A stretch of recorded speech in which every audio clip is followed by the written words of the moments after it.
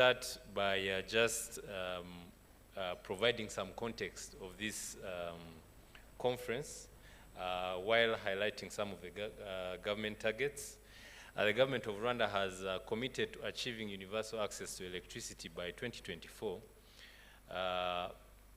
where the current status is at 73% by 2022, according to the official figures from REG, 51% representing the grid and 22% off-grid.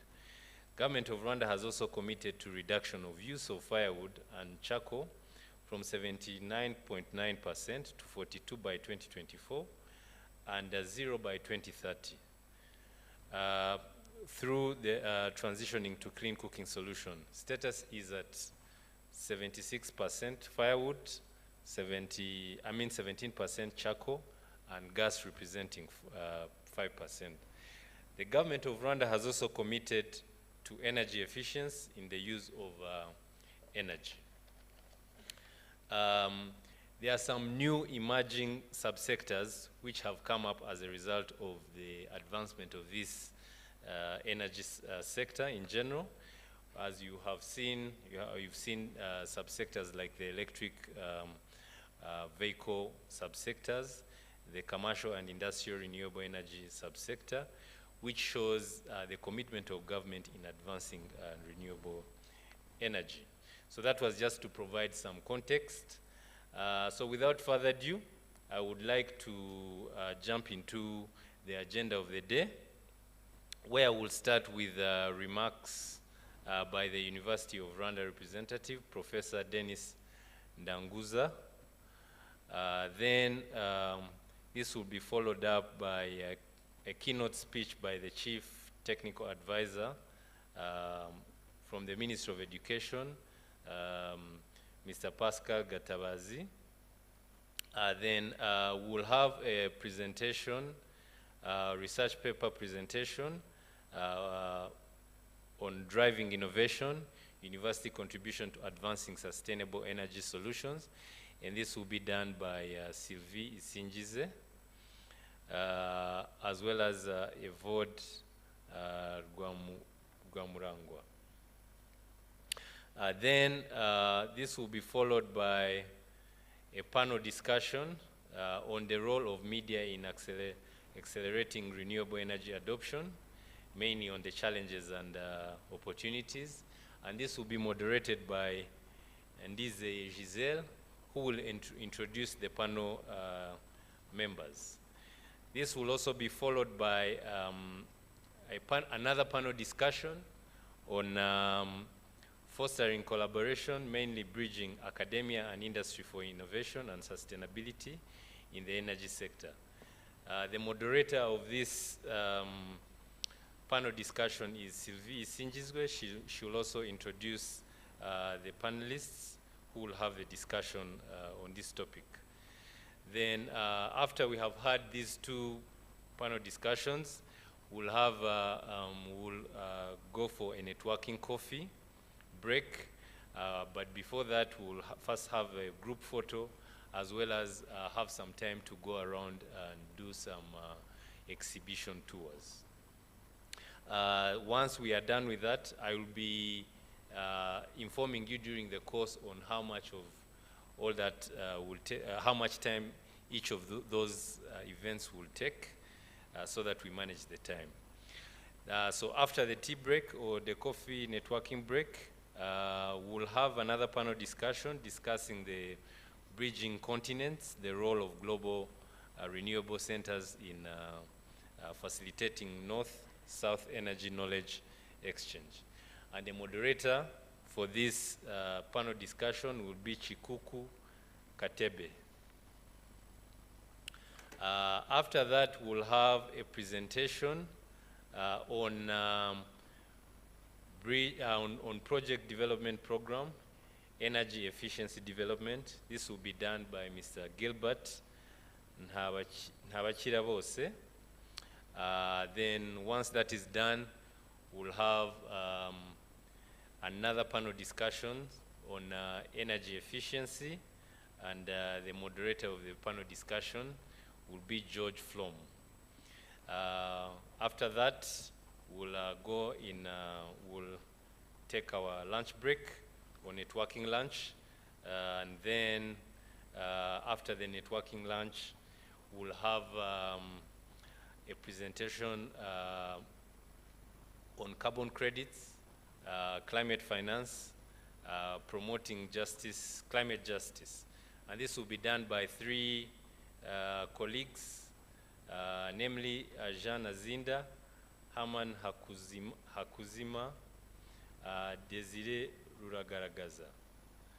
And then after we've had the presentation, we'll go into a General Assembly session for all PD active members. So in a nutshell, that will be the agenda of the day. As you can hear, it is quite a compact day. So I'll be trying to manage the time so that we can do all this program within the shortest time possible. So without further ado, let me invite Professor Dennis Ndanguza to make his remarks. Thank you. The floor is yours.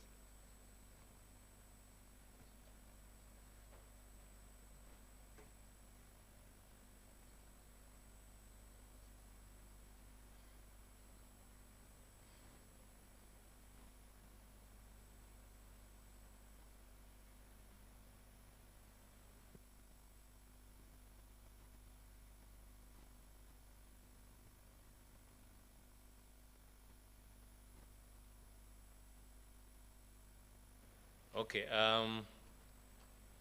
then let's start with the keynote speech by the Chief Technical Advisor, Mr. Pascal Gatabazi. The floor is yours. Thank you.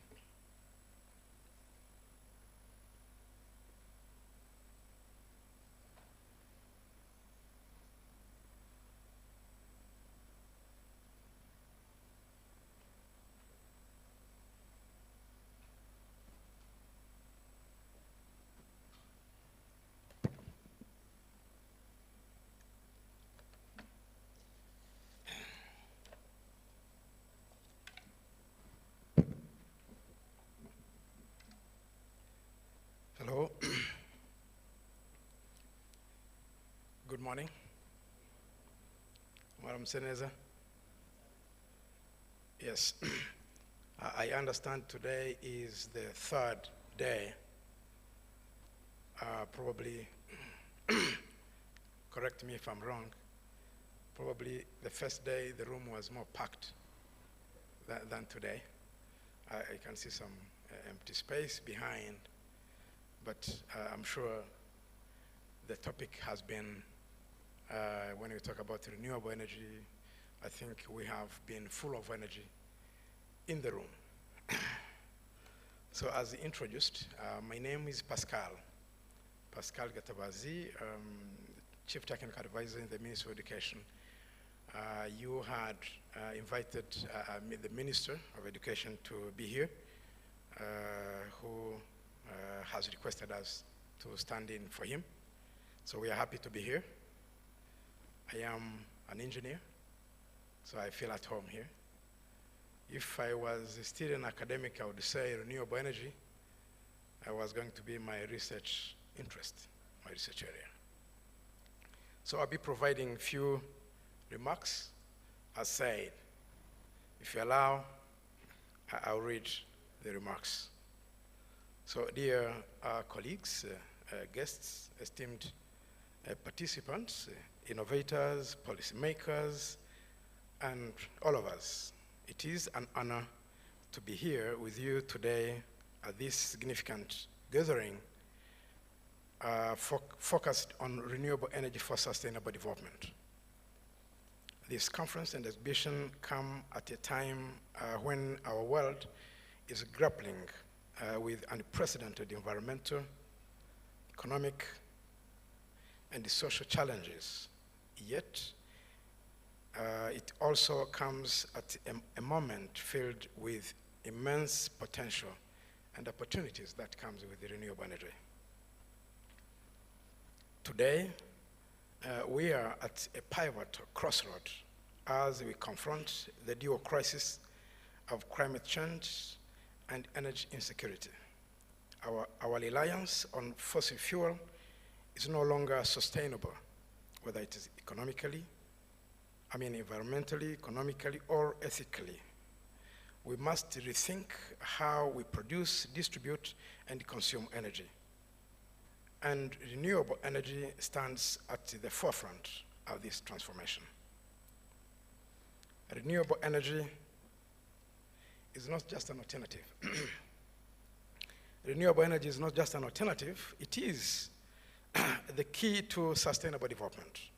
It promises not only to reduce greenhouse gas emissions, but also to drive economic growth, enhance energy security, and create millions of jobs worldwide.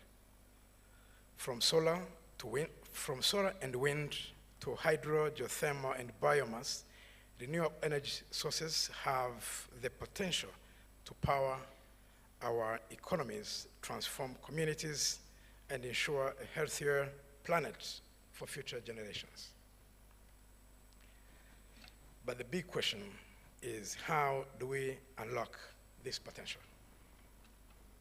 Number one, we need to foster innovation and technology development.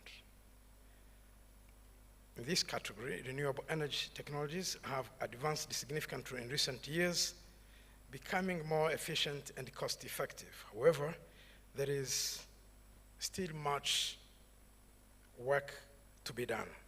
Investment, research, and development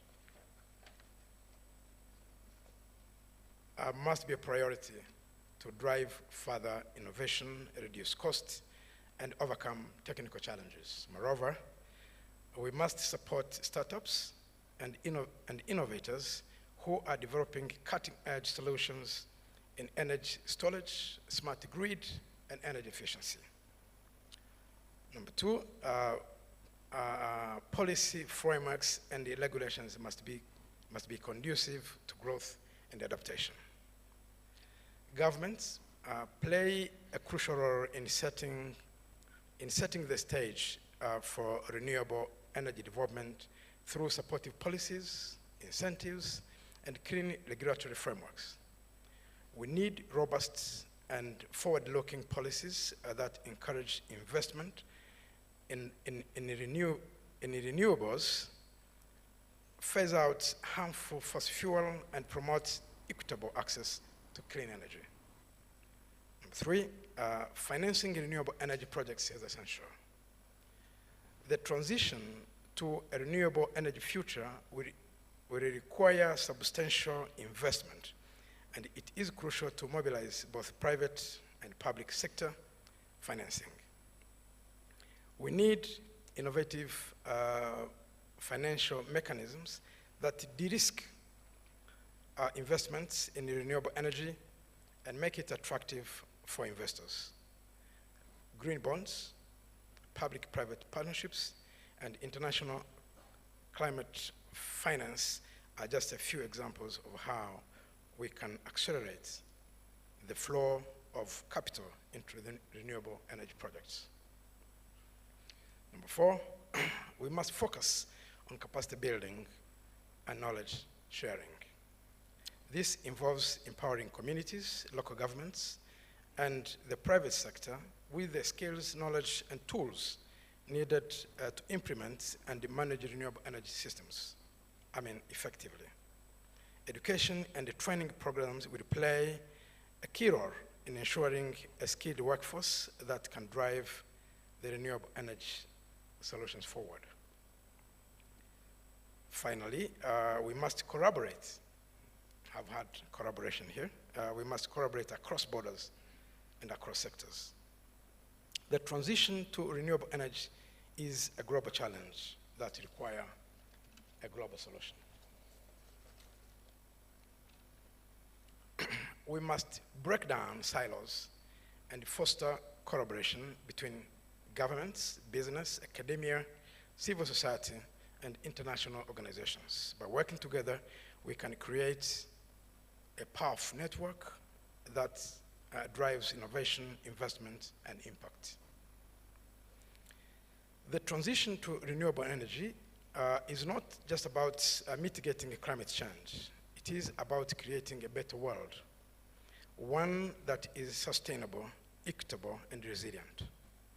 It is about ensuring access to affordable, reliable, sustainable, and modern energy for all of us.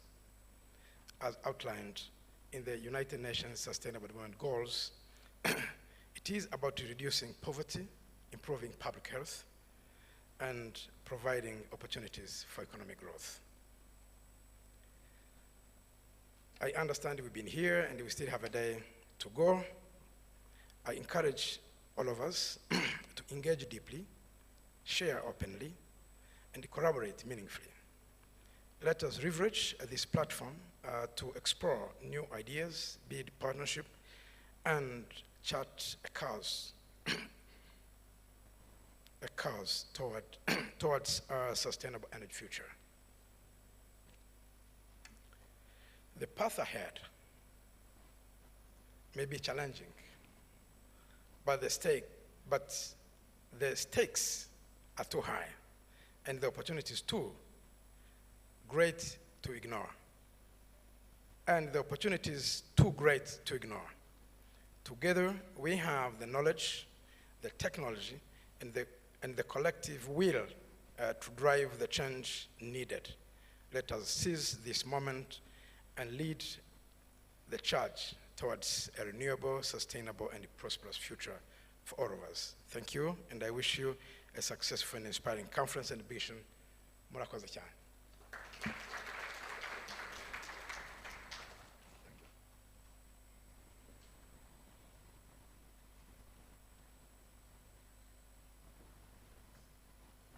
Thank you, Mr. Gatabazi, for that wonderful keynote speech. I would just like to highlight some of the elements that I picked. He said that renewable energy is not an alternative, but a means. We need robust and forward-looking policies. Collaboration across board and sectors is key. Renewable energy is about creating a better world and about reducing poverty. So those are some of the key things that I picked from his speech, which was really refreshing. So without further ado, let me move to the next item on the agenda, which is a presentation on a research paper, which will be done by Sylvie Isingizwe. Mainly this is on driving innovation, universities' contribution to advancing sustainable energy solutions. So I would like to invite Sylvie Isingizwe to come forward. Thank you.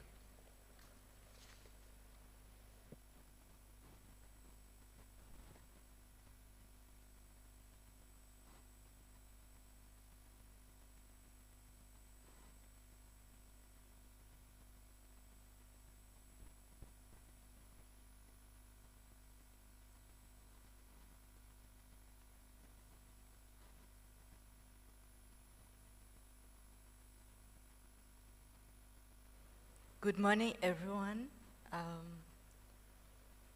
As I'm waiting for the pointer, so I would like, first of all, to thank you for this opportunity to share with you on university contribution toward advancing renewable energy solution. So I will correct one thing, it's not a paper, it's just a presentation. A research paper is going to be presented by Dr. Evodwa Murangwa, who is going to come after me. Thank you.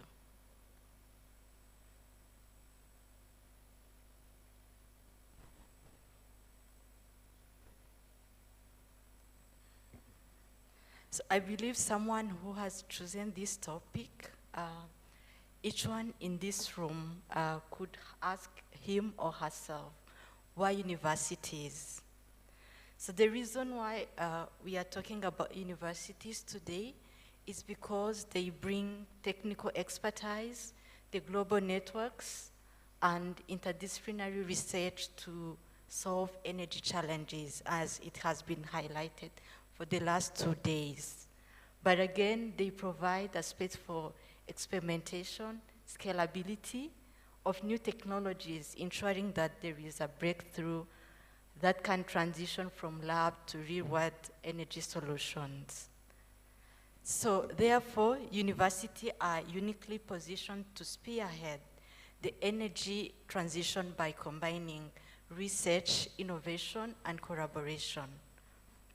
But the most important thing is that Rwanda aims to transition to 100% renewable energy and to achieve SDG 7, which is affordable and clean energy.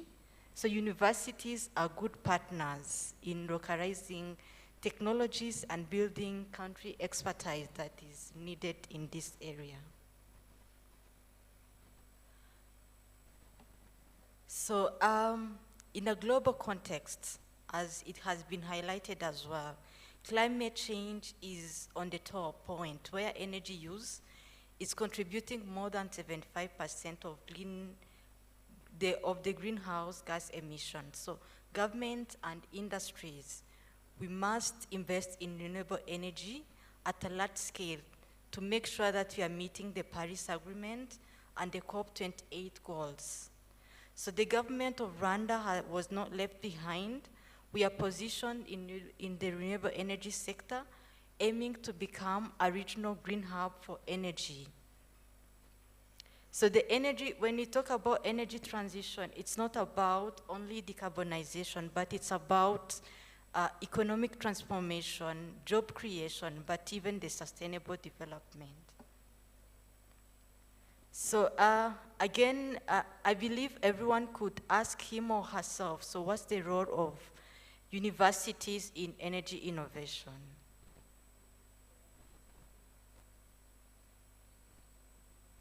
And again, as it has been highlighted, the first role is research and development.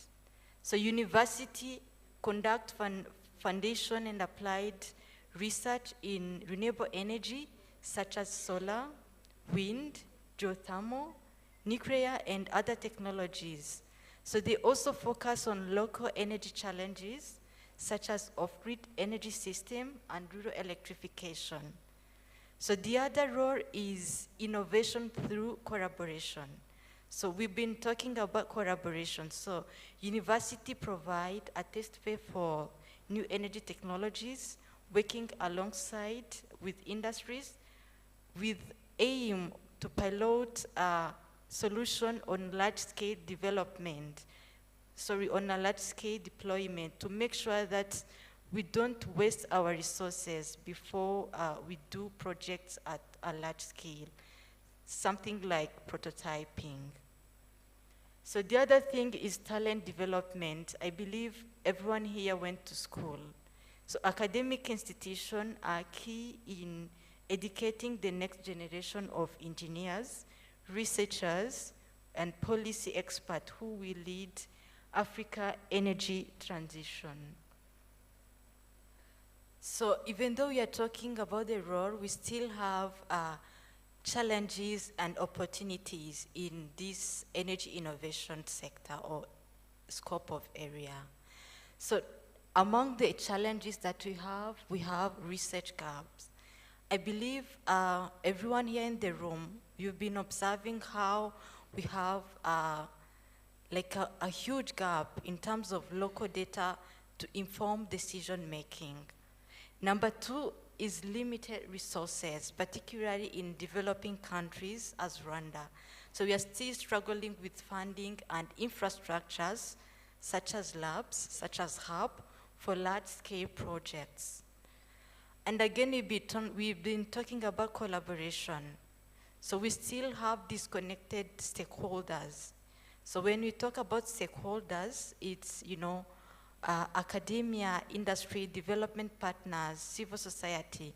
So this is leading to insufficient communication between all those stakeholders, and it's hampering the innovation. So we don't only have challenges, but we do have opportunities. where universities could help to bridge those gaps that are in research, by providing data that could help in developing solutions to Africa energy landscape. So, but again, they could also, the industrial collaboration could enable university to access resources. The challenge of resources, if university partners with industries, industries could help them to avail resources that is going to help in researches that are currently being faced by the industry, that could help to evolve, this world, like improving the grid stability, for instance, developing off-grid solutions for rural areas, and so on. Yes, so we are not only talking about the challenges and the opportunities. So what we do need to see the actions to be taken, even though we have those challenges. So number one, as it has been said, we need to bridge the gap between academia and industry to make sure that those collaborative efforts are being tackled, and especially universities and industry, they should collaborate to turn the academic research into commercially viable technologies. So EPD was not left behind. Recently, we've introduced one of the subsector for professional services and research and scientists, where we brought together academic experts and industry leaders to jointly access energy challenges, focusing on practical application of renewable energy technologies.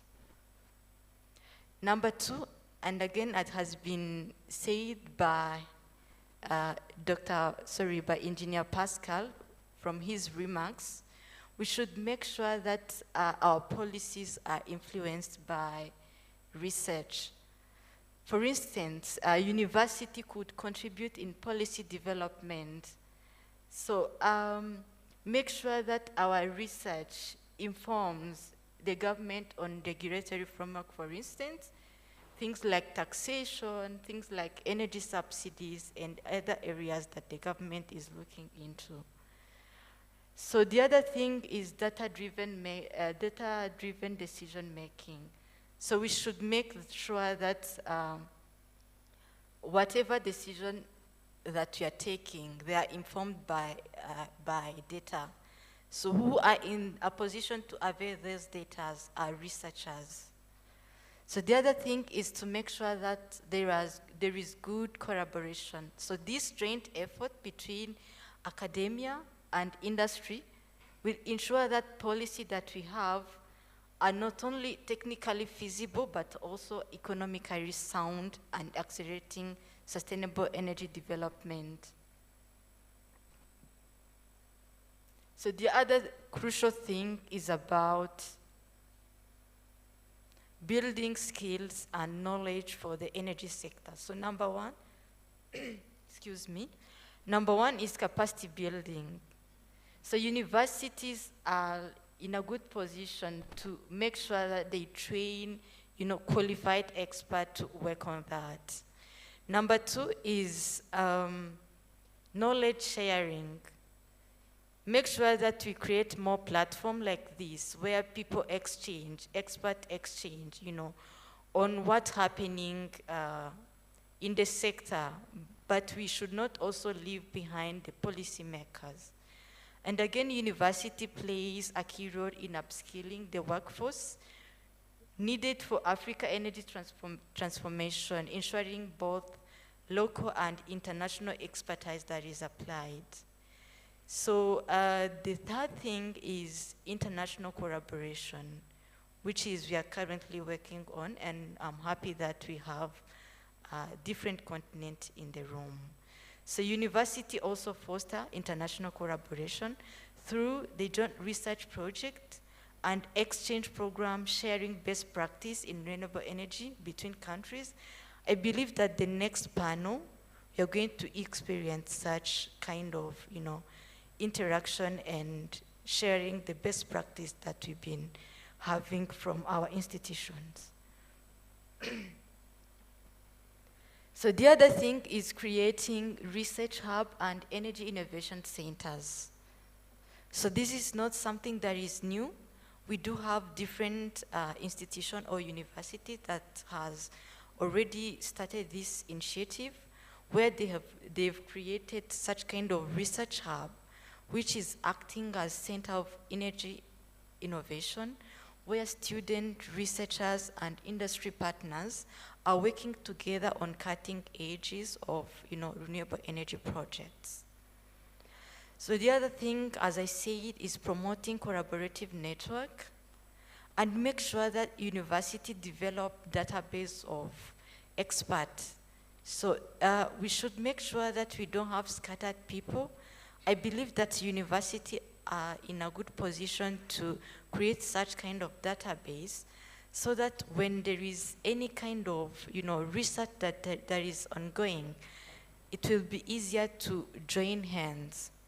So I do believe that together we can drive a sustainable energy innovation that can benefit Rwanda, East Africa, Africa, and beyond.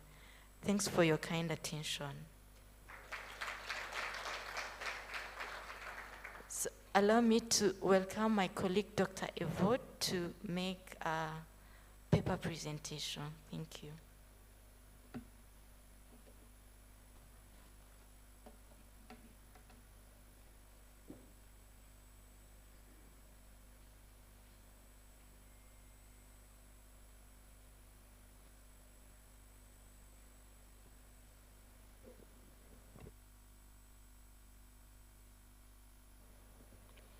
Good morning, and thank you very much for this opportunity to come and present what we do.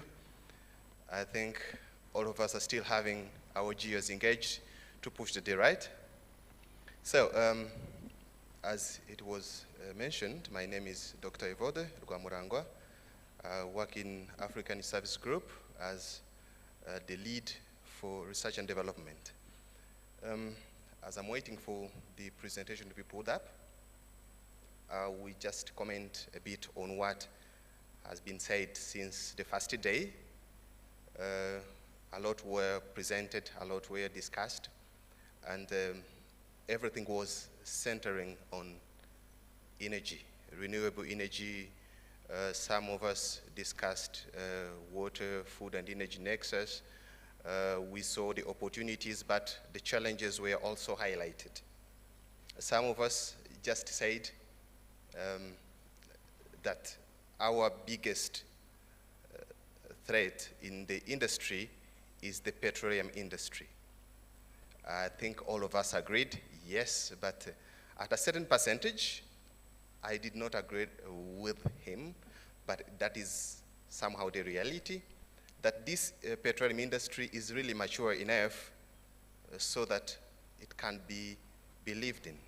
Why? Because it has been there for long, and it created a new, it was a kind of an industrial revolution, and then people invested the time in it, and it became reliable. So that's what we are missing, reliability. We need to make sure that renewable energy industry is reliable to the consumers. It touches the utilities of the consumers so that they can believe in it and say, okay, we can see it as an alternative that can 100% replace the petroleum industries. Usually when we discuss power, we usually say, okay, is there any backup? So to achieve that, then we need research. And that's what I'm bringing to you. I'm talking about the Department of Research and Development in African Energy Service Group, having this motto, empowering Africa's future through impactful research for practical, sustainable energy solution in Africa. If we look a bit on the content, we'll just go through what is Africa Energy Service Group, What do we do? Which projects do we have? And we have publications, of course. Which publications do we have? And how can we benefit from those publications as we're here, as the members of APD or beyond? And then we have some results, some papers, some results taken from the papers that we will go through, and maybe we'll be having some comments on that, and we will see, maybe you see some gaps on which maybe you can continue your researches as well, or maybe you can suggest us to go this way or another way, depending on what you see that can be benefiting this team and beyond. Then we'll be having some projects in pipeline that we are just planning to put in place, and we'll be having some potential partners that we think will be helping us to conduct that. Maybe you can be interested in that as well, to just join hand and make sure that we just make it happening. Then we'll be having time for questions and comments. I will beg your attention so that we go through in it. It will be a bit technical, but we'll try to make it clear to everyone to understand it better. African Reserves Group is a company that is so far more than 14 years of experience in energy efficiency and security, then has also worked on policies and different researches as I'm talking about it. It has raised its flag in more than 15 countries on the continent. It has been participating in different countries in different projects, and it has really represented itself successfully. It is present on the continent in Rwanda, where we have the head office. And then it is in Kenya, in Nairobi, in Dar es Salaam, and in Maseru, in Lesotho. So you can see that it is really it covers the continent very well. Among its departments, it has research and development with 7 pillars. We focus much on grid energy analysis. This means if we have a grid, say for example the national grid in Rwanda or anywhere else, and this grid has issues or needs to be extended, or some other loads needs to be added, or any other new power plant needs to be included, then we can help to understand which can be the challenges raised by this new extension or this new addition of the power plant, by analyzing the grid and checking all of the corners where the failure can happen and advise accordingly. We have the renewable energy generation. This has been discussed since the beginning, being solar, being geothermal, being wind, being fuel cells or green hydrogen. This is a part of our portfolio that we do research. We have microgrid and distributed generation. This is the generation of power that can be immediately included in the distribution network. It does not need to just go in the transmission, and it is part of our portfolio as well. We have renewable to grid integration. This just goes with power electronics, communication to grid, grid automation, and control. So we work on it to make sure that if we include either our solar plant, wind, or any other plant, can fit in the grid without causing major issues. I will show you from the results what we have so far achieved. Working on smart and green transport.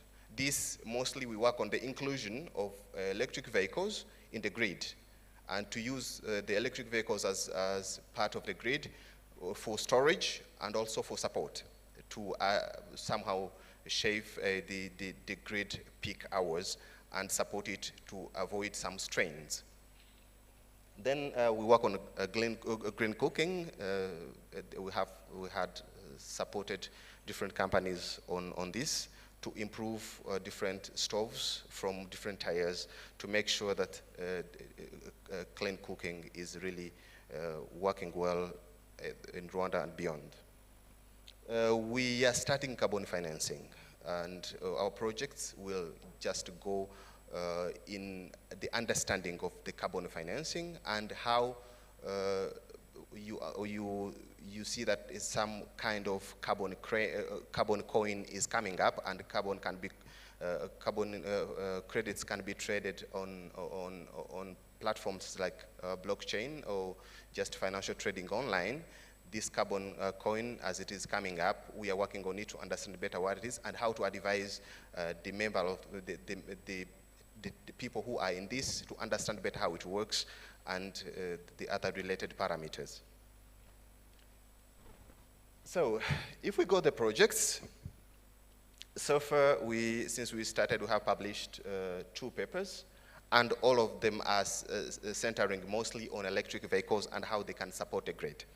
The first paper was published on October 21st in the conference that was in Mauritius. It was a kind of conference proceeding, and it was mostly on modeling of electric grid behavior, having electric vehicles charging stations, with G to V, that is grid to vehicle, and V to G, that is vehicle to grid possibilities. So this means that we were presenting a model where the vehicles can be charged from the grid, and in the hours where the grid is not strained, in off-peak hours.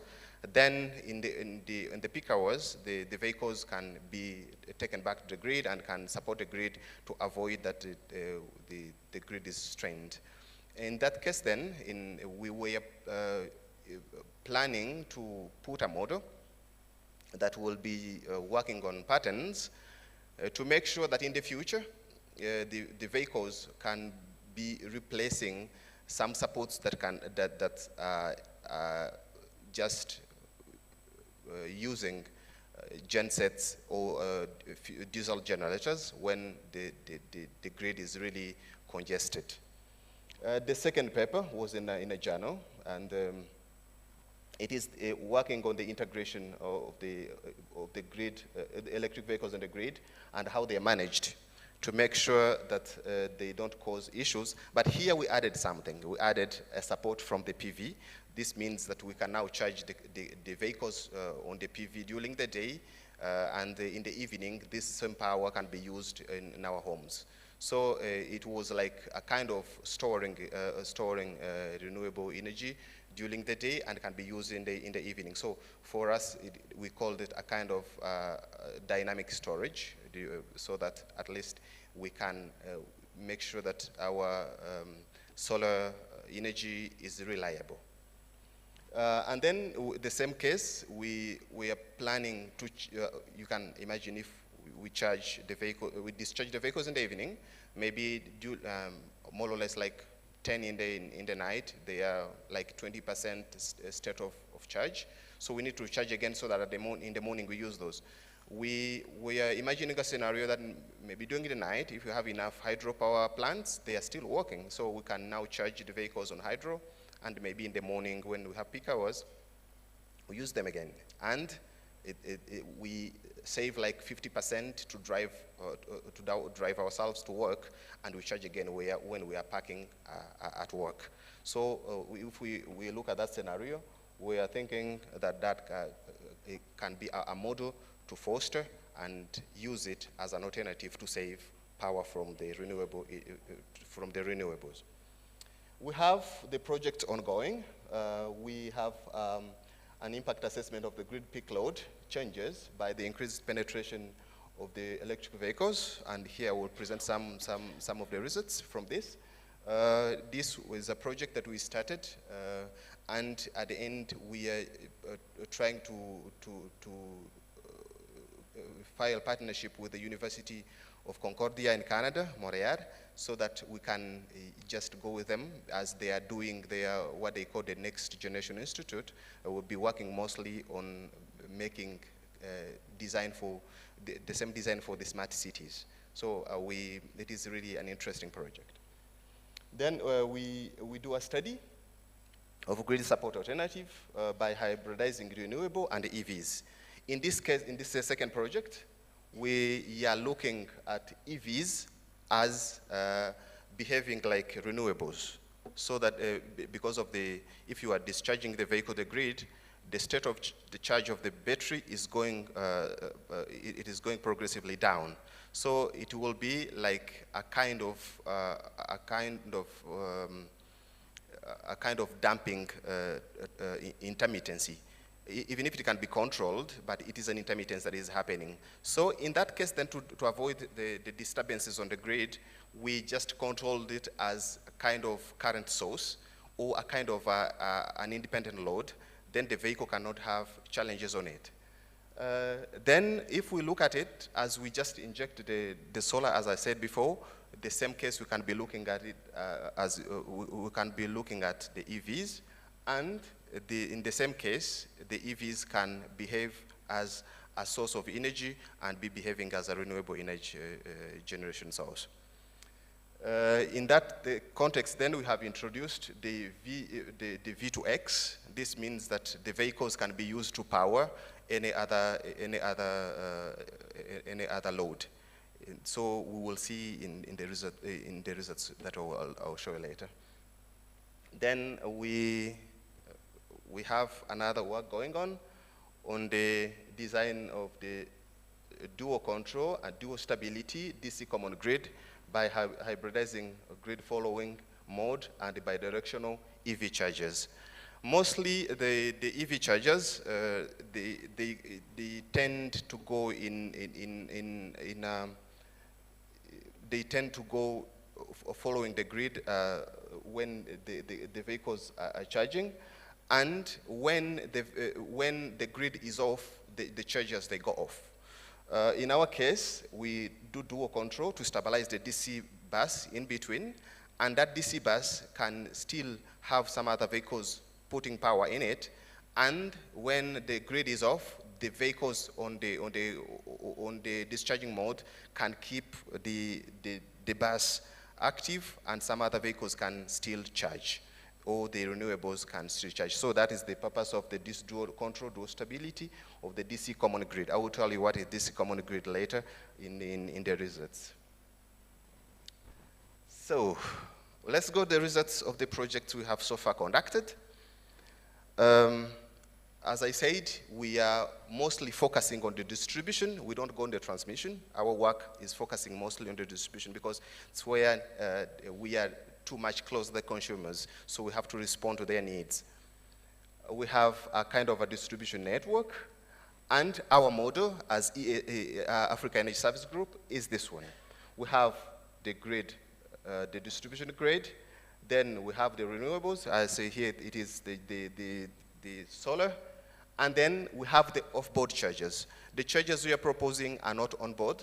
The vehicle is not moving with the charger. The charger is just a station, is off-board. That's why we call them off-board. Then the vehicles can either charge or discharge, because our chargers are bidirectional. You can just come in to charge or discharge. You can see, if you can imagine this, you can imagine the way this is. It is like the university campus, where students and the professors park when they come at the university, and then they leave in the evening. So we imagine to put the solar panels in the parking stations, and also having the feeder from the grid, and then have the common bidirectional converter that is powering the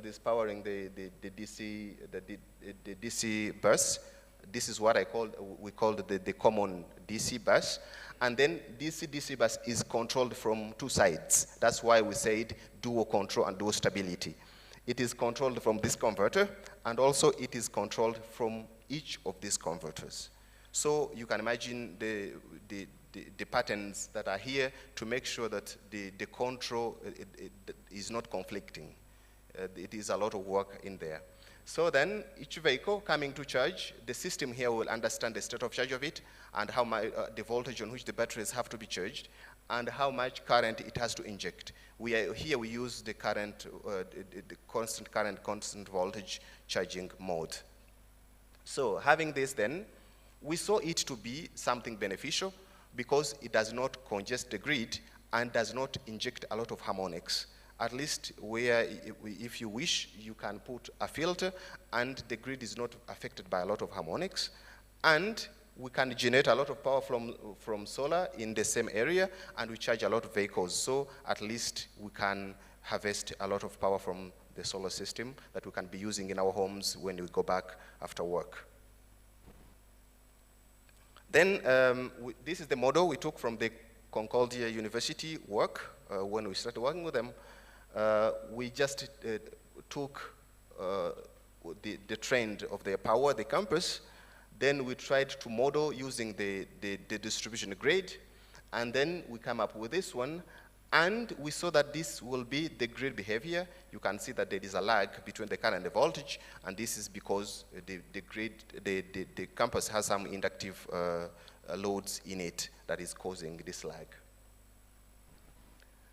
Then, from there, we imagined that the same scenario is being applied to the Concordia University, and then we had to model the scenario, the possibilities that are there. We imagined that they have their common DC load, and what we propose. We propose the EVs and also some other DC loads, say for example, people who want to charge the bikes or some other things that are DC that can be charged on this feeder. And then we just looked at different cases. The first case, we just imagined that if I say the usual load, it is this one. And then we looked at the DC load, if they are combined together, and we imagine that we have 5 electric vehicles in grid to vehicle mode. If I say grid to vehicle, then the vehicles are charging. In continuously connected, when they are charging, then we will be having this behavior of the grid.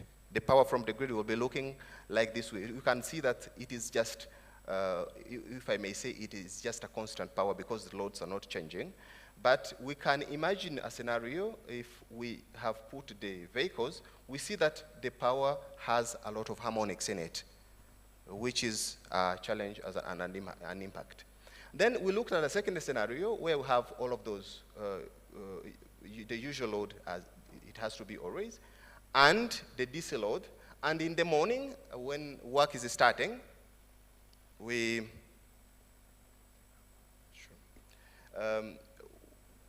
vehicles start charging at once in the morning. So we saw that the biggest challenge will be that immediately the grid will be strained and it can fail. This is what you can see that this is a trip. It trips. So how to avoid this challenge? Because in the morning everyone can come and start charging. How to avoid this? We saw that we can first put some vehicles in charging mode and others in discharging mode at the beginning so that they can start charging later when the feeder is stable. And when we did it, we saw that if we put 2 vehicles in the grid to vehicle and 3 others in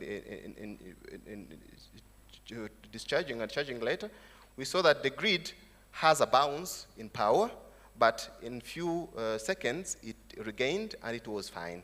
So we saw that then the 2 vehicles saved the grid from tripping, which is a support that we were expecting, even though we still have this one. Then we just put another scenario, starting with all of the vehicles discharging fast to start charging later. We saw that everything was smooth and no challenge happened. So we confirmed that the electric vehicles can save the grid from being strained and avoiding trips. This is just solar. When we started injecting solar, you can see how the power behaves. It is when it can be injecting or it can be consumed on the bus. This is just a normal thing. And when we injected solar with the vehicles, we can see that the power starts from the negative part because the grid is receiving power from the solar and from the vehicles that are discharging. Then as they change to the charging mode and the solar is injecting, then at the end, you see that now solar is going down, the power goes the positive. This means that the grid is fully supporting the vehicles and no vehicles discharging and the solar is off. Here, then we took the complete scenario where we have the vehicles, the usual load, and the solar pumping in power, and this was the grid profile. And we saw that at the beginning, the vehicles saved a lot, and here is the time when everyone has left the campus, and the usual load is back. It is the evening where there's no sun, of course, so there's no power injected in the grid. So, after the results of what we are doing, we have the project in the pipelines. These are actually the project we have. We do the feasibility study of the distributed generation introduced to the Rwandan grid and the concept of prosuming. This we think of potential partners as REG and APD. And then we have the carbon impact mapping and modeling in relation to the use of EVs as grid support. We think of partnering with REG, University of Rwanda, and REMA. And then the feasibility study for the design of dual communication, multipurpose bidirectional EV charger for residential and common DC bus. The potential partners will be REG, of course. And then we look at the solar modeling and mapping for the conversion efficiency improvement. And this one will be partnering with the University of Oviedo and the Concordia University in Canada. That is all. Thank you very much for your kind attention. And if there are some comments and questions, I can take them. If not, thank you very much.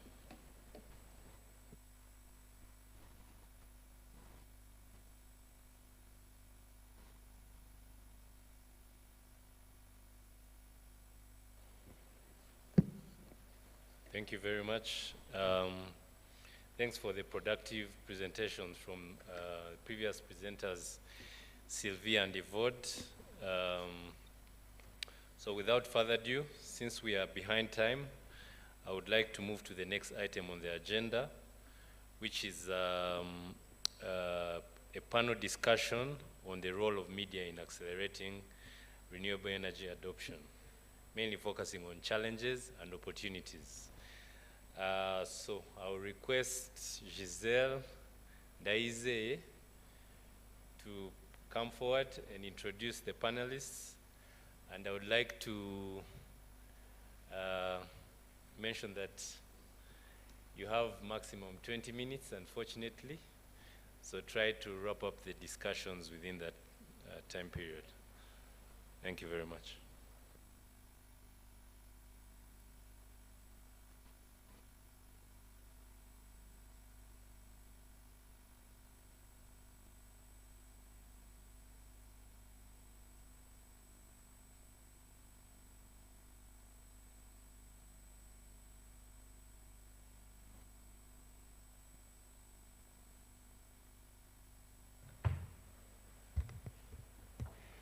Good morning, everyone. I'm Giselle Ndizeye, and I'm going to be a moderator of this panel that we discuss on media and creating awareness about Rwanda energy sector. Allow me to welcome our panelists. We have the head of the Media Sector Coordination Monitoring Department at Rwanda Governance Board, RDB, Mr. Jean Bosco Rushingabigwi. Please welcome. We have the Program Manager for Rwanda Media Program with the purpose of capacity building in the country's media sector at FOYO Media Institution. Please welcome Ms. Annelie Frank. We have also the Program Manager for Rwanda Environmental Journalist, REG, Mr. Emmanuel Hitimana. Please welcome. We have also a journalist and the host of the Green Zone at Radio Imanzi, Mr. Dixon Gahima. Please welcome.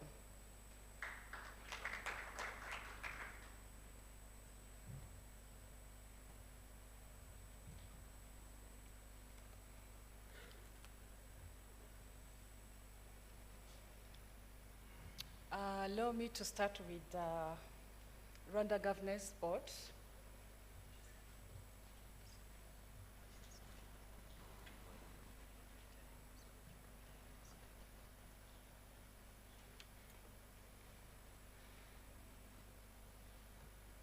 how does RGB actively support the media's role in promoting environmental awareness and advocating for sustainable energy policies in Rwanda? Yeah, thank you, Giselle. We're already starting with the challenge of managing media within 20 minutes. So Yeah. I hope the 20 minutes were for you. So thank you. First of all, RGB is Rwanda Governance Board, as the name says. And in governance, one of the principles is to have citizen participation. And at RGB, we have a motto which says, Umuturage kwisonga, people first, which means whatever we do targets people's lives transformation. And among other responsibilities that RGB has is media sector development. And, particularly my department is in charge of media sector coordination and monitoring, but also media capacity building promotion. So our role, I will try to summarize and to keep in the scope of the discussions. One of the key challenges we have in the media sector is specialization. And as you understand, environment, renewable energy is, should I say, a kind of new area, particularly in terms of renewable energy. And as you know, the media is normally in charge of informing and educating people. So it's an area whereby we as RGB, wish to promote in terms of journalists' education, media capacities, because as you know, reporting on environment, I've been following this very seemingly interesting presentation by the Africa Energy Service Group, but it's too technical for me. So you understand how a journalist could make sure that the targeted groups, I mean the listeners, the viewers, the online, I mean the followers, understand this technical work. It takes, first of all, the journalists to understand that content. It takes the journalists to work in an environment which allows her or him to do at least a feature story or investigative story rather than a news story. So starting by the education level, let's say at a university level. If you assess the 4 universities having journalists as a domain, I'm not very sure that we have environment as a topic particularly. So which means we need to encourage people to include that topic in their curriculum, but also considering, I mean, in terms of media outlets, to make sure that they have sections dealing with specialized reporting, in this case, environmental journalism.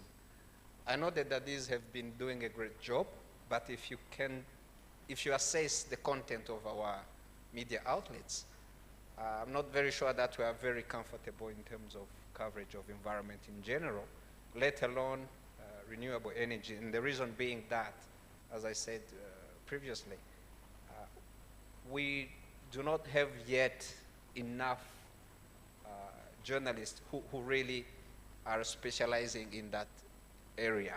So it's a wish that we keep on promoting this area, because environment is life.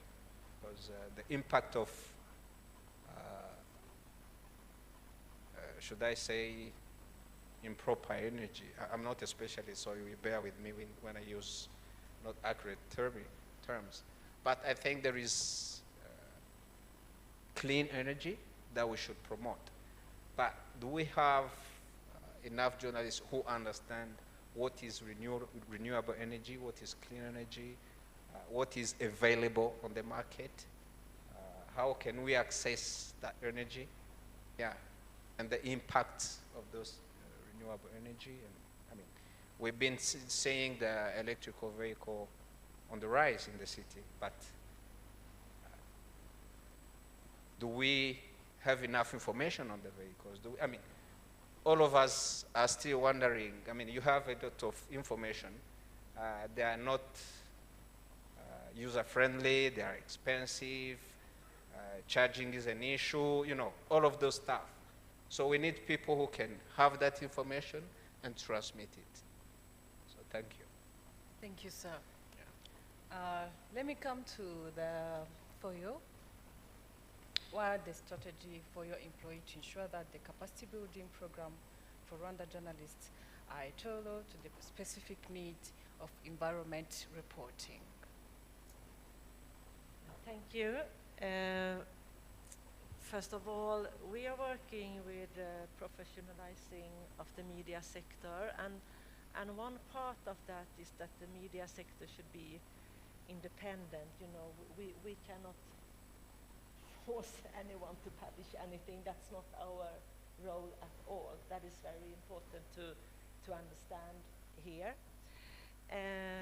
But when it hit me when I was listening to the speech before here, no one mentioned media's role in education and inform and collaboration.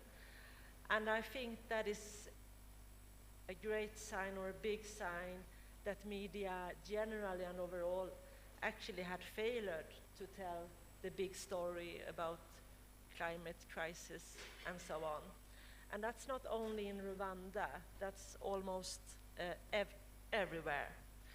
And what we as a capacity builder can do is to pick those issues and bring them into the program.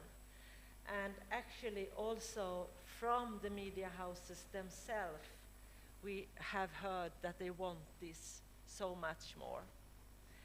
So what we can do, this crisis, the climate crisis, it's coming in the same time almost as the media has a crisis itself. The media is really struggling when it comes to resources and economy and so on. And in this media, the crisis for the media, for some years, the journalists have moved to be more general journalists, that everyone should do everything. And we have missed the part that Jean Bosco was talking about, to have specialized reporters and journalists who really know their area, who can do deeper stories, who can follow up what's happening, and so on. That is really, really lacking. And it's the same. It's not only in Rwanda. It's so much everywhere. We need to go back to have more specialized reporters. And we are trying, the Rwanda Media Program, are trying to listen to our partners, the media houses, and also the universities we are working with here. And the last year, actually, we have taken a lot of steps to empower the media sector to do better reporting in this. For example, Jean Bosco was also talking about universities with journalism education. We have now environmental clubs for journalist students and other students on those universities. This is activities beyond the ordinary training they have. It's, they can do it if they like. So we have reached the most motivated students in this area and trying to empower them with trainings, lectures, and so on. And so far, it has been really, really successful. There is hope. There are a lot of journalist students who are really, really interested in this area and want to learn more. We have also, is it 3 months ago, partnered up with Rwanda environmental journalists to have them as a partner to providing trainings and also grants for students, and also for capacity building Rwanda environmental journalists themselves to be a strong actor when it comes to education here. So we haven't done so much before, but we have really, really stepped up this year, I would say. But we can do even better. Thank you so much. Thank you. I see the time is not friendly. So let me come to Reg, Rwanda Environmental Journalists. Do you have some specific challenges faced by Rwandan journalists in covering renewable energy? Okay, thank you. I will try to be to summarize because most of them have been said by my colleagues. But let me start with the one issue that we face as Rwanda environmental journalists. One of the questions we are asked is, why do you need a media association if you have media houses? Are you coming to replace radios, websites? No, we say, you can imagine you organized a big event like this, which is focusing on energy. And then when you go to a radio station to invite a journalist, they send you a sport journalist. Do you see the contradiction, the contradictory that is being made there? So our role is not to replace the media houses, but to empower their journalists to be able to cover specifically what they are trying to achieve. And it also helps if you have great partners like Foyo, like she said, who are partnering us with empowering journalists to be able to create a specialized journalists. And also, I should also thank EPD, who has quickly grasped the need to be able to have journalists who are specialized in energy. So we have had a great partnership. So it's not about creating a general journalist, but it's about creating specialized journalists in every field. So as you said, some of the challenges that we have is that many of the partners, they have not yet understood what you are trying to achieve. So you may be having a company is solar or plastic pollution, but we also have to have someone who really understands the field that of what you want to tell the population. So it's not everyone who will be covering the energy, covering the pollution, covering the plastics. So you have to have a specified journalist for each and every sector that you want to create awareness for. Thank you so much. Let me ask our journalist there. Could you tell us about the role of social media and digital platforms in amplifying the reach and impact of environment journalism in Rwanda? Thank you so much. I hate looking at the time here, but I'll try to be very brief. I don't want to talk too much about the role of social media, but I will, because it has simplified the way of doing things. I can decide to have a space, you know, as far as how climate change and environmental change and this scientific is so complicated. And sometimes to get a guest on air, sometimes to invite somebody to come and just talk about it on air is so complicated. You have to go through a lot. And what social media does, you connect yourself, you can have a space and talk to somebody in Germany, talk to somebody in Canada, talk to somebody anywhere, if at all you have the data. With that, I would like to say thanks to Reg, because they've put together a group of people where you can actually contact, where you can look for somebody. If somebody is looking for somebody from Reg, somebody from Reg, somebody from Fojo, somebody you can talk to, is easy now to access. But before we started doing these things, as far as climate is concerned, I'm sorry, I'm trying to rush with the time here. As far as climate change is concerned and environmental issues are concerned, it was so complicated. We are old now, but in the beginning, talking to somebody and making the people understand what you are talking about. You yourself, even you don't know what you are talking about. It was about passion, first and foremost. It was about passion. But the problem is passion don't pay bills. You take long to follow and do your research about maybe plastic bags, about reforestation. As you are doing that, some of these stories don't get to the table or don't get on air. Why? Because in private sector, it's different in private radio.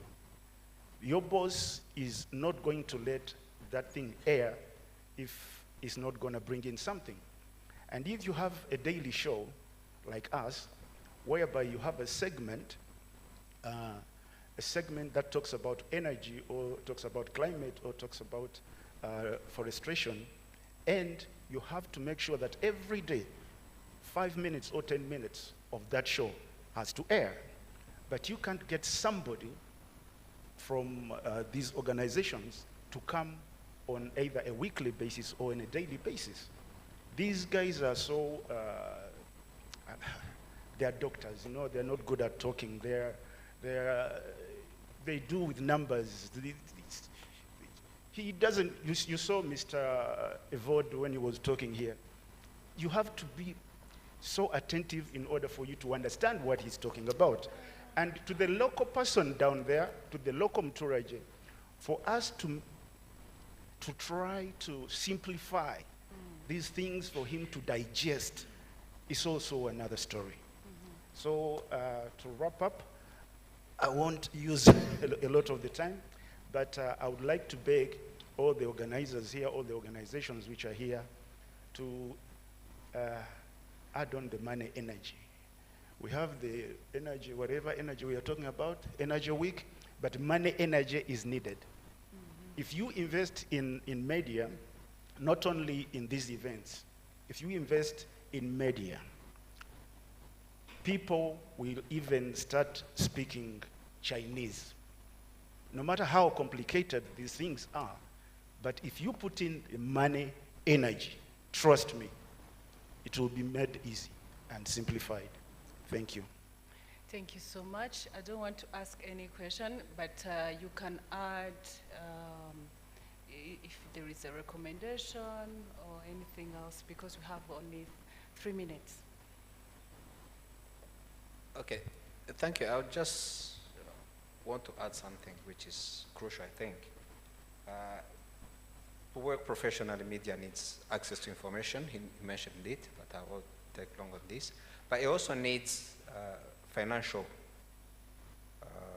viability, because for an editor, for a media manager to send someone for 1 month, 2 months, some stories can request 1 year. So we are, as RGB, we are trying to discuss with all stakeholders on how we can rethink the media financing model. Because we've been in the mainstream media, I mean, the financing with the digital disruption has changed. So we're trying to push the media owners and media outlets to rethink their business model, take opportunity of the available digital tools, and to be innovative, to develop the capacity of developing projects to submit. Because if you sit and wait for the advertisers, it's a bit tricky.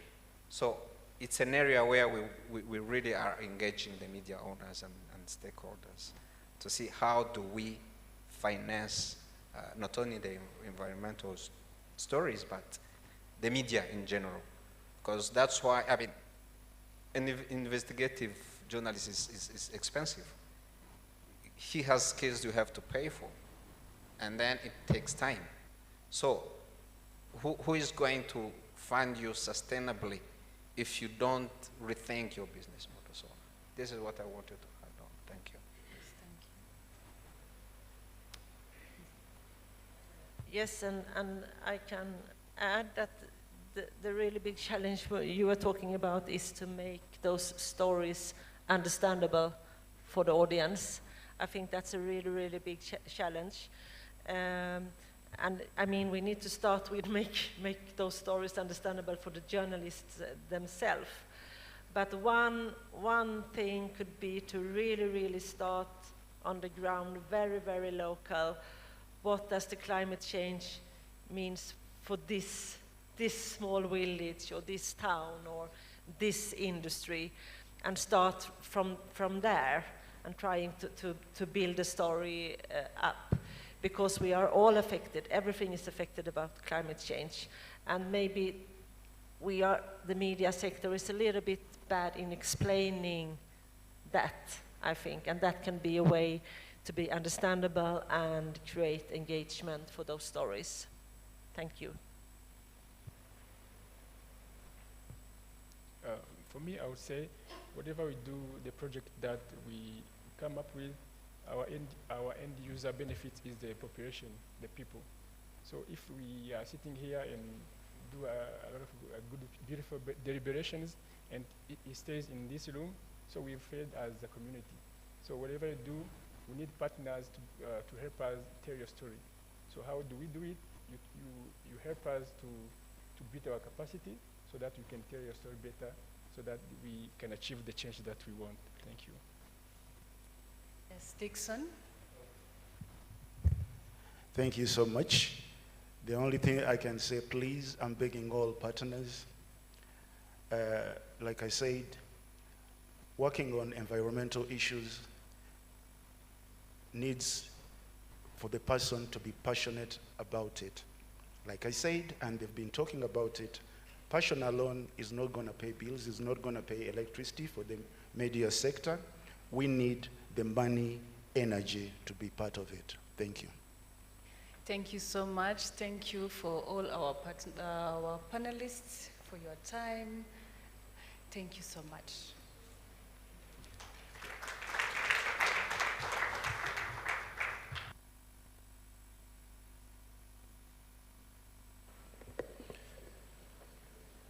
Thank you so much. Thanks to Giselle and the panelists for the insightful discussions. I would like to request for another round of applause to them. And one thing they did was also manage time very well. So there was a panel discussion supposed to happen after this, but in a way of managing time, we are going to have it after the networking coffee. So right now, I would like to proceed to a group photo exhibition tour and networking coffee break.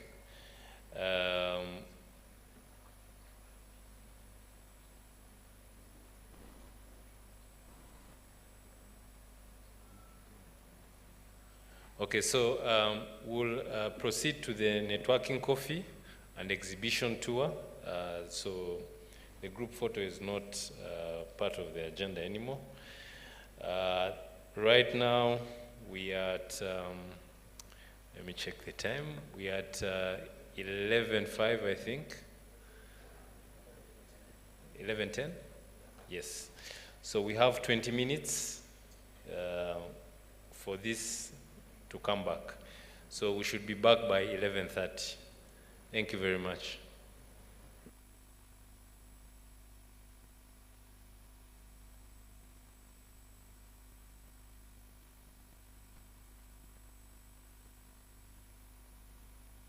Scholarships for masters or undergraduates in Scotland.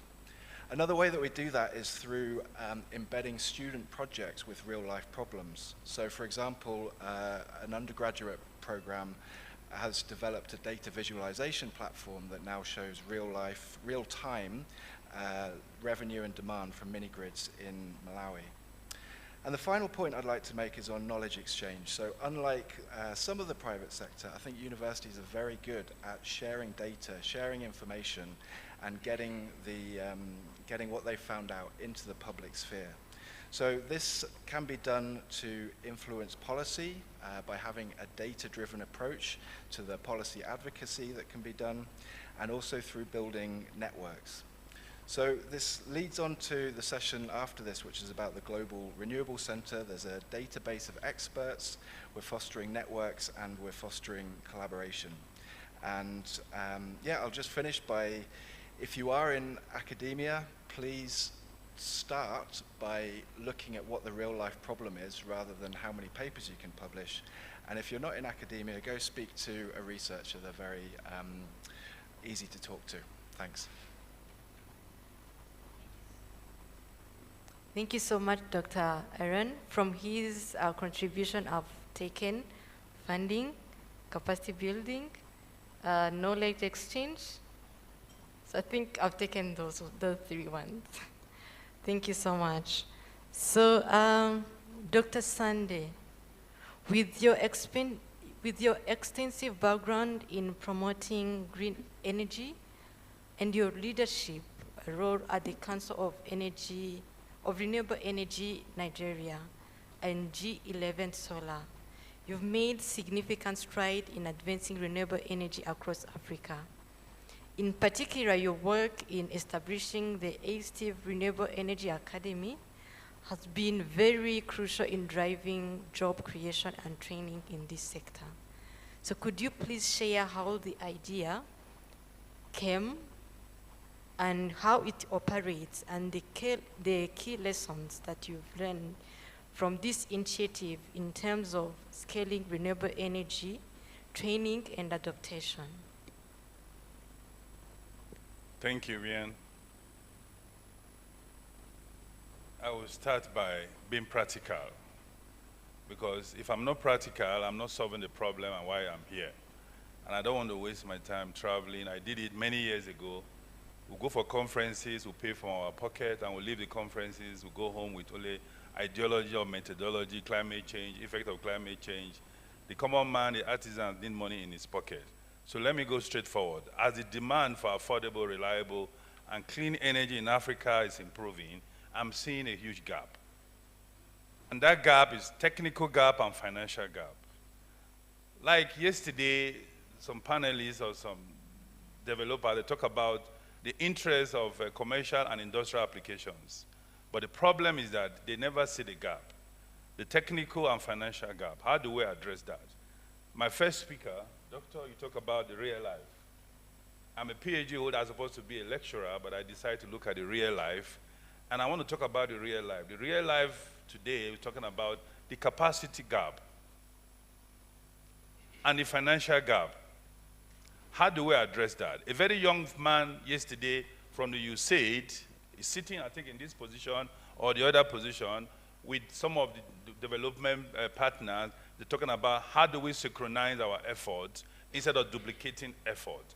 One of the takeaways to synchronize your effort is that how many young people sitting in this conference today that have technical capacity gap and want to improve their technical skill to follow up the trend, the energy transition trend, so that they can be top of the technology? How many young people here that have interest in training, technical training?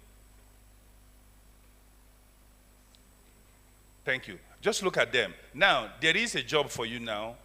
Those development partners yesterday that said they need to synchronize with the other development partners to work together, and what they can do is technical support. These young people need technical support for training. And the takeaway here could be the EDP, I'm challenging them to put these names together, because we cannot continue wasting the young people's time to come for training. They pay for their ticket, they pay for their money to come, they leave their businesses they're doing to earn money, and they're going home, they have nothing. They have nothing. And the next time you ask them to come, they say, come on, I was there the last year. I'm supposed to have 2 clients as an artisan to repair 1 or 2 fridges or to make solar installations for his problem, and I didn't get it, and I lost that money. So next time I'm not going. We don't want to keep on repeating this like this. Before this training comes to an end, or rather this section comes to an end, the EPD should put the names of young people that need technical training in the SPVI. I remember, and I can understand yesterday, somebody from GIZ. Is that correct? Somebody from GIZ here? Anybody from GIZ here? Oh, from GIZ. GIZ has sponsored a specific curriculum to target artisans and to target also those engineering students to have a specialized training and to be recognized by the National Engineering Institute or Association of Rwanda, especially in Nigeria. The course gives you a specific certification that allows you to pride yourself as a solar technician. And today, Estevan Energy Institute has been established in Rwanda, but we have a problem when we submit our curriculum to the Technical Board of Education in Rwanda to criticize the curriculum, and where we can sit together to have the curriculum approved, so that they will have a basic curriculum for installers in Rwanda. Up to now, they didn't reply us, and that is another gap, technical gap. And as the C&I applications is improving, we need to move together with the technical skill. So I will not go further. I will stop here to say we need to develop the skill now in Rwanda and also move from Rwanda to the other African countries, because East African countries. Because without skill, it is sad enough that we have to import all the components for our original equipment manufacturer partner.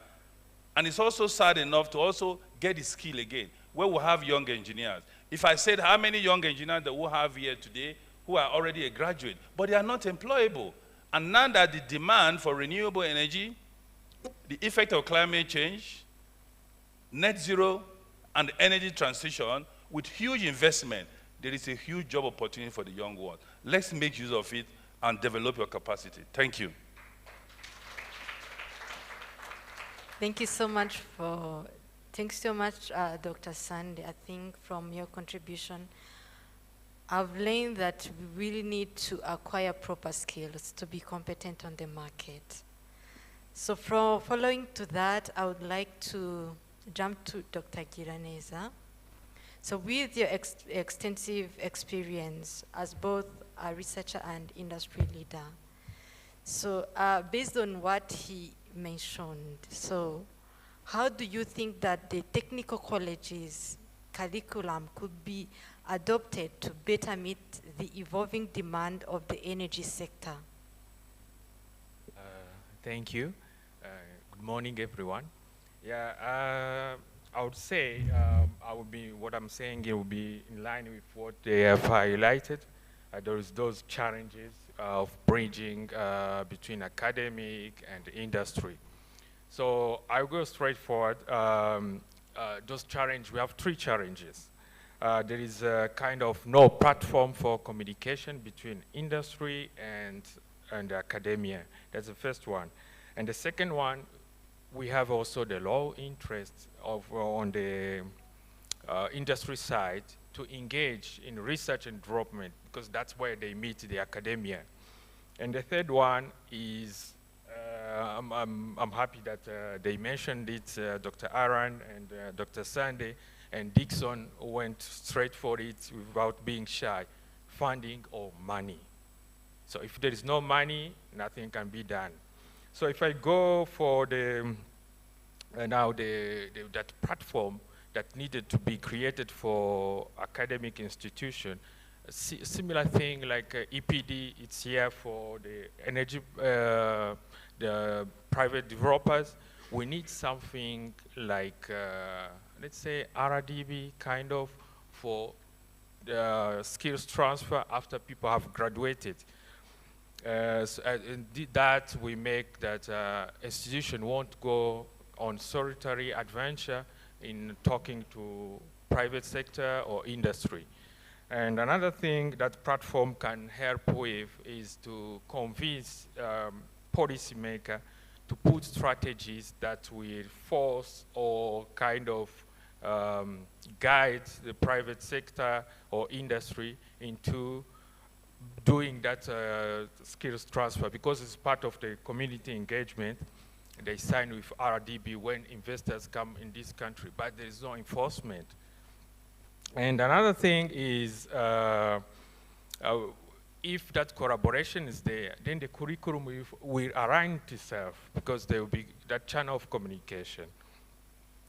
And there is also some programs that are already in place, but because there is not that kind of platform to engage the academic and the private sector or industry, there is this program called dual training, where you have a student going into industry for 40% of their study. I think Dr. Alex can expand on that.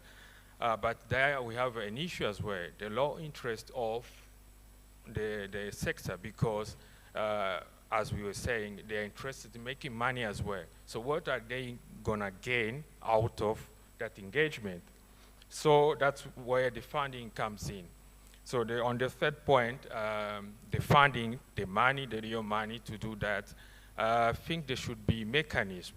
I won't say just funding. I would rather propose what can be done. Let's say we have big projects. We have big projects here in Rwanda, like we had Lusumo hydropower plant. Yes, we know it's a big project, but it's a loan. But on that loan, we can extend and put maybe a 1% for training and transfer skills. Then when the project starts, you have graduates attached on that project for even 5 years. From the discussion for contract to negotiation, you have a law student who can join there for economic aspect, business proposal. You have economic students joining that group. Then you go down to the engineers. When they're designing the structure, you attach them to that project. Let's say you take like 50 students going for that project. Next year, in 3 years, you have 50 experts that can compete on the international market. Because another thing, just before I finish, is also when you are allocating the contract for the contractors here, I think the requirement for local experts, it's not easy to get those requirements. We ask 15 years. At some point, if we had that platform, we would ask to kind of reduce for locals so that they can earn that expertise. Yeah, I think just to save the time, that's what I think the platform can help with, and also a way of getting more funding for those transfer skills. Thank you.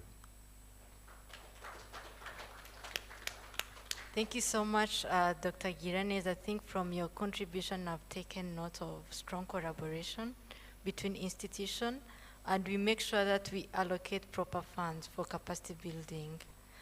So you've also directed me to Dr. Alex. I know that he comes from Rwanda Polytechnic College of Tumba. I'm pretty sure they might have successful collaboration between their college and in energy industries. So could you please tell us the lesson that you learned from those partnerships and you know, like ways that you use to initiate such kind of initiative that you are talking about? Thank you. Thank you. Thank you very much. You were asking about the collaborations with the industry, and in our area, it reveals even important more than any other education sector, especially when I'm talking about this kind of TVET, which stands for Technical Vocational Education and Training.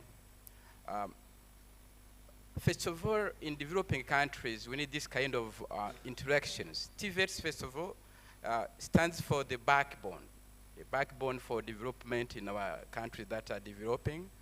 And most of the time, it's been understood like something that is, if not really the importance of it, is not well understood, or it's underestimated.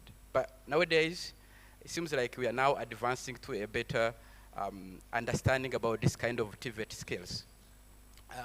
When you talk about the TVET skills, it's like hands-on. Hands-on, it's like a gift to everyone. For those scientific knowledge, you're going to see that they are actually associated with the descendants.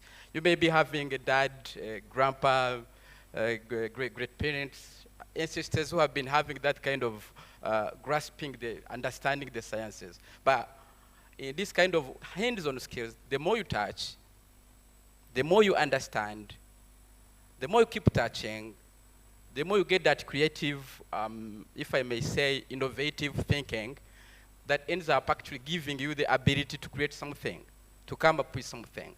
I may give you the reason why this is at the basic of all the socio-economic development. I may give the example for the Eastern world, whereby we've got these countries like China, like Korea, like Japan, those small countries like Singapore. These countries actually, they don't have those known philosophers written those scientific books. But what they did is just to put the hands on. Because everyone, when he tries, as he keeps trying, he ends up being a genius. He ends up coming up with something like innovation, helpful to him and to his society.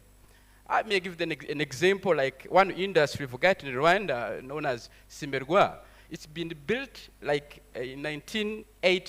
It's a long time ago. Right now, still, that industry, which has been built by the Chinese, it's among the high industries, high caliber, if I may say, up to now.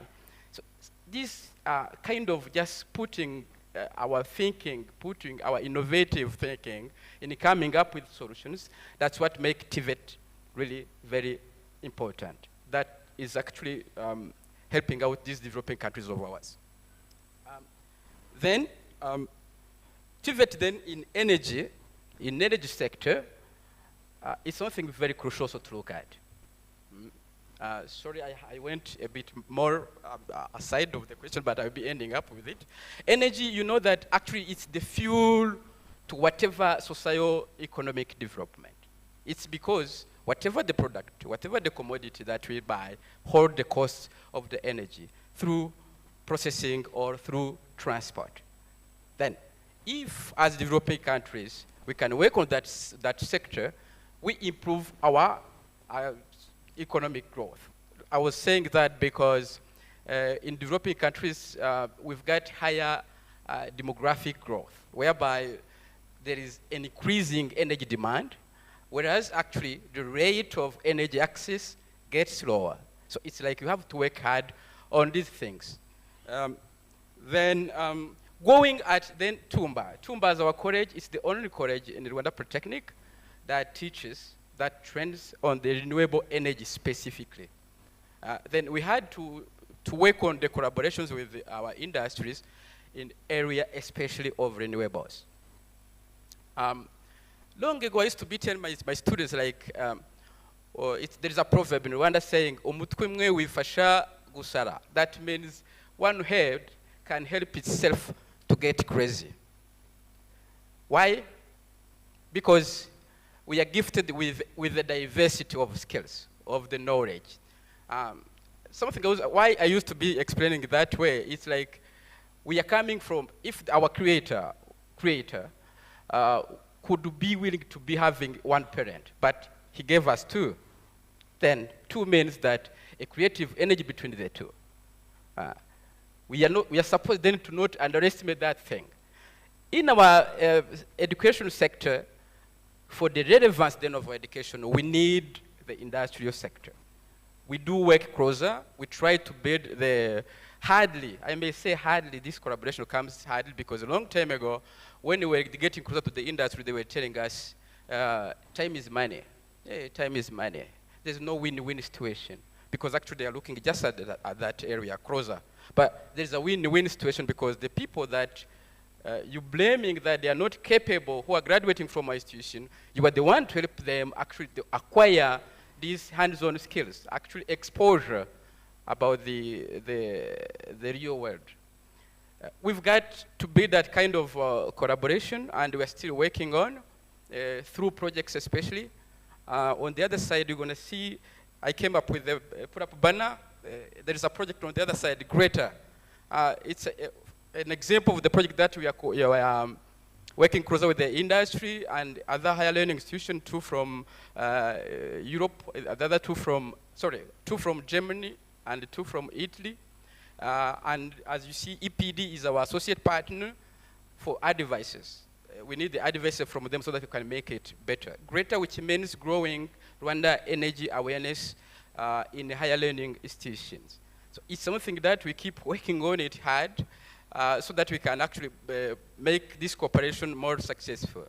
Another typical example that we've got with EPD member is Munyak Seko, whereby we are having a project also on solar water heaters that actually adapted to our local situation in terms of the materials. You know, most of the solar water heaters, they are produced in those cold countries, which means their material are really cheap, expensive, because they're supposed to be resisting those temperatures. But for us, we don't have the winter. Then we can work on that thing to make our solar water heaters more cheaper, using our own materials around here. So that's another typical example of collaboration with the industry. The last one, if I was about to mention it, it's one we are cooperating with Rwanda Energy Group, induction cookers, that we're working on together with the support of NCST. That one actually is sponsored by European Union, but the 2 others, they are sponsored by our National Council for Science and Technology. That one, actually, we are working on it to make the induction cookers that we're using here in Rwanda, like having analysis for the heat filament, how we can improve it and make it even more effective. So those are some of the efforts that we are trying to work on with the industries, and we're looking forward to making more and more advancement in the future with their involvement, with their understanding. Nowadays, when you get closer to them, they're going to tell you, yes, you're most welcome, what you bring at the table. We want the introductions. We send the emails sometimes that are shelved, but nowadays actually we're trying to make them more active, like dynamic, like that. We can make use of the terms therein. So briefly, that's what I can say. If not briefly, that may be a bit more extended, but sorry for being that this late. I had to speak more about this. Thank you.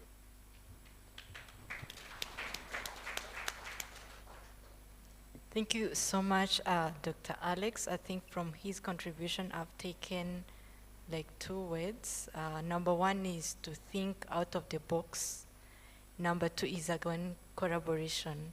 So we make sure that we collaborate again. So Dr. Pascal, with your expertise in social innovation and business development, and again, as your role at the Grid Innovation Hub, so what initiative are you currently undergoing at the University of Rwanda to enhance collaboration with the energy industry, and how can academic institutions in Rwanda better equip students with necessary skills to drive innovation in the sector? So kindly, as you respond, kindly try to be brief, to be on time. Actually, when you speak last, you become the victim of those who consumed their time beyond. Yes, so sorry. But I would try to be brief as you have instructed me, the moderator. Thank you. Let me focus on 2 issues maybe left behind. When we are looking at the academia versus the industry, we are trying to merge the talent to the business. And actually, that is the role of the university. Mainly, we have a mandate of graduating students with the best skills to serve, maybe to feed the labor market. But as a person who is from the innovation space, I want to focus on maybe what GRID has been doing from the university perspective. If you look at the unemployment in Africa, actually the highest in South Africa, maybe based on available data, is 30%. And the lowest is 15%, if the data speaks to reality. And then when you look at the ratio of the young people in Africa, it is between 69 to 72. What people doesn't want to hear in Kenya. Now, going back to what our role, me personally, coming from the innovation space, I want to refer to the big four in Africa. The big four, when you refer to the big four in Africa, here I mean Kenya, Egypt, Nigeria, and South Africa, those who are graduating many startups, and these are from innovation hubs. So we have a role of knowledge transfer, others can call it technology transfer. So I come from the KTO office within the university. But actually, when we were looking at the main issue, which the gentleman next to me have tried to touch on, I would add more. There is issue of trust. I'm not targeting EPD here. EPD actually have been working for quite a number of years, and I would say the relationship is quite good, and that is the reason I'm here today. So the reason I'm saying the trust, which actually contributes to the gap. When you look at the industry, when you look at the level of trust between the academia and them, is very low. Why? Number of professors may be sitting in the room and doctors who have been doing publications from the African perspective. Mainly the agenda is to grow academic pyramid from tutorial to full professor. But when you look at this research, actually it is just publishing in the Scopus paper, well-known scientific, very good journal, class A, class B. But when you look at these professors coming from African village X, actually where they come from, it is really a poverty. You can see it. They are very well known in flying in the Airbus. They are well known in talking during the conference like this one. But when you look at the impact of the research they are doing, it's not seen from where they come from. So the innovation plays, actually it is the knowledge transfer office now changing what is happening now. It's like, let me look at the policy within the university. If you look actually any publication with a patent, it scores 5 out of 100.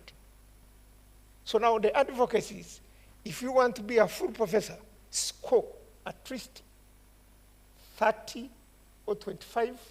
That is minimal to be a full professor at least.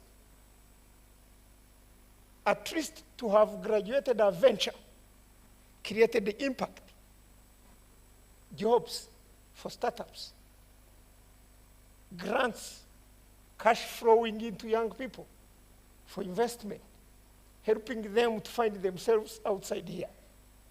But beyond this, as I look at conclude what I'm saying, given the time we have given, look at the infrastructure, the access to internet. If you want to innovate from the innovation perspective, internet plays a very big role. If you look actually at the bundle, the internet bundle, how much does it cost within our own space? It is over 1,100 francs, $1. Is it affordable for somebody, you know, to just do a simple research on desktop, find the level of novelty to launch a new product into the market? It's not easy. So the infrastructure-wise is not good. Look at the funding, which I want to conclude with. Sorry, moderator, I'm concluding with the funding. If you look at the funding, the big four I was referring to, actually the most countries that have raised a big funding is Nigeria, which has raised 160 million USD for startups, to be followed with Kenya and South Africa taking 35%. Kenya and South Africa. Egypt. But when you look at the pool of grants, any money that goes to startup is still a drop of into the ocean, water. Imagine you want a startup and you don't have a seed capital. How are you helping the younger people to migrate? So when we are looking at the industry, where I started with, actually the trust, what are the industry doing to support these young people? If you look at, actually, for me, I come from the industry, which is maybe the banking. We offer support through CSR, but there is no single budget. Even the loans are not affordable for startup because of their banking history. This is quite concern, maybe for the young people who are in the room and they want to graduate from actually startup to SMEs. If you look at the death rate, survival rate, between 3 to 5 years, of a startup migrating to SME, the death rate is 99.9. Let me end here. Thank you. Thank you so much, Mr. Pascal, for your contribution. I think I've taken note of, we have to make sure that there is trust, make sure that we have funds, but again, bring on board proper policy for startups or SMEs. So I don't know whether we still have room for questions. So MC said a capital no. So let me take this opportunity to thank our panelists and for your kind attention. It was really engaging and very insightful. Thank you so much.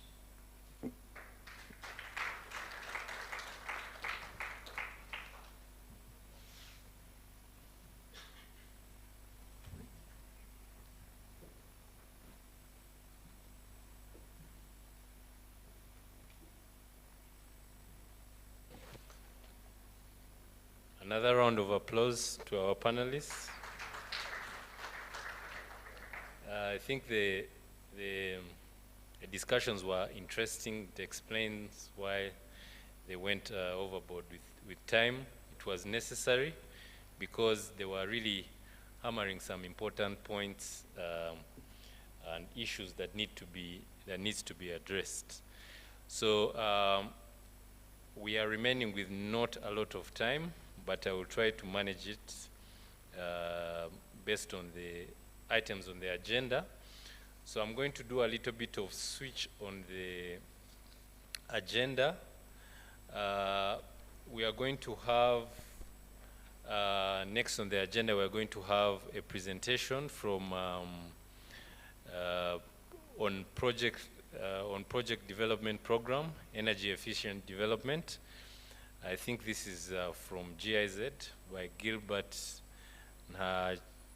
Ntabakira Bose.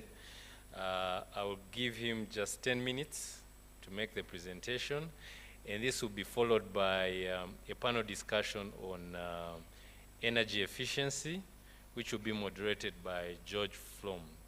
And this is going to take 20 minutes. So please, I would like to caution you to please make sure you take that time into consideration so that we can leave ample time for the remaining items on the agenda.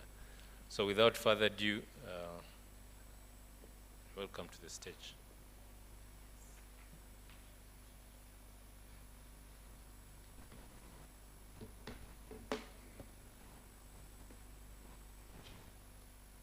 Good afternoon, everyone.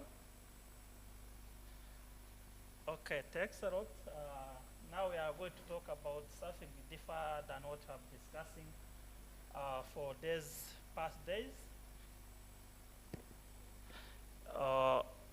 Related to how we are going to use this energy that we tend to produce. We have talked a lot about renewable energy. Now is the energy efficiency. Let me start introducing myself. And as you can see on the board, we are a part of Germany Energy Solution Initiative. We promote made in Germany by improving energy efficiency in the commercial and industrial sector. My name is Gilbert Ntabakira Bose. I'm country representative for Project Development Program. Most of you know GIZ. GIZ is a non-government organization, act as technical service provider at the international corporation. We are active in more than 120 countries. We have we have been in Rwanda more than 40 years on different names. And now I'm talking about Project Development Program as a new program who has 3 years in Rwanda. project development program is promoting green energy solution in 15 countries in worldwide, and with the financing from Germany Federal Ministry of Economic and Affairs and Climate Actions. We have facilitated more than 100 projects, and we have more than 1,000 in our pipeline.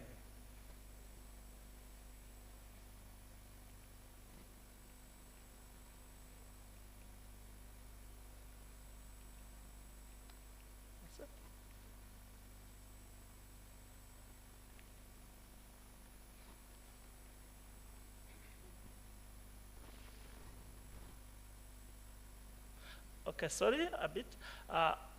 Now we are active in Sub-Saharan Africa, in Botswana, Cote d'Ivoire, Ghana, Kenya, Madagascar, Mali, Mozambique, Nigeria, Rwanda, Senegal, and Cote d'Ivoire, Zambia, and Uganda, and also in Rwanda since 2021.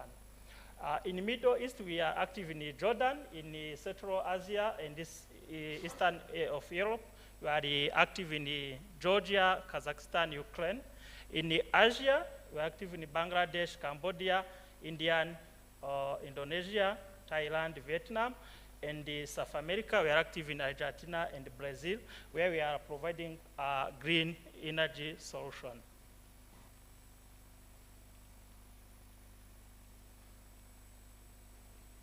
That's it.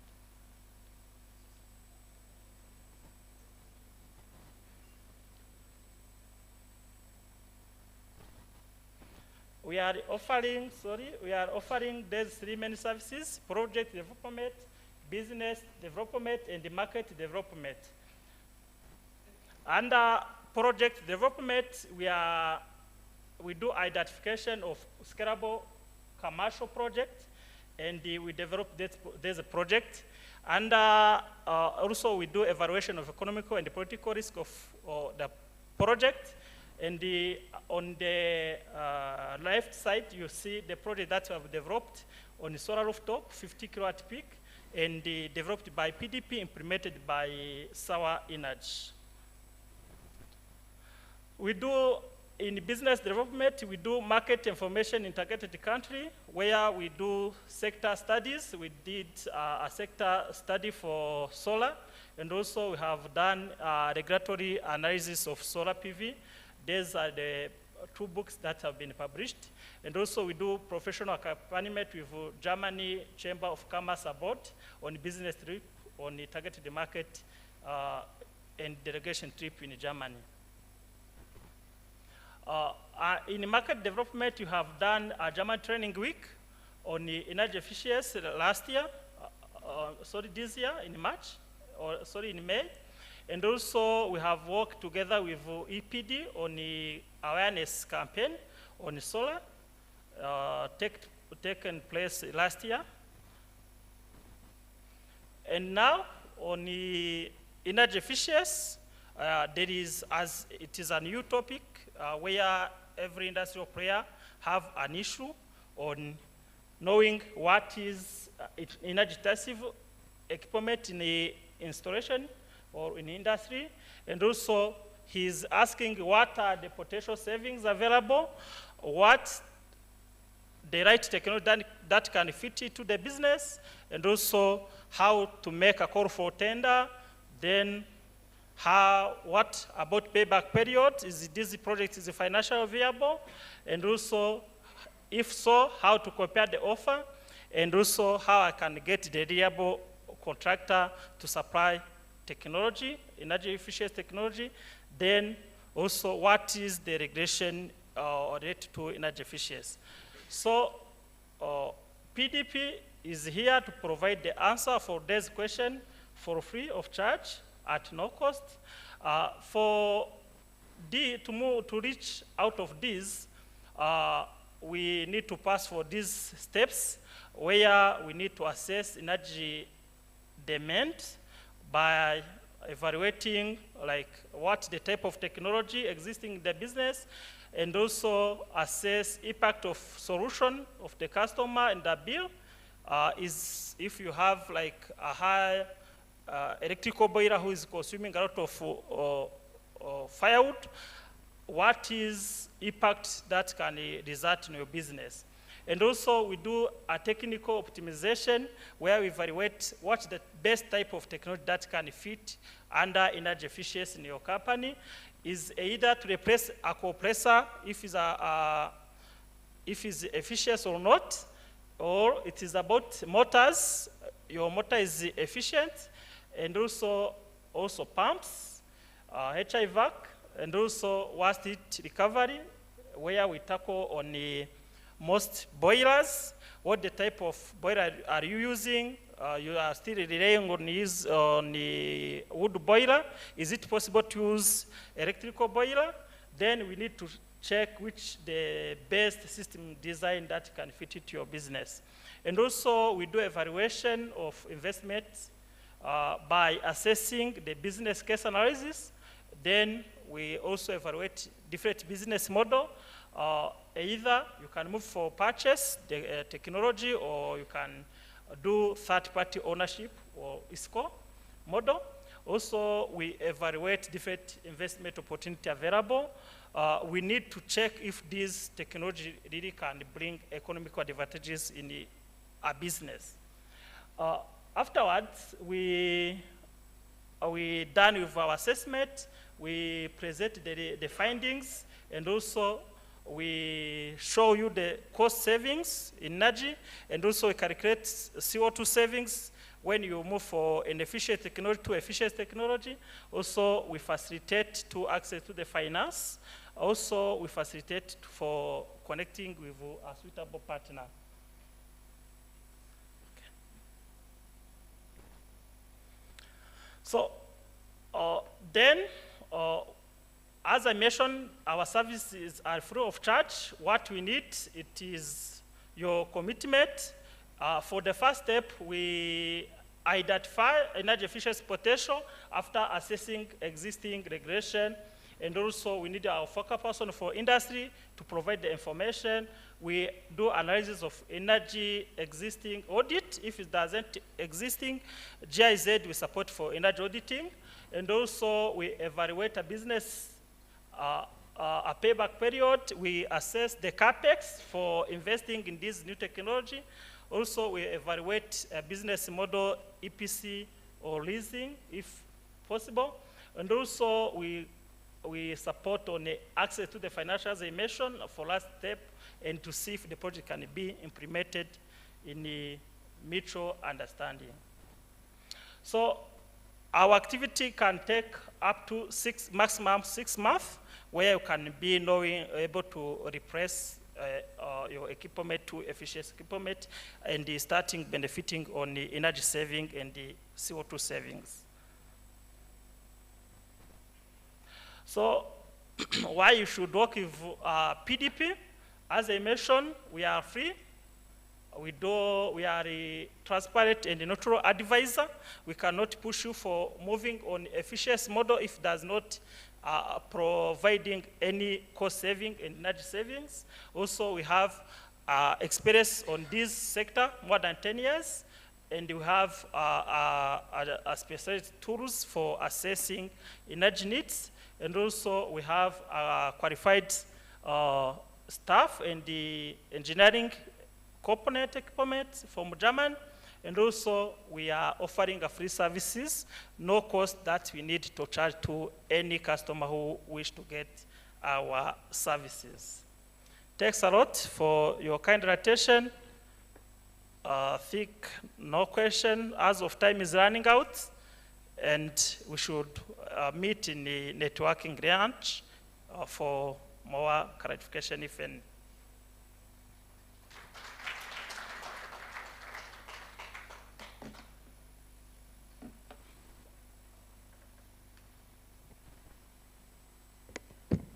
Thank you, Gilbert, for the quick presentation and keeping time. I hope the presentation was able to capture some of the key issues that were discussed in the previous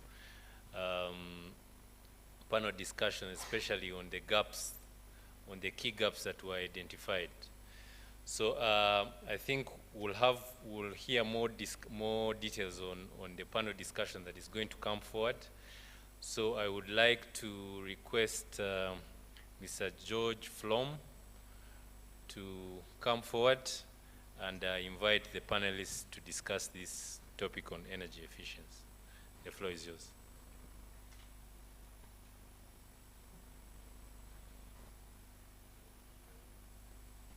All right, good afternoon, everyone. It's a pleasure to be here and discuss this crucial topic of energy efficiency. We're here at this conference on renewable energy and sustainable growth, and I think energy efficiency is perfectly supplementing renewable energy and achieving sustainable growth and low carbon energy systems. So I'm very glad to discuss this topic during this very interesting event. I'm glad to be here. My name is Georg Flom, and I'm working as a project manager for energy, for renewable energy and energy efficiency at the German Chamber of Commerce for Eastern Africa. We facilitate private sector linkages between Germany and Eastern Africa through a variety of measures, and we have a quite strong focus on renewable energy and energy efficiency. We support business linkages through a variety of measures. And we are a proud partner of Energy Private Developers, and very glad to be here and discuss these crucial topics together.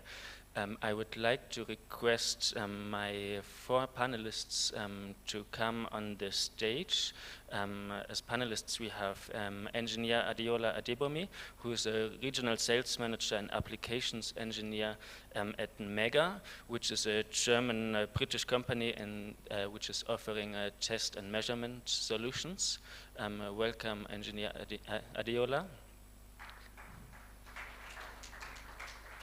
Secondly, we have Belete Matebe, who is the managing director at Willow East Africa, which is a German company offering water pumps. Welcome, Belete, and since you're from Ethiopia, also Happy New Year.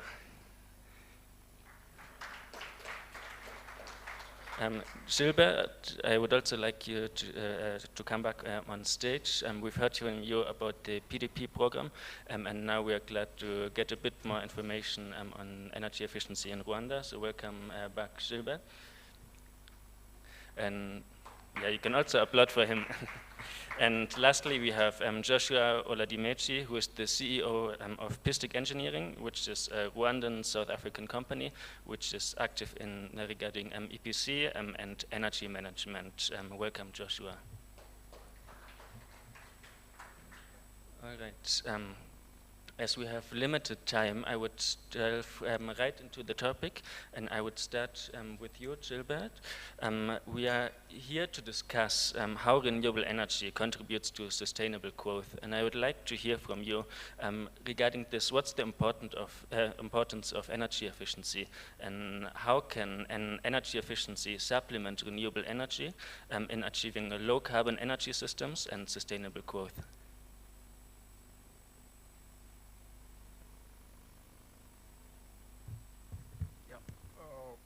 Thank you. Pistic Engineering is an EPC and energy management company. We provide cost-effective and energy efficiency engineering solution. We specialize in energy system integration and industrial decarbonization, leveraging state-of-the-art technology and professionalism to develop and implement a turnkey green energy project that integrates renewable energy sources. We also do energy audits for C&I in C&I domain, and the result of this audit helps us to offer customized recommendation to enhance our energy efficiency. And lastly, we also do capacity development with our international partners like Association of Energy Engineers to train and qualified energy professionals. Thank you. All right, thank you. Thank you. And maybe could you add a bit on the general importance of energy efficiency for achieving the energy transition and sustainable growth? Either Joshua or, yeah, maybe Joshua, if you could add on that. How can, what is the importance of energy efficiency in supplementing renewable energy in achieving low carbon energy systems and sustainable growth? What is the importance of energy efficiency? Yeah, you know, if you look at the renewable energy space generally, you know, we can't properly or efficiently implement renewable energy solution without talking about energy efficiency. Based on our experience generally, let me say in the Rwanda context, you find out that a lot of projects are still failing. Why? Because a proper study was not done before initiating the project. And as a result of that, we've discussed this severally, you know, people begin to lose confidence to say it does, for example, solar works or not. Somebody was, for example, a case study in Nigeria that people are now switching for, even with the advancement in technology, you know, from lead acid battery to lithium ion battery, people are now switching back to lead acid battery. Why? Because when you promise, okay, that, okay, this battery is going to give you like 5 or 10, 20 years warranty, and at the end of the day there is failure, then people lose confidence. So we can't actually properly drive the renewable energy industry without talking about energy efficiency. Thank you. All right, thank you very much for that, Joshua. Gilbert, I would like to move to you now. Maybe you could provide us a bit more context on the situation in Rwanda. What are the biggest challenges and prospects you see for implementing energy efficiency solutions in Rwanda? Gilbert? Thanks a lot. By highlighting some challenge in Rwanda for implementing energy efficiency, first of all, I see lack of skills in terms of qualified energy auditors. It is a big gap in Rwanda where you can highlighting maybe, I'm not sure, but when we do an assessment for this room, we cannot find more than 5 certified energy auditors. Then it is a big challenge on implementing energy efficiency in Rwanda, and also lead to also energy auditing is not mandatory in the industry or in the commercial building in Rwanda. Also, this lead a gap where no one knows where he's losing energy. Also, it is a big gap. Say if you don't know where area of improvements, you cannot improve. That's two. And also, there is a lack of collaboration, whether there is a planned training.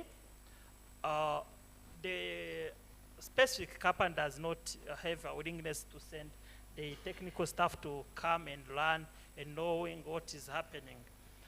It means even there is a lack of skills. Also, the industrial owner or business owner talking to or energy developer here in the room, there was not interesting to let the staff attending acquire new skills from different perspectives.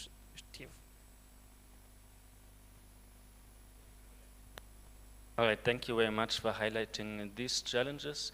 Maybe at the same time, what are the prospects? So how can we improve the energy efficiency in Rwanda? Which measures could work? I think to improve energy efficiency in Rwanda, first of all, there is a requirement of financing also still an issue. And I think if we had a discussion with a financial institution, they doesn't have like a energy efficiency financial scheme, that can be something that can make energy efficiency application more fast. And also, as I mentioned in the presentation, we are providing also these services, which is free, for knowing if energy efficiency, if you need to apply energy efficiency in your company.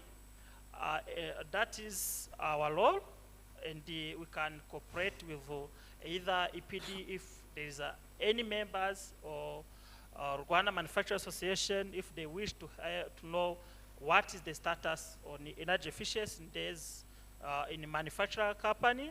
Then you can support them. If they know what the cost savings, energy savings, it will be better to move forward for approaching the bank for getting financing. And I think also it is the area or the kick where the bank may understanding, oh, this energy efficiency is needed. There is some people who is looking at financing for energy efficiency.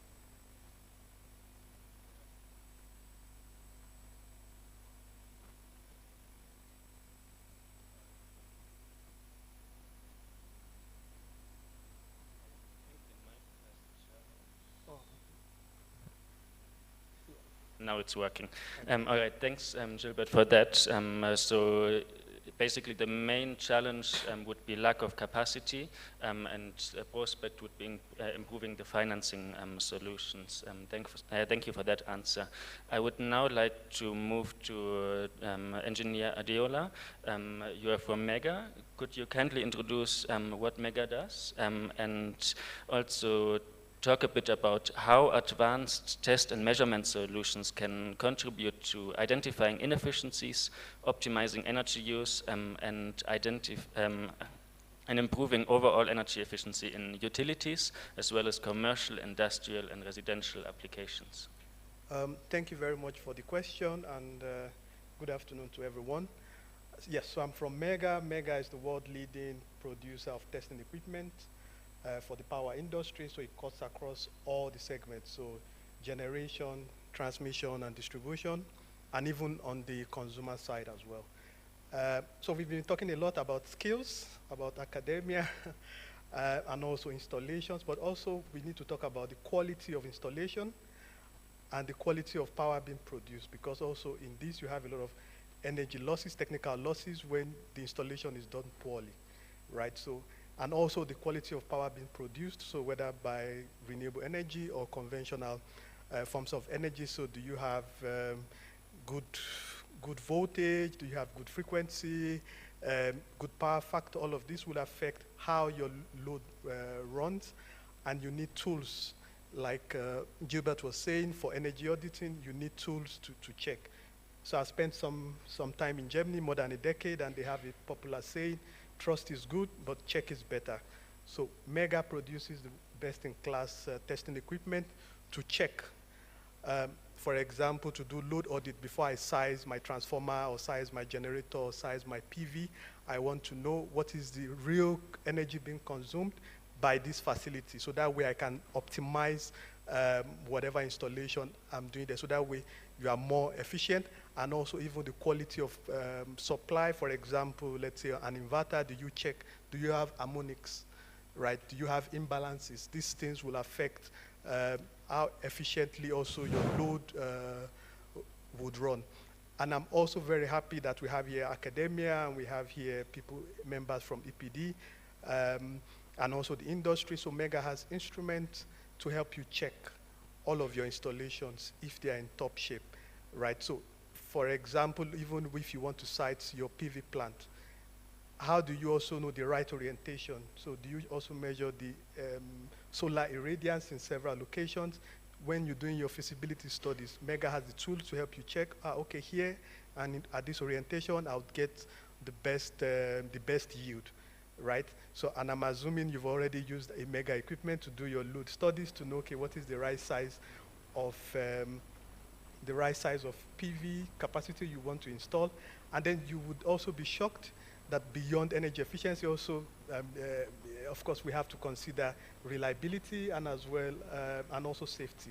So we've observed from several PV installations, whether utility or residential, that you have a lot of losses where you have connections. So even the MC4 connections, if they're not properly done, you have hotspots there and they result in fire. So you don't want to invest $1 million or have $1 million or 100,000 on a PV plant and it's going on fire because of poor connections. But you can check this at the point of commissioning using instruments from Mega, and also even on the distribution side, your transformers, you want to check, do proper condition assessment that they are in good shape.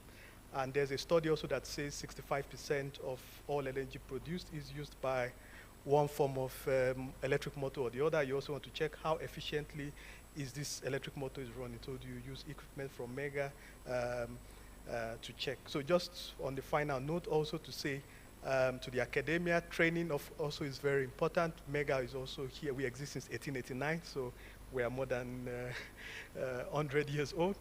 We are here also to support you. I saw someone from Tumba College. Please feel free. Let's see how we can work together. We also have a large training center from our end. How can we work together with the tools and the knowledge to also improve on electrical supply and power quality, and also on the long run energy efficiency? All right. Thank you very much for this very comprehensive answer. Lastly, we have Belete.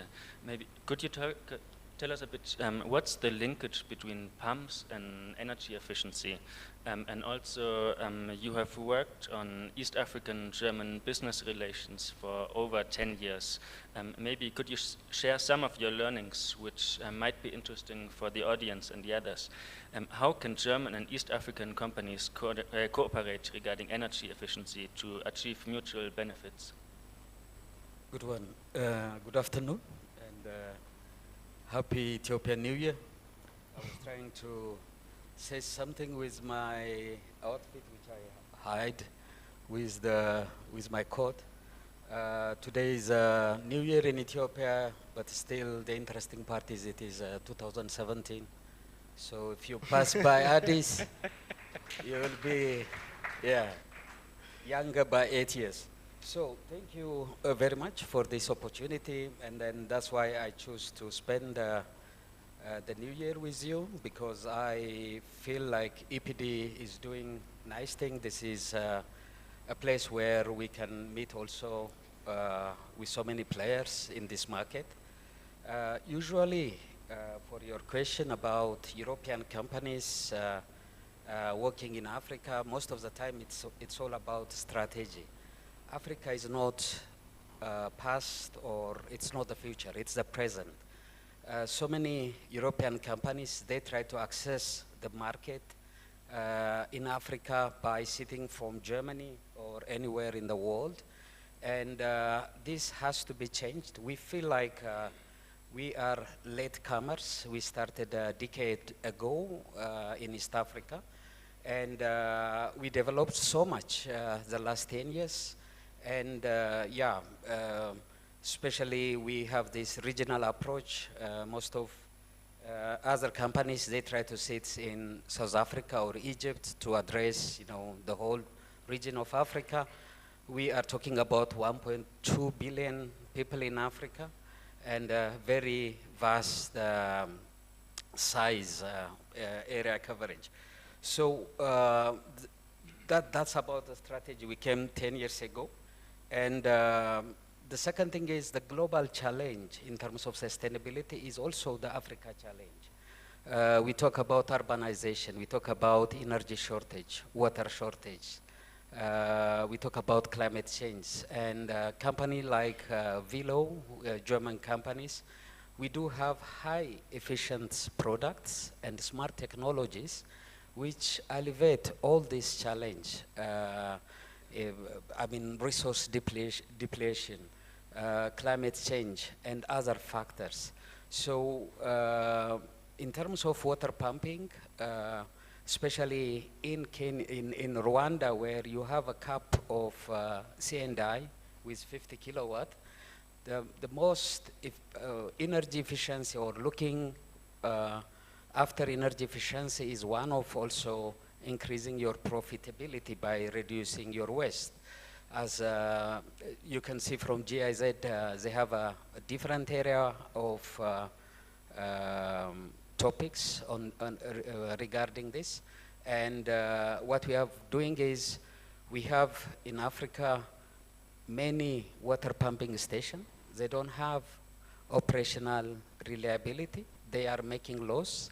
And we are trying to support by bringing finance and replacing all these pumps stations and increasing the operational reliability. At the same time,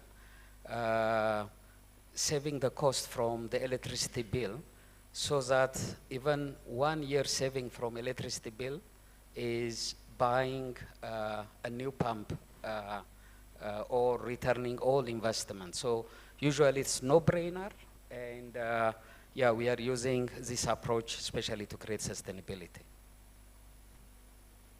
All right. Thank you very much for this answer.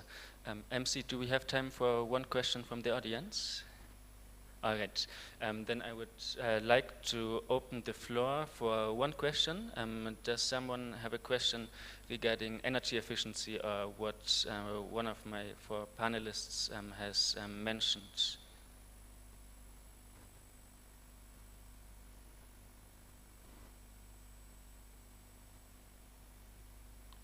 No question from the audience. Then I think you must have done a great job in explaining yourselves. Then maybe if one of you would like to add something to what another person has mentioned to wrap it up in one minute. Okay, so basically I'm just saying we are here as Mega to partner with you. So if you're an energy developer, if you're in the academia, if you're in the industry, we have solutions for you and the requisite skills. So please, let's network, and I'm really happy to be part of this. Also, for me, what I'm taking away, yesterday from SLS, I had a battery as a service. So that was the first, the first time I would hear that. And of course, even to check the health of this battery along its years, to do internal resistance, capacity testing, you would use tools from Mega. So really, I'm very excited, and yeah, I know we'll do great stuff together in Rwanda.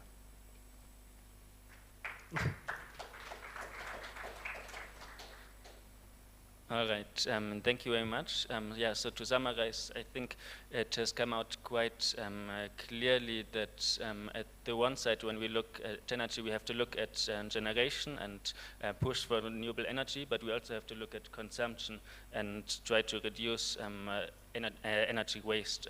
And if we combine the two, that way we can achieve sustainable growth. So thank you very much again to my panelists for highlighting this. Please, another round of applause, and yeah, thank you.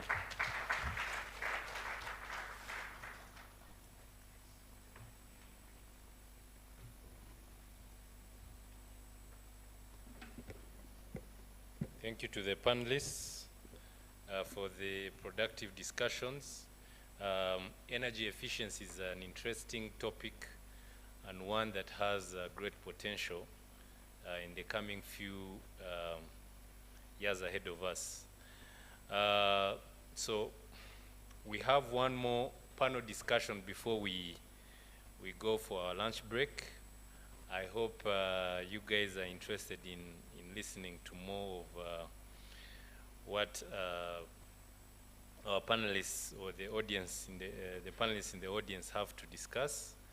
So let me, without further ado, without wasting time, call upon the moderator of this next panel discussion, which is on bridging continents, the role of the global renewable centers in facilitating North-South energy knowledge exchange. And the moderator is Chikuku Katebe, to come forward and moderate this panel discussion.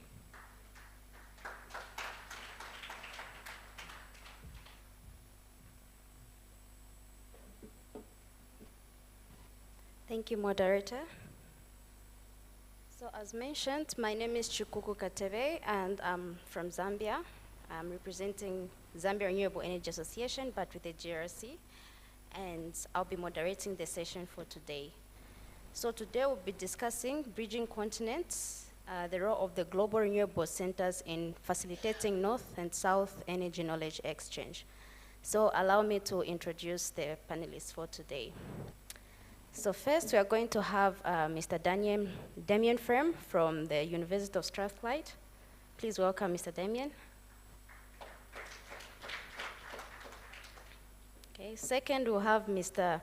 Serge Muhizi from EPD, our hosts. Please welcome Mr. Serge.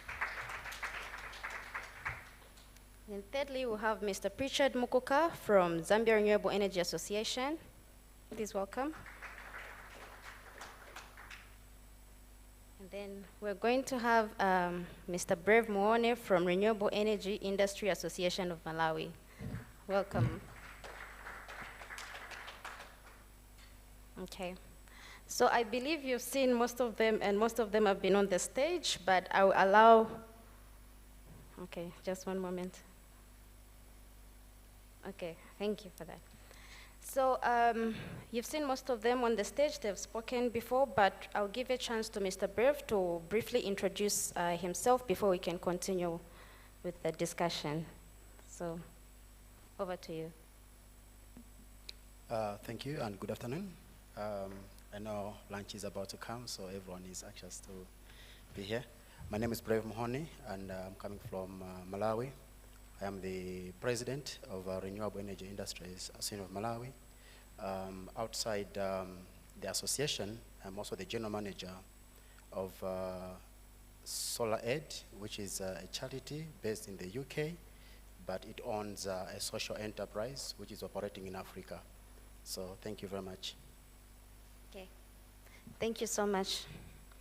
Okay, so we'll dive straight into our questions, and the first question is for Mr. Damien Frame. So in what ways can the audience, particularly those from the private sector and academia, engage with GRC to further their own goals in renewable energy and climate action?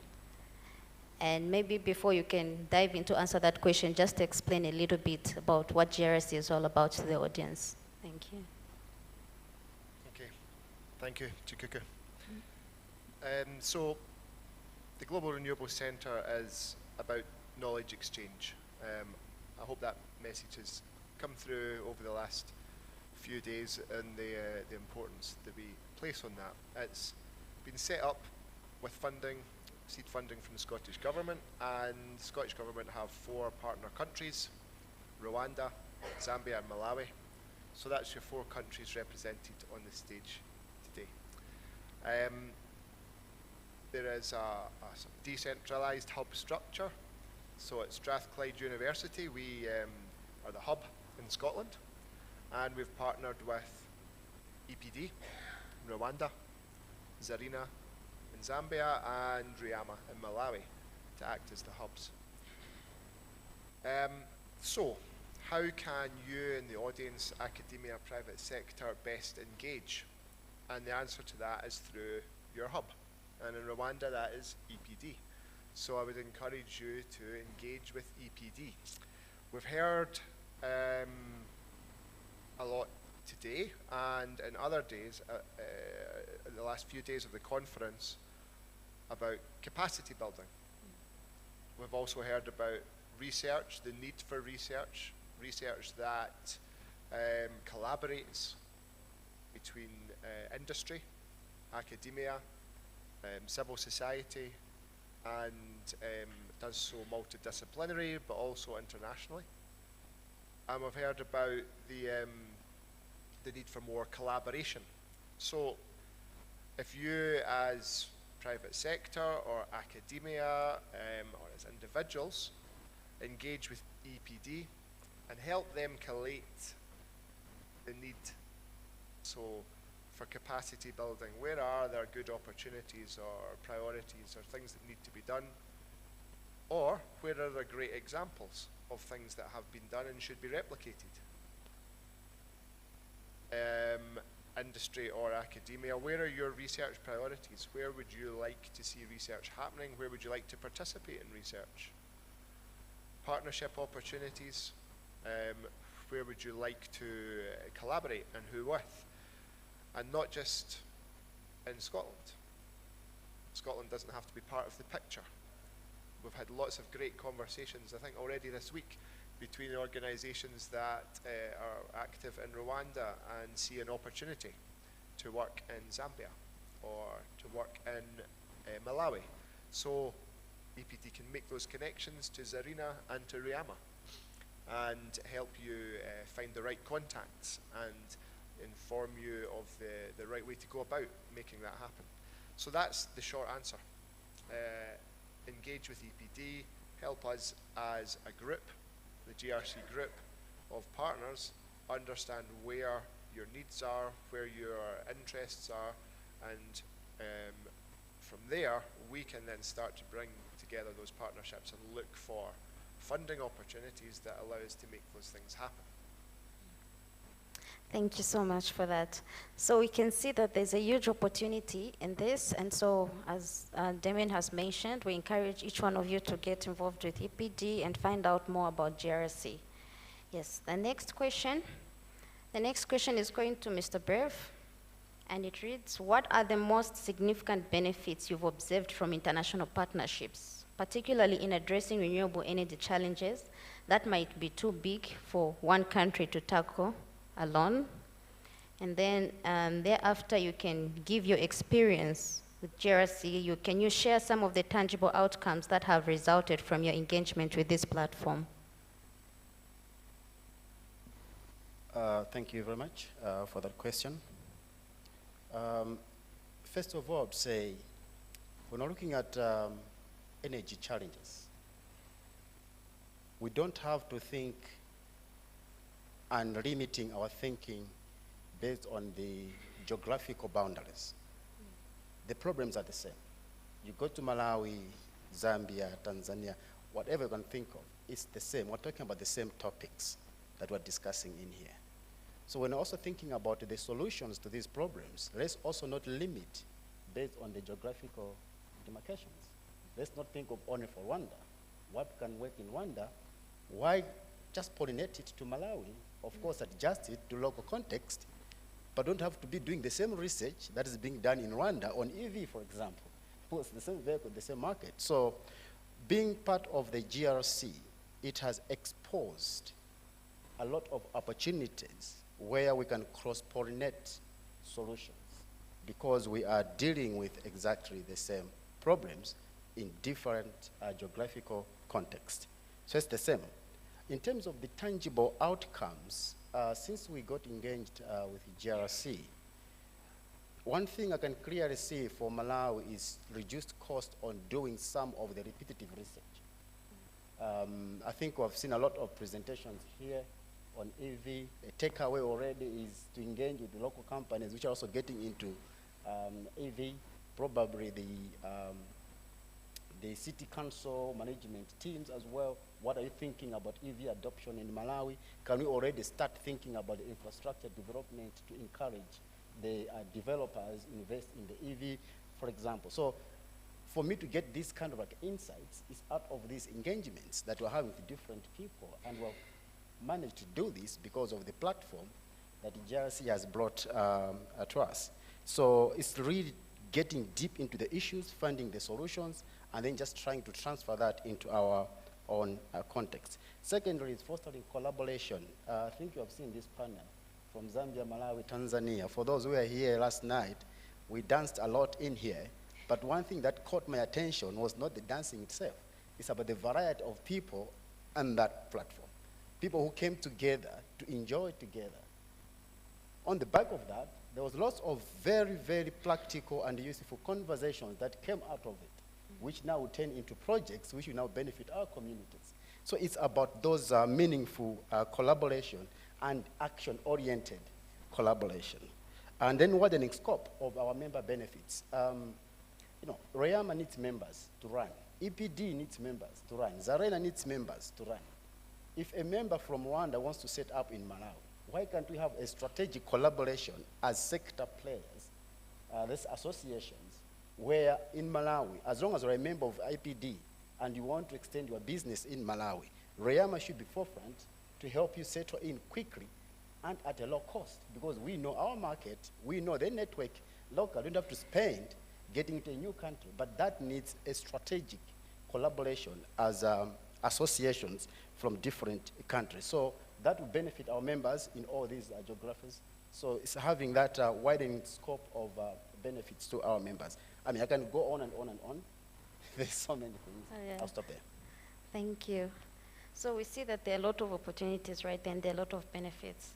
So I'll ask the same question to Mr. Pritchard Mukuka. Okay, thank you so much. So like Brave said, I think there's a lot of opportunities and benefits for international collaboration. So without repeating what he said, I think to me what stands out the most is the learnings. Like for example, in Zambia we are having this energy problem which is caused by the climate change.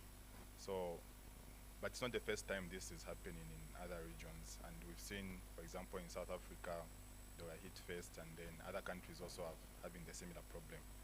So this international collaboration presents lessons that we can learn from what other countries are doing, and I've been on a number of forums in Zambia, but most of the time you'd find that these problems that you are discussing as a country, you are just amongst yourselves and you're just sharing your own knowledge. There's no benchmarking, and you're not able to make reference to anything that other people have done. So there's a lot of repetition that is happening and a lot of working in silos. But when you have opportunities for international collaboration, you tackle these renewable energy challenges holistically, because you can even develop plans that can border in the regions. So this also helps to create some knowledge exchange opportunities whereby you are able to collaborate and then harvest all these opportunities. Now speaking to the GRC program, one of the things that I've observed is that it's unique in the sense that it's not only bringing the solutions from Europe or the West, but I think it encourages the true spirit of Pan-Africanism, because you're actually learning from the other African countries like Rwanda and also Malawi for us as Zambia through Zarina. We are learning from the industry association within Africa, but of course bringing in the spice of the Scottish experience. So as a country in Zambia, for example, I can recall one event we had the workshop at the Kafue Gorge Regional Training Center. And then in that experience, through that experience, we had the regulators, the people from the Energy Regulation Board who came, and then they were enlightened about the energy regulations that are happening in Malawi, because we had speakers from Malawi who came, and then they shared their experiences, especially that we are trying to open up the market and increasing the threshold of regulations. So to me, that was a very outstanding platform. And then through the same GRC, we are also trying to create some demo projects in Zambia. So these are some of the opportunities that we have been able to harness as a country. Thank you. Thank you so much, Mr. Pritchard. I'll ask the same question to Mr. Sage Muhizi. Yeah, thank you very much. My name is Serge Olson Muhizi, and I'm from Rwanda, the CEO of EPD.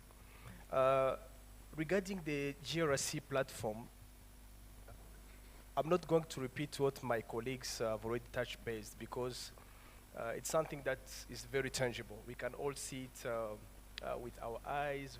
We have been experiencing the outcomes of what GRC has been doing. I'm talking about this project since we've joined this project. But the most part of thing that I would like to touch base is since EPD have joined this platform, first and foremost, our main focus as EPD was to see how we can benefiting from this cross-border energy trade and integration. Before we joined this platform, I was not in touch with colleagues from Malawi and Zambia, and also colleagues from Scotland. But today, we can be able to send our private sector to go to those 3 countries freely. So we have already, let's call them our ambassadors in those 3 countries. We believe again that our companies cannot struggle, to get more information and connect to those markets. I remember last time when we met with colleagues through the GRC invitation in Scotland, So they made a presentation on, on the productive use. Actually, that's why we have called them to come and to make a presentation about the productive use, because they are more advanced in that area.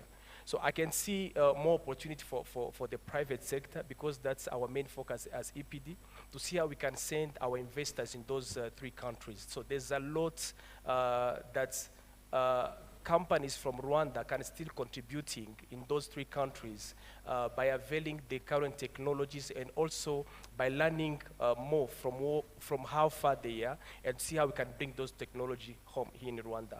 Again, there is another area of knowledge sharing. So I believe again that from these countries, there are some areas that Rwanda is somehow advanced, but also there are other areas that we seem somehow behind. So we can still exchange in that area, and we have already started working with those key areas. So there's a lot that I can touch base, but I don't want to go, to repeat what my colleagues have already mentioned. But we have seen, a lot of achievement through this network. Yeah, thank you. Thank you so much for that in-depth explanation. Okay, so the next question is, what challenges have you encountered in international collaborations, and how did you overcome them to achieve the shared goals? So this question is for Mr. Brave. Thank you very much. I think I'd say at the moment, it's the collaboration beyond bilateral trade arrangements that our countries already have. I think there is some granularity to the problems that different countries are facing, but we are not aligned on how we are tackling those problems. As a result, we're having different sector players who are doing their own part, duplicating efforts, and resulting to wastage of resources. It's happening a lot, especially in our continent, because there are so many opportunities, and everyone wants to be seen that they are doing something about that challenge, right? And then they're just doing that in silence, on their own corner. Now, to bring these people together who are already locked up in their mind that this is what we're doing and this is how we see things working, but someone's doing exactly the same stuff on another corner, they're just duplicating the efforts. To bring those two together, it's becoming a challenge. And I think part of the GRC, this is one of the things that as associations, we need to see how best we can bring sector players together, align what they are doing, and try to be more efficient with the resources so that we're deploying them in the right places, driving the right actions, right? But to bring them together, that's a challenge on its own, because they're already locked up in their own business models, in their own project plans, in their own commitments to where they're getting their funding from. There are so many chains which makes them inflexible. We're talking about banks. We've been trying to talk to banks to bring them on the table, for example, flex some systems to suit the emerging energy markets, for example. But there's people have discussed these things already. There are so many blocks. So what we want now is to find a way on how to eliminate these blocks and bring everyone together with open mind, regardless of where we are coming from, and really look into one problem, different solutions solving one problem. We want to eliminate energy poverty in Africa, and that's our goal. So let's forget about where we're getting the money from, what the blocks are out there. Money should not rule what we do. The solutions that we have should rule where the money should go. So I think that's the challenge, is about alignment, bringing everyone together to truly focus on solving one problem that we have in Africa, poverty. Thank you.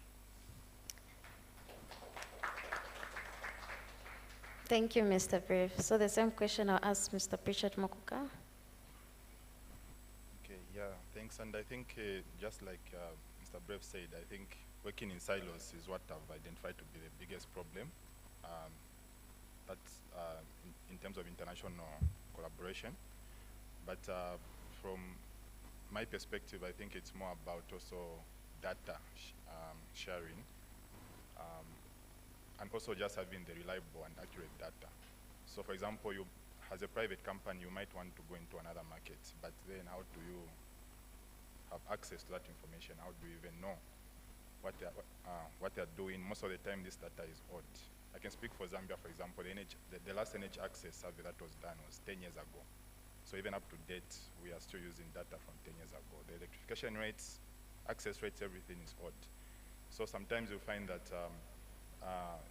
if this data is available and it's in good shape and shared, then it can create an opportunity for other countries to also be able to learn. So for the GRC program, one thing I know for instance, that there's a plan to create a platform where this database can be made available, and you're able to even know what companies are doing what, in what space, and this is going to create an opportunity where you can actually have collaboration, and you can have different companies come together to work in the same shared space. Thank you. Thank you so much, Mr. Mkuka. Then I'll give a chance for Mr. Seth also to give his answer. Yeah, thank you very much, moderator. One thing that I would like to mention regarding the challenge, sometimes is misaligned priorities of or interest. So you'll find sometime when you have a partner, maybe they want to implement a kind of a copy paste of maybe what they have in their own country or the priority that they have in their project. Instead of considering the local context of the beneficiaries. This is one of the challenges that we have been facing since different partners that we have been receiving and in different period, but which is very different from the GRC in this north-south collaboration. So it's something very important. I believe that every partners and every country, they have their own context and they have their own challenges. So if there can be, this kind of communications between both partners before implementing any kind of project and considering mostly the voice or the contribution of who is going to benefit from this project is something very, very important. This is one of the challenge that we have been facing, but for the GRC program, I remember for the first time when we had this discussion, when EPD joined this partnership, the question from our partner from GRC was, what do you want us to support you? What are the gaps that you have in the private sector? And all the activities that you can see today, be it in the capacity building, in the knowledge exchange, and different workshops that we have been doing, advocacy program that we have been engaging in. This was the initiative from Rwanda. This was the initiative from the private sector, which again, I would like to say thank you for them. So if all partners also can take into consideration on the gaps that we have, we as the beneficiaries, is something that can advance, all this program and can make, all this program to become more and more successful. Thank you very much. Thank you. Yes. And just to add a little bit on that theme, I've noticed over the years, in many occasions, there might be a funding call, particularly in academic circles, that's got a global engagement aspect to it. And what happens is the profs in the various different academic institutions scurry around suddenly looking for partners in the countries that are relevant. And that doesn't work. And the proposals are not very good and quite often not funded, and even if they are funded, I'm sceptical about their end output. So that's something that we hope we can encourage or change slightly through this program, and my suggestion to engage early. So the more that we can engage early and establish conversations, when funding opportunities come about, then the relationships are already there. And the priorities have been well understood. So I think that's something that we really want to focus on going forward. Thank you so much, Damien. Then the third question is, how do you see the GRC program playing a role in fostering these international collaborations? And how can organizations, governments, or individuals from the audience get involved with GRC to contribute to and benefit from its collaborative efforts? So I will allow Damien to go first to answer this question. Thanks. I feel like I might have actually already answered some of that earlier. So, in the interests of time, I might just pass on, if that's okay, if you'll permit me. Yes, Mr. Serge. Thank you very much. Number one is GRC has been providing a platform for dialogue and networking. Since we have started this, I think we've managed to bring together more than 700 stakeholders.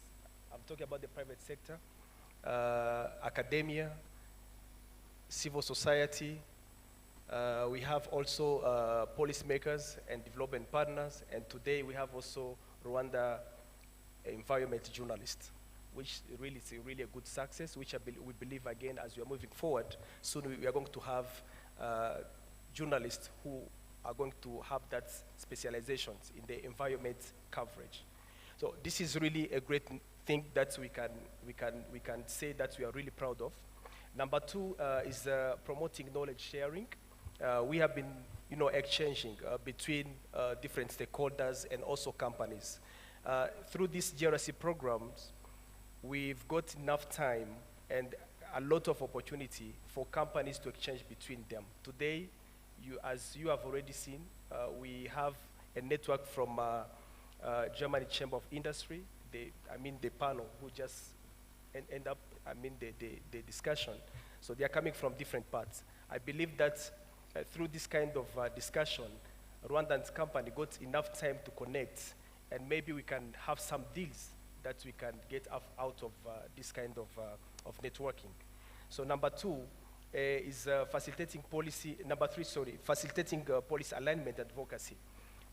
Through this partnership again and the stakeholders engagement workshop that we had, we got enough time to advocate to different policy bottlenecks that we still have here on the market, not only for Rwandan market, but also other countries, partners that we are together in this GRC program.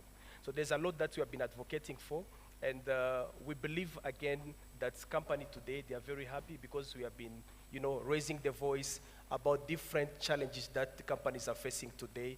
And the good side of it, our government, they have started working on in those areas, and we believe that very soon we can get a positive feedback from them. Again, is enabling access to resources and funding. Through this kind of engagement, again, we've managed to bring for the first time the banking sector, to bring them on board today. Before, maybe some of our seniors that we have here in the room, in the energy sector, they know it very well. It was very difficult, to sit with a banking sector representative, I'm talking about the financial institutions, and to tell them about the energy sector. So it was very, very difficult.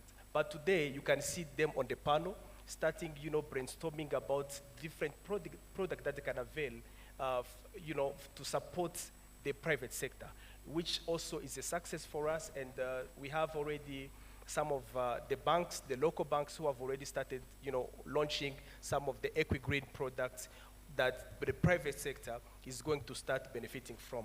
So I can listing, a very long list of achievements that we have been working on, we have achieved through this partnership.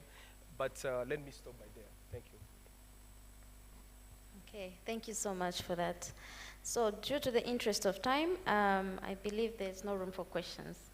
Okay, so MC has said no, we are not going to allow any questions, but in case you have any burning questions or you're interested to join and see how you can get involved, we have a booth outside, or you can just see one of us and then we'll be able to explain to you about what we are all about.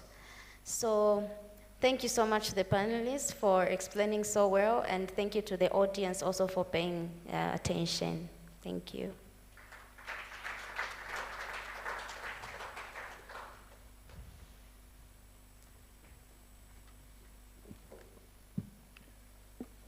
Thank you, Ms. Chikuku, and the rest of the panelists for discussing such an important topic on knowledge sharing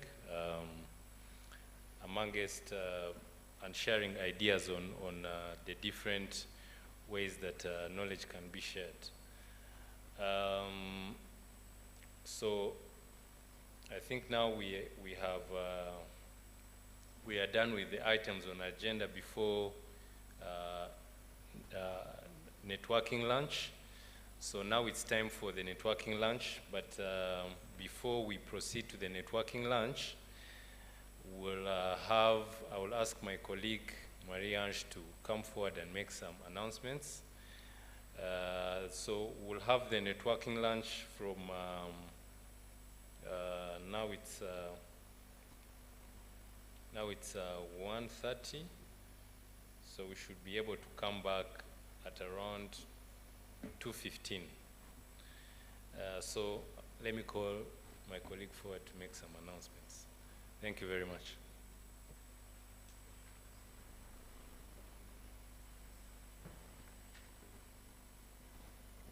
Good afternoon. Thank you so much. I'm not going to take much of your time, but I want to talk about tomorrow's site visit. We are going to Rusumo, and other people are going to Pure. I'm talking to the people who registered. For Rusumo, we are going to meet here at 6:30 a.m.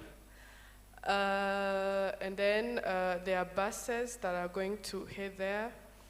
And then for the people who are going to visit sites in Kigali, in Pure, they are going to meet here at 8:30. The second announcement is in the afternoon, we have an interesting session, workshop session about climate finance, carbon credits. If you want to know more about carbon credit and how you can make money with it, please, you are welcome to the workshop that is going to be given by experts from United Kingdom and Randy's team that works in REMA. Please, it's going to be an interesting afternoon. We request you to be here. And at time, we have an hour from lunch until here, so please be here at time. And the third one is the active members of EPD have a board meeting after the session of today. I think it will be 5. Also, in this room, please, active members, make it a time so that we end up the day earlier to prepare for tomorrow's visit. Thank you so much. Enjoy your meal.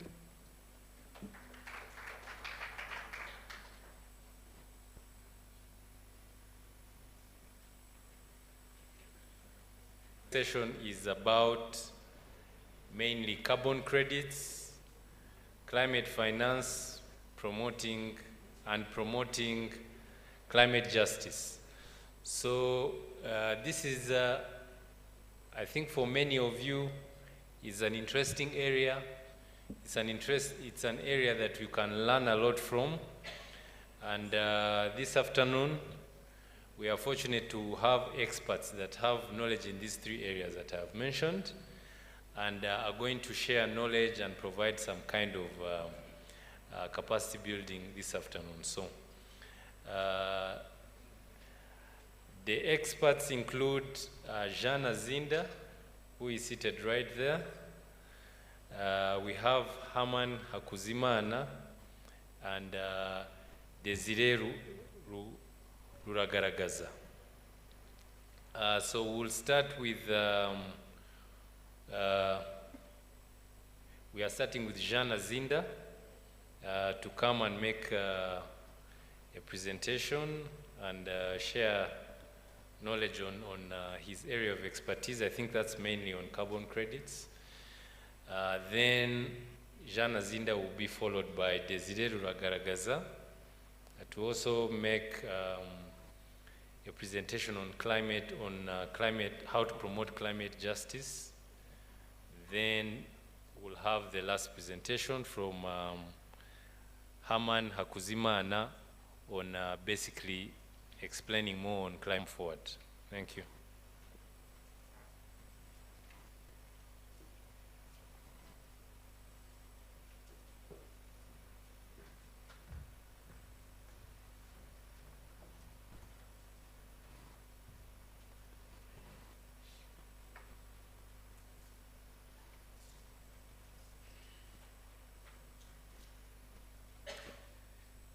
Good afternoon, everyone. It's nice to see you and so honored to be part of the Energy Week, the 4th edition. I'm here to talk about the carbon market, and carbon market and energy are kind of two sectors that has been married for quite long. There is a very long history between the two sectors, and I'm here to take you through a little bit the different stages of these two sectors and see how it contributed to the global cause that many countries, both from South and West and East, have really struggled to have a common ground on it. But before, I would like to introduce myself in a little bit detailed way. I'm Jean Hazinda. I identify myself as a climate finance expert. I've been in this sector for now more than a decade and a half. Supported the introduction of a carbon market in Rwanda back in the days, and also assisted the private sector in development of carbon market components of their energy projects, be energy generation or energy efficiency. I've also worked on carbon finance and climate finance, targeting NGOs, international NGOs and local NGOs that needed to mobilize mostly resources that can help beneficiaries to adapt to the effects of climate change. Today I'm going to, do I know how to maneuver this? Yeah, today I'm going to talk about these points. I'll talk about what was the reason behind it to start the carbon market, and what are the conventions or the international policy level agreements that really, directed the efforts of different players.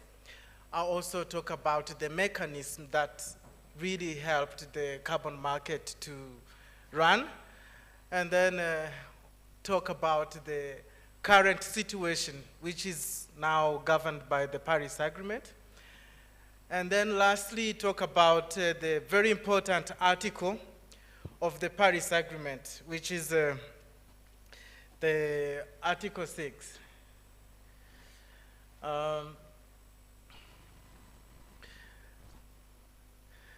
Now, everything started with the Kyoto Protocol. The Kyoto Protocol is an initiative that came into force in the 90s to help in having the industrialized countries in reduction of their level of polluting the atmosphere. But for some reasons, African states that by then were not contributing to the global warming had a passive role because they were like vulnerables. And, developed countries really played their role, but results were really, really minimal. But the target that was so ambitious with the 5.2% in a course of an estimated 5 years was too ambitious when all of the countries globally were not participating. But there was a voluntary participation for countries that African countries normally got engaged into through a number of assistance from the developed countries. What was curious was leaving behind China and India and other members of the emerging countries out of the being active in the reduction of the emissions, like there were no obligation. So that led to really bad results. So those are the countries that signed. I would say that, as you can see, there were many, but few of them were participating in an active way. So very quickly then, the Kyoto Protocol had committed to reducing 29% compared to the levels of the emissions compared to the start of the industry, in the level of industrialization. And the goal was really unrealistic. This came clear and practical when it actually expired in 2020, that the target was too high. Now, the whole reason was that these greenhouse gases you see, mainly there are 6, naturally into the atmosphere. They are there to regulate the level of radiations that the sun releases and block the radiation going back. But with the human activity, the block became more compact and the temperature rise. And that created global warming. So the Kyoto Protocol was all about to reduce the level of global warming. I don't want to take much time on the global warming potential, but all you can retain from this slide is that the CO2, which is like the measurement unit, has one ton of CO2 is the measurement unit for the rest of other greenhouse gases. We would see that methane has, I'd say, 21, and nitrous oxide has 310, and so forth. So for those interested in reducing the greenhouse gases, the emissions would be targeting the greenhouse gas that has the higher global warming potential. You'll be making like a very big effort in saving the planet. Now, the implementation mechanism of the Kyoto Protocol included the CDM, the Clean Development Mechanism, that allowed the developed countries to initiate projects in their countries and then have them implemented elsewhere or inside the country and reduce the emissions, or pay developing countries that are voluntary, that has nothing to reduce, and get entitled to the emissions reduced. That exchange between the effort made by a developing country and a country that has a lot of emissions to reduce is what we called the carbon market. I'll be like, I've reduced emissions through implementation of a clean project. It can be a renewable energy project development. And I've cut, let's say, 100 tons of CO2, And I have no obligation to reduce the emissions. So for you, you need to reduce, but you couldn't make it. Then you come, you buy my certificates at a determined price, and then you report the certificates to the Convention on Climate Change, and then you have a balanced target for you. So you can see there are participating parties in this mechanism, the CDM, are a developed country and a developing country. But you can still, the developed countries could still do the project inside their country and show that though they emitted, but they also made a clean project that also reduced more than they emitted. So this mechanism focused mainly on mitigation, like reducing emissions, and also allowing capacity building in developing countries. Because, you know, developing countries judge themselves as so vulnerable to something that they didn't participate in creating the chaos or the global warming, but still get more effects than the developed countries. They needed technology or skills to adapt to the effects.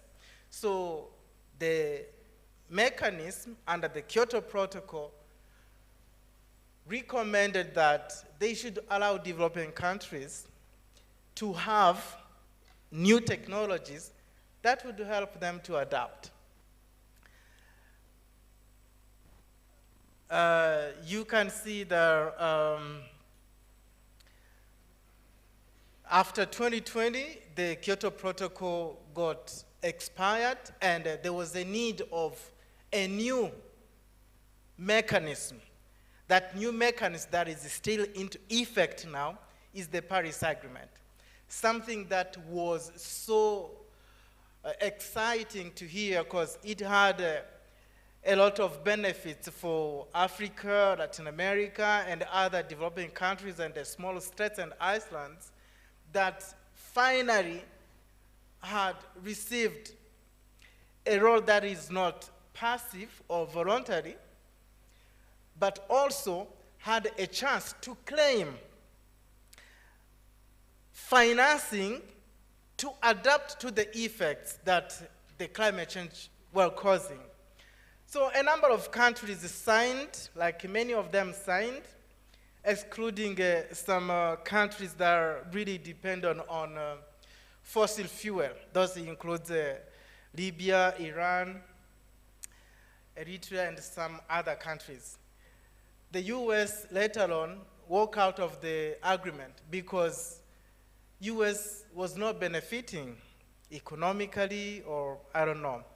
So the Paris Agreement that got adopted in 2015 had a very reasonable target compared to the Kyoto Protocol. It had a 1.5 degree Celsius to cut. And that target also included the other members of the world that were left behind by the Kyoto Protocol. So this was more or less comprehensive and reasonable. Now, what was so exciting was the adaptation part of the agreement that would help mostly African countries and other developing countries to get funding. We will see that in the Article 6 clauses in terms of adapting to the droughts, flooding, landslides, and other effects of climate change. So the Paris Agreement had also like different stages. Like, when should we evaluate ourselves that we are on the right track? So by 2030, the emissions needed to be cut by 40%, 45%. and then reach the net zero, like compared to the period before the industrial development started, that by 2050 we'll be at net zero. Like the whole planet will be like as clean or polluted as it was before. So this is considered still as ambitious though, but there is a lot of initiatives that is actually leading to that target. We don't know whether the world will make it or not. So that catch toward net zero is something that people expect that the local contribution, the regional contribution, and the global contribution would likely lead to that target, and that would be at different levels from policy development, implementation plans, midterm strategies, project and programs development and implementation, and also mobilizing resources, leaving no one behind, like bringing all different players together, including the private sector, the civil society, and the governments, to do different efforts to have this achieved. So we will see now the mechanism, as the Kyoto Protocol had a mechanism to implement the protocol. Let's now see what is the mechanism to help this Paris Agreement be achieved. So the Paris Agreement has different articles, but what is interesting to us this afternoon is Article 6. Article 6 that had focused on only 3 clauses. Clause 2, 4, and 8, we will see that later on. But this article normally allows for a great variety of different approaches.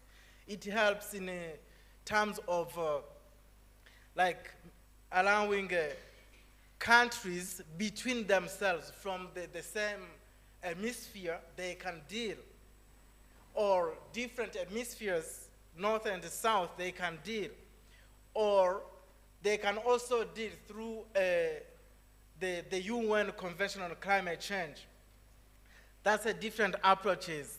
And it also allows countries to have their own target and revise them every 5 years to see whether their level of commitment is not harming their development, or if they want to reduce or increase, if they want to change sectors.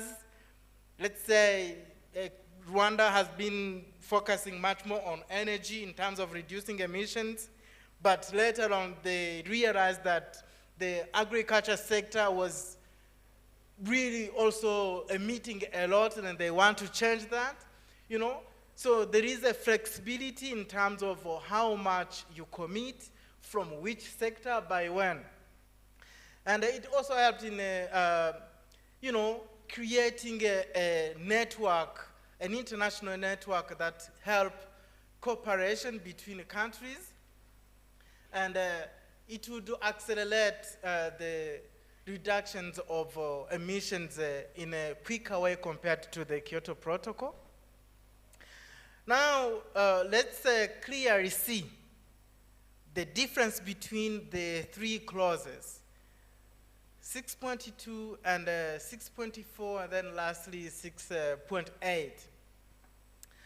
6.2 is so interesting to an extent that countries, like developed countries that are used to be subject to receiving directives from the developed countries telling them you need to do this way, the standard you are using should be international, transferred to you, sometimes when they are not adapted to the local context, and so forth. So this 22 allows countries to develop their own standard, to develop their own procedures, to develop their own templates, to develop their own approval process so that you can develop a carbon credits, get approved locally, and then later on look for a buyer and you negotiate an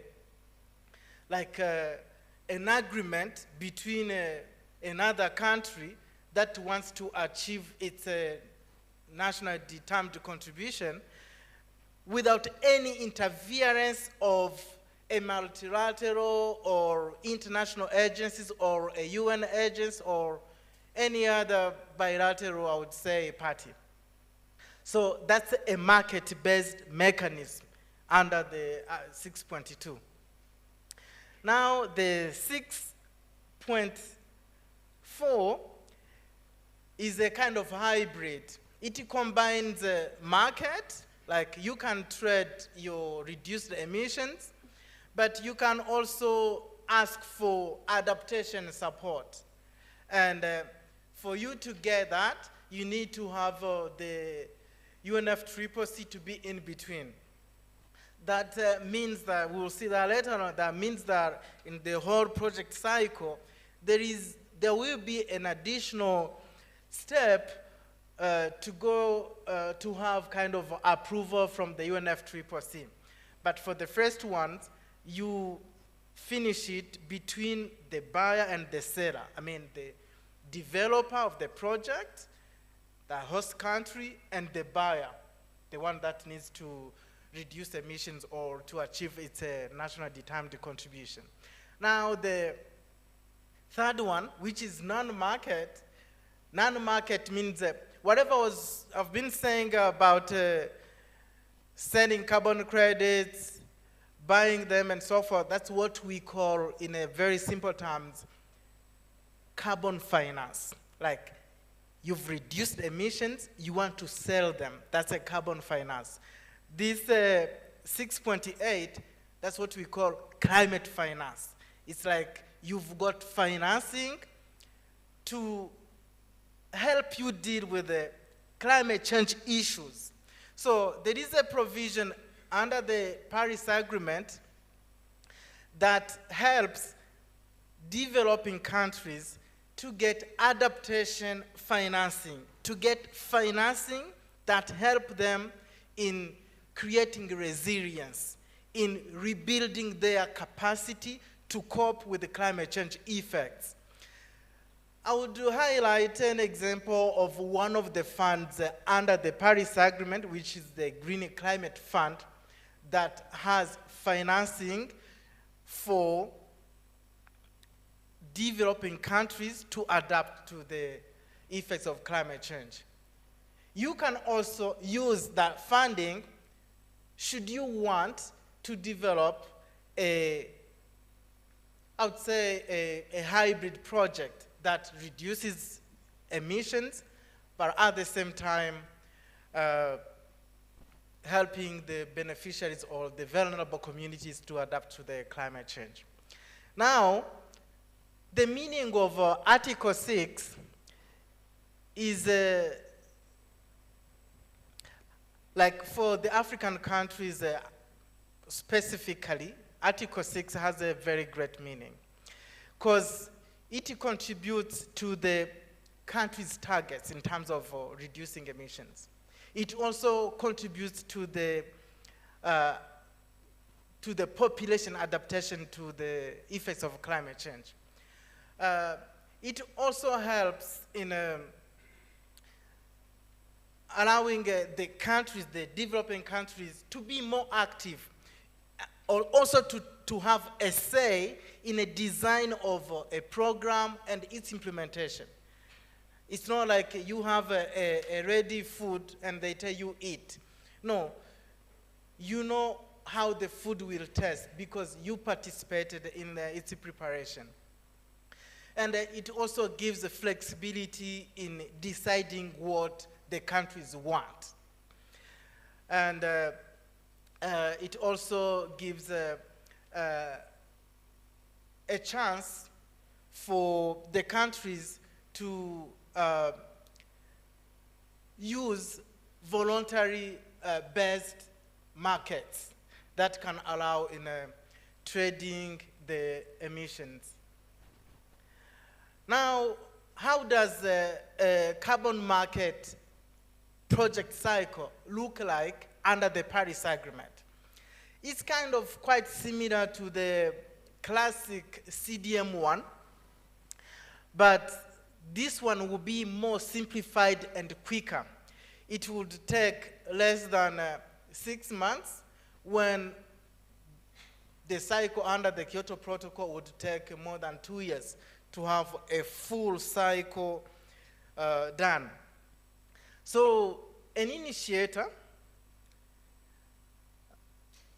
of a project, you see the light blue, will be responsible for screening whatever sector wants to be invested in, and then just develop a concept, then later on produce a detailed document that has the whole rationale, has a methodology of the emission reductions, has a monitoring plan, has everything, and then have a validation.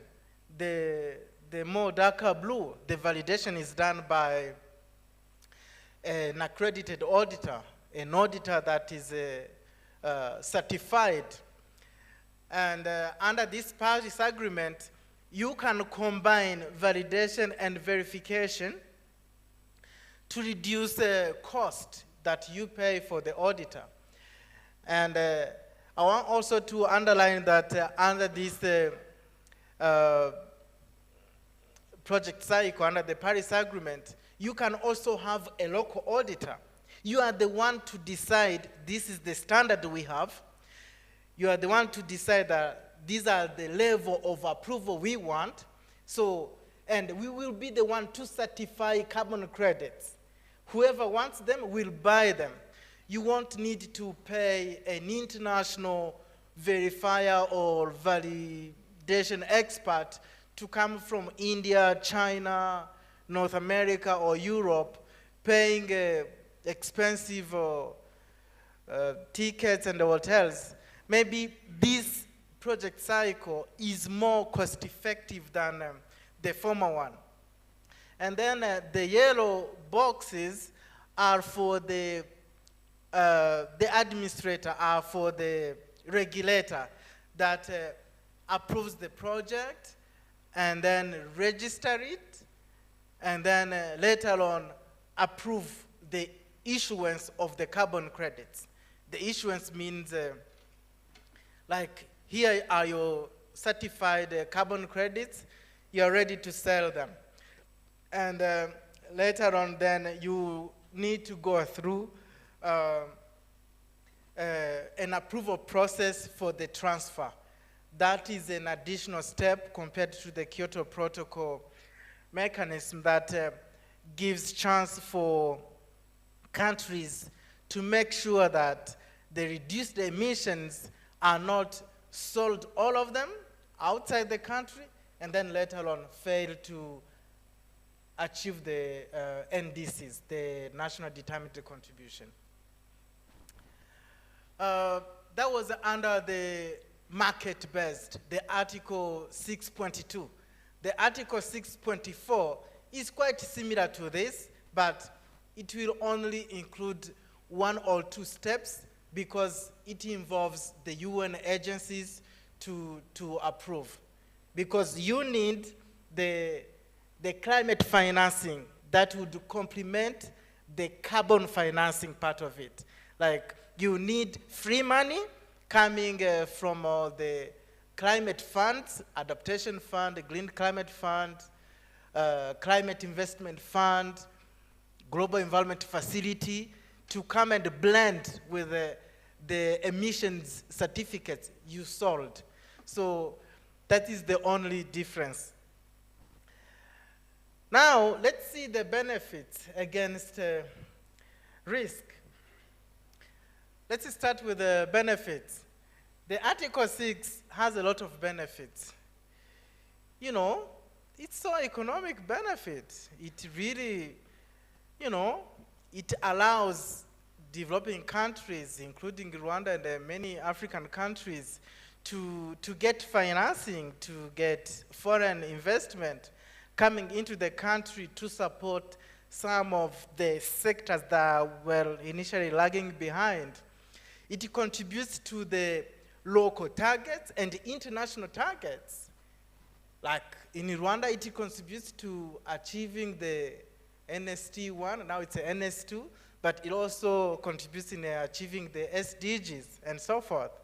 It allows capacity building, and then also makes a country achieve its target quite in a, like a quicker way, and also make a country like replicating what has been done somewhere else. That's something that has a provision for. But there is a number of risks under this Paris Agreement. You transfer your outcomes, like you transfer what you've achieved to another country. That means there will be a country that may end up having overselling of the achievements, and then later on you become a failure. So that's one of the risks. Like I can achieve my NDC targets, but because of overselling the emission reductions, then I report 0. So that's a very big risk. There is actually something that is under development now to help in avoiding overselling the outcomes, the mitigation outcomes. And another thing is that some projects will not be additional.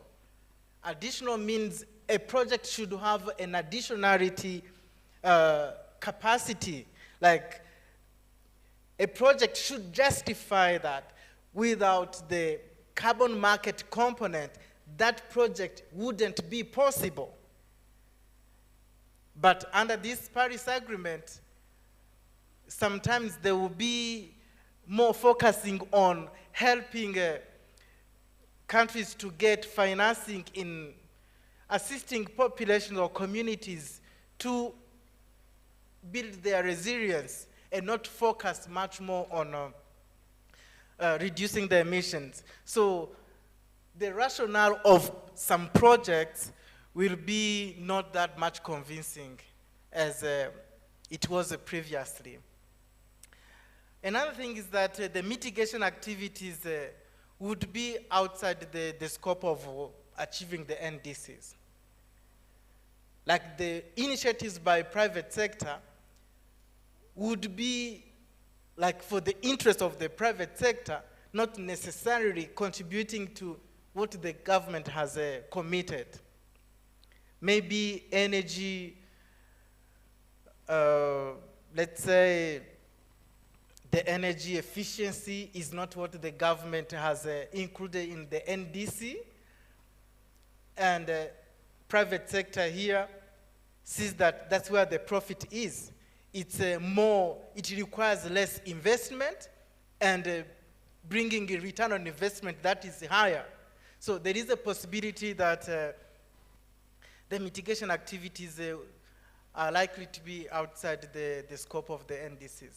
Another thing is that mitigation activities may not capture, may not be considered in the national inventory, which is another big risk for the commitment of countries that has to be reporting on a regular basis to the UNFCCC through the national communication that happens every 5 years. Now, for private sector, civil society, and public engagements to participate in the Paris Agreement implementation, there is a readiness process or capacity that needs to be in place. So I just wanted to highlight a few points that a country needs to have in place. So there is a need for a country to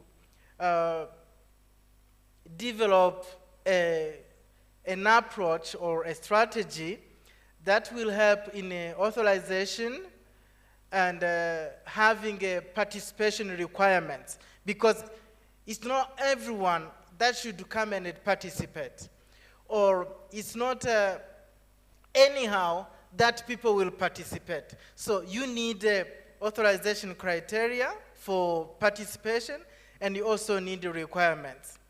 And you need to have activity developments. You need to highlight whoever wants to participate, in which sectors do we think that these are really priorities and are appropriate.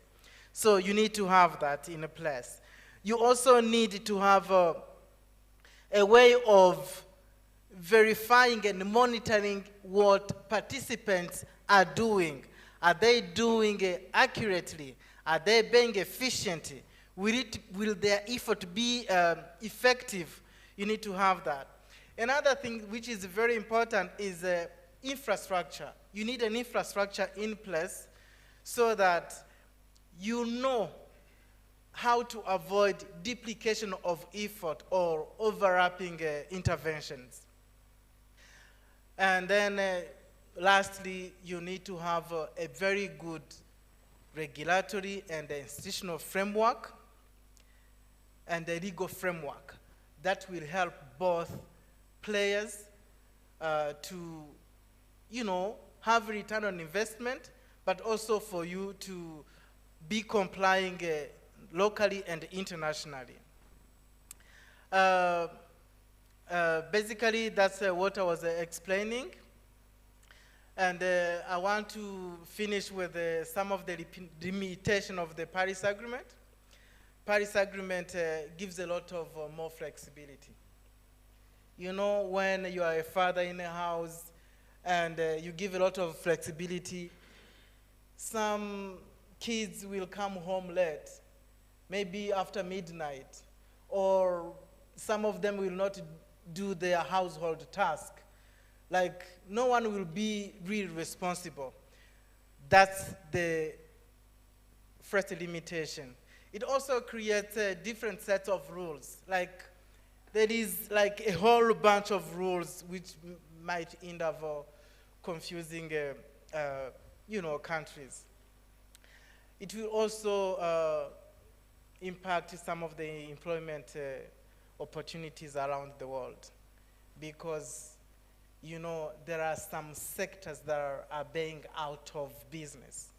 Like, the fossil fuel area is, they are reducing the use of petrol-based products and so forth. And you can imagine, like in Gatata, how many mechanics will lose their jobs because of it's just unplug and plug for batteries. We have now electric cars and so forth.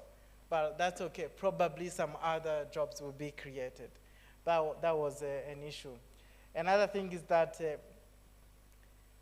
the gap between 2030 and 2050, as we reach to the net zero, is not realistic. It's it's so massive. And the financing to achieve everything, it's not realistic. I would say that by 2050, I don't think Rwanda will have mobilized $11 billion. That's only Rwanda, and we are one of the smallest economy. So imagine mobilizing $11 billion. So that's one of the, it's not that realistic. So we don't know how much emissions we need to cut by then. I would like to thank you so much for your participation and attention.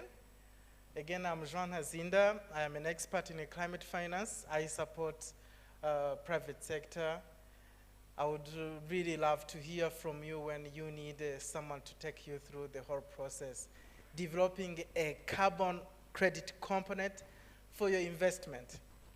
We will learn a lot through my expert who is coming next to talk about the framework, the national framework that will help players to participate in the implementation of Paris Agreement, but more specifically in participating in the implementation of Article 6.2, 4, and 8. Thank you very much.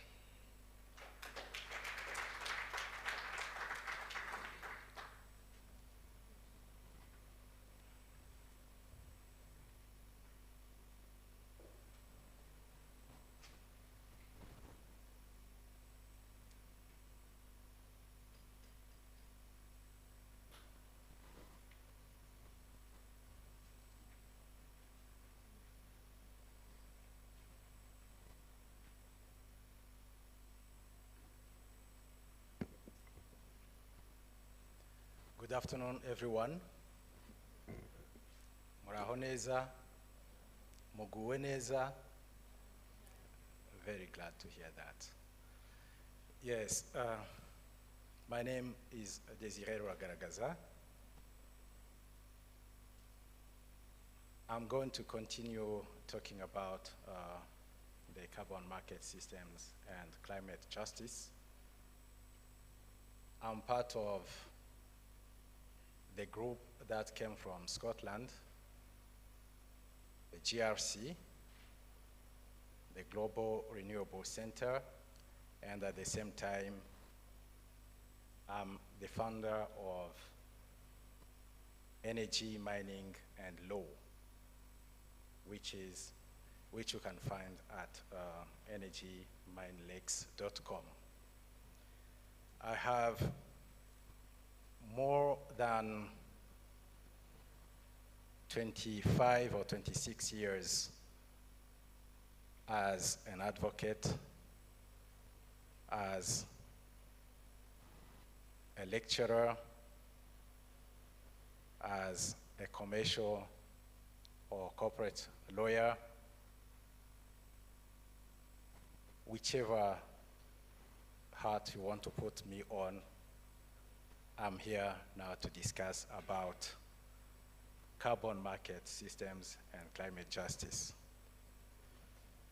I'm very honored to be here and to be invited by GRC and EDP. I'm very honored to be here. Yes, let us continue this discussion. I'm not going to talk about the national framework because Herman was going to talk about the national framework. But I'm going to discuss a little bit about the process. What is the quality, the high quality, the features of the carbon market? I'm going to talk about how the process is run and some steps that you need to understand how to approach the national framework, the person who is over there. Not sure how it works. Yes. Good. Let us see this. Who, before the CDM, thought that this kind of emissions could create this amount of money? 110 trillion by 2050 dollars. The market is big. Since the market is big, please get ready. Money is there. Get ready and use the finance system, the carbon market system, to get that money. You can get it. Rwanda has already produced more than 60% of green energy. Why don't you look for that money and get it? Jean has already introduced us about Article 6, Article 6.2, 4, and 8, we can do it, and you can do it. So how does it work normally? I use this just to show you how, for example, the emission cap can work. If, for example, let's say the company A, we have a regulator over there, they say you need to cap your emissions to a certain level. If you have to cap the emission at a certain level, it's not working. Yes, see the red line, you cut the emission at that level. If you have to cut the emission at that level, but you are not able to do so, but on the other side, this emitter B has managed to do so, then the amount of emission and the credit that you have received from the regulator will be used in exchange and sold to you. You will be able to sell the amount of you have not used, and then get money from the other guy who did not manage to reduce and cap the emissions under the regulatory system.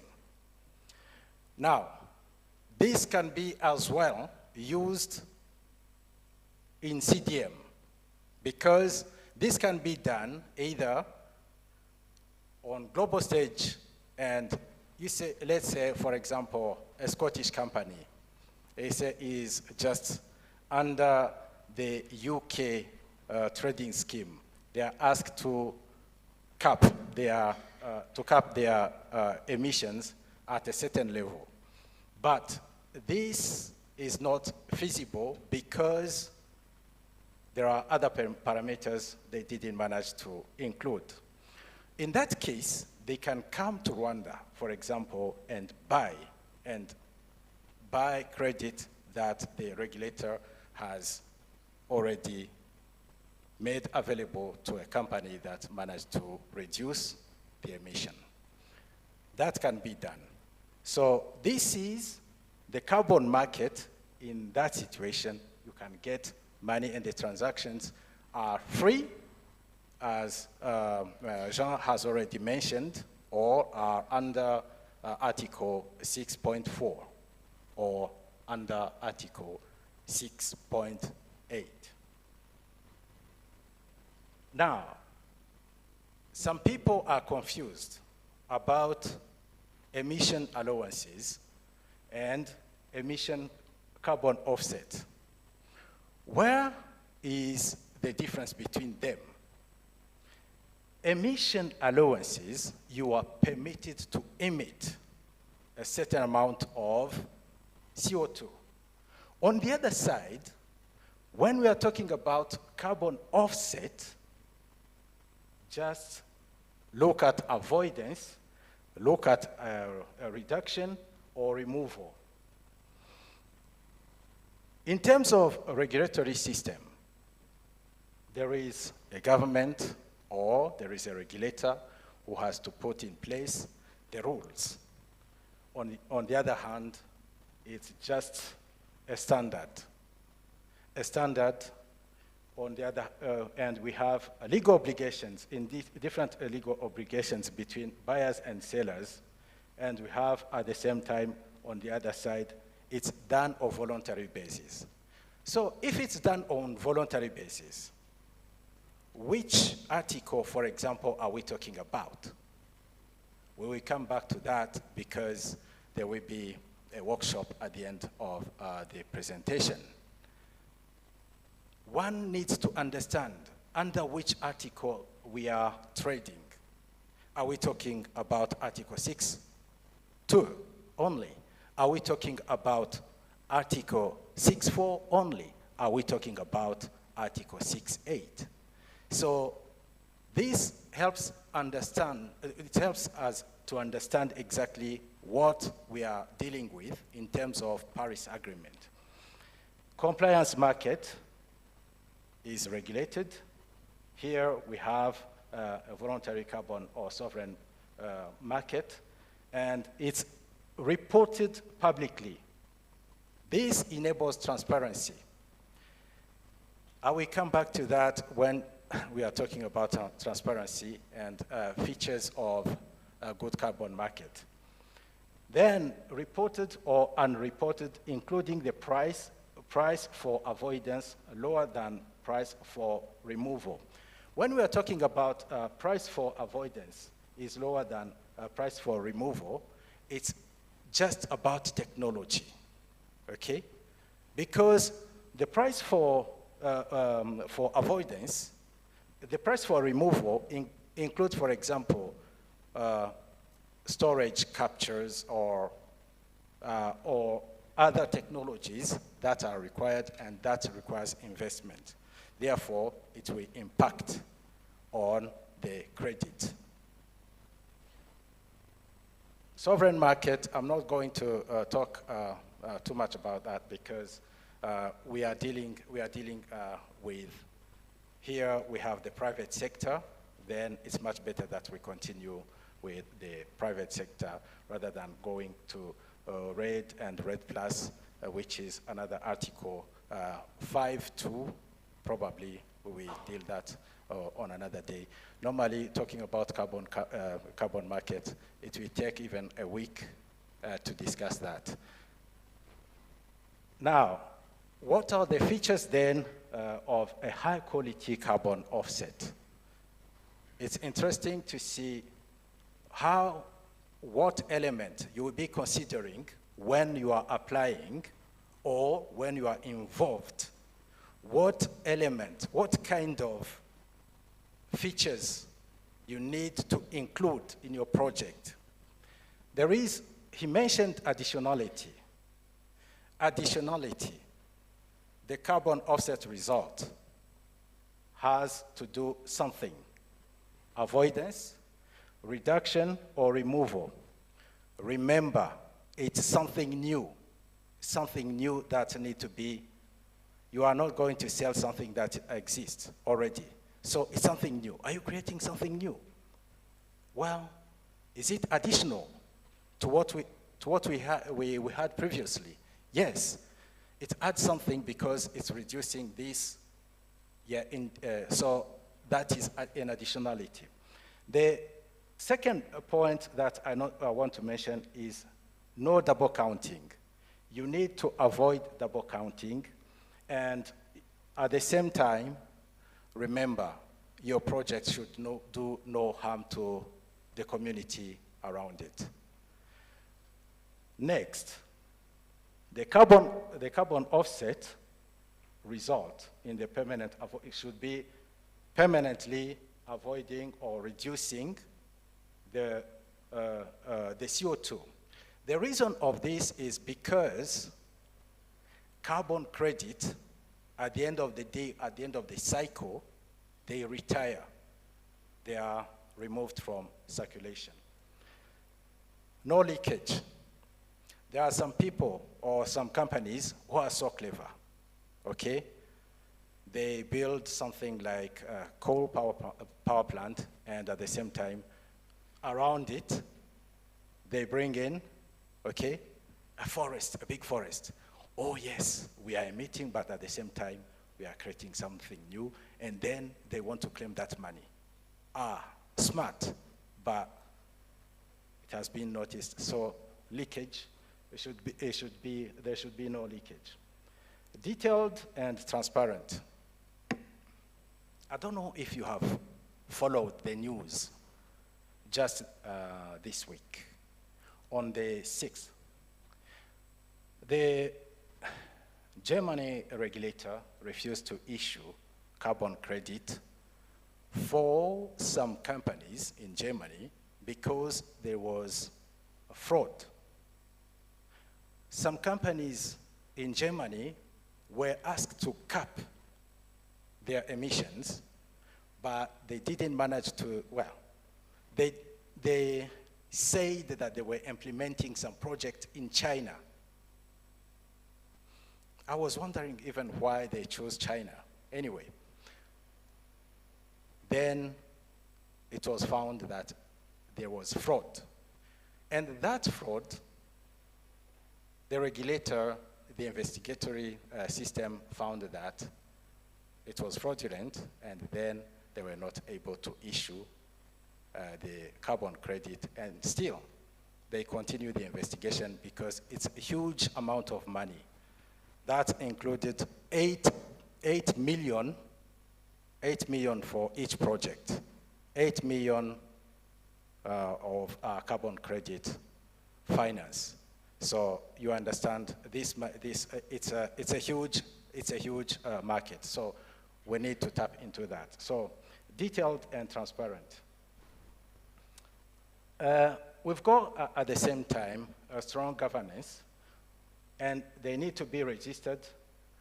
We need to have at the same time strong baseline. I will talk about baseline a wee bit later on, but we need to have a strong baseline, because you are not going to say that you have reduced this amount of CO2, based on what?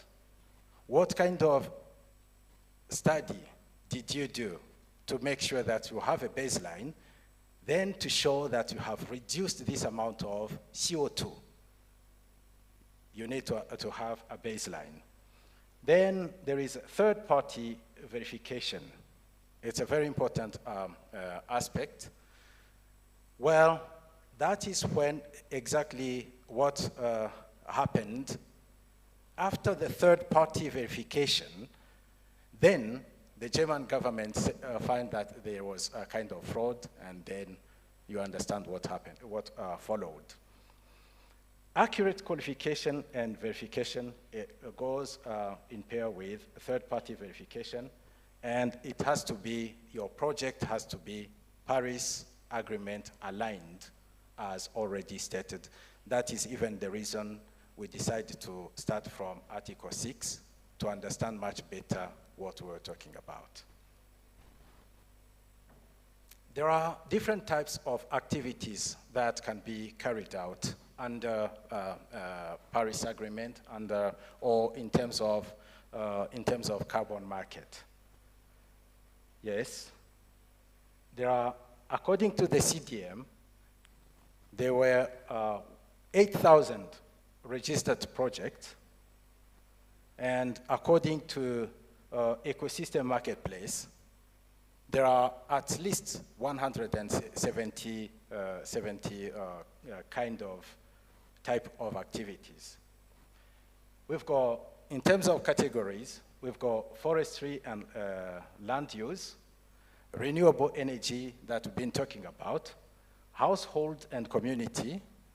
We've got chemical and industrial activities, energy efficiency, waste disposal, agriculture, and transportation. So we've been talking about EV. Yesterday we were talking about EV.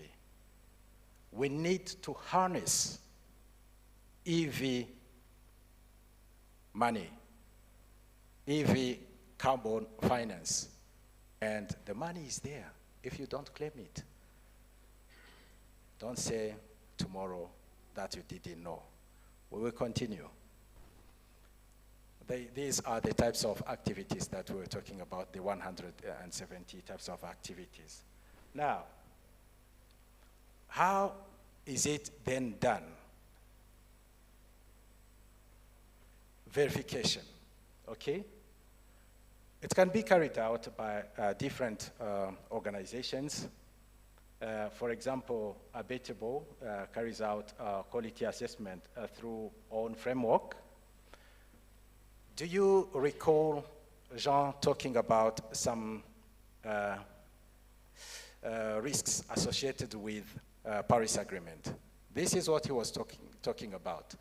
It's numerous activities carried out by independent verifiers, okay, according to their methodologies. And this is a very big issue.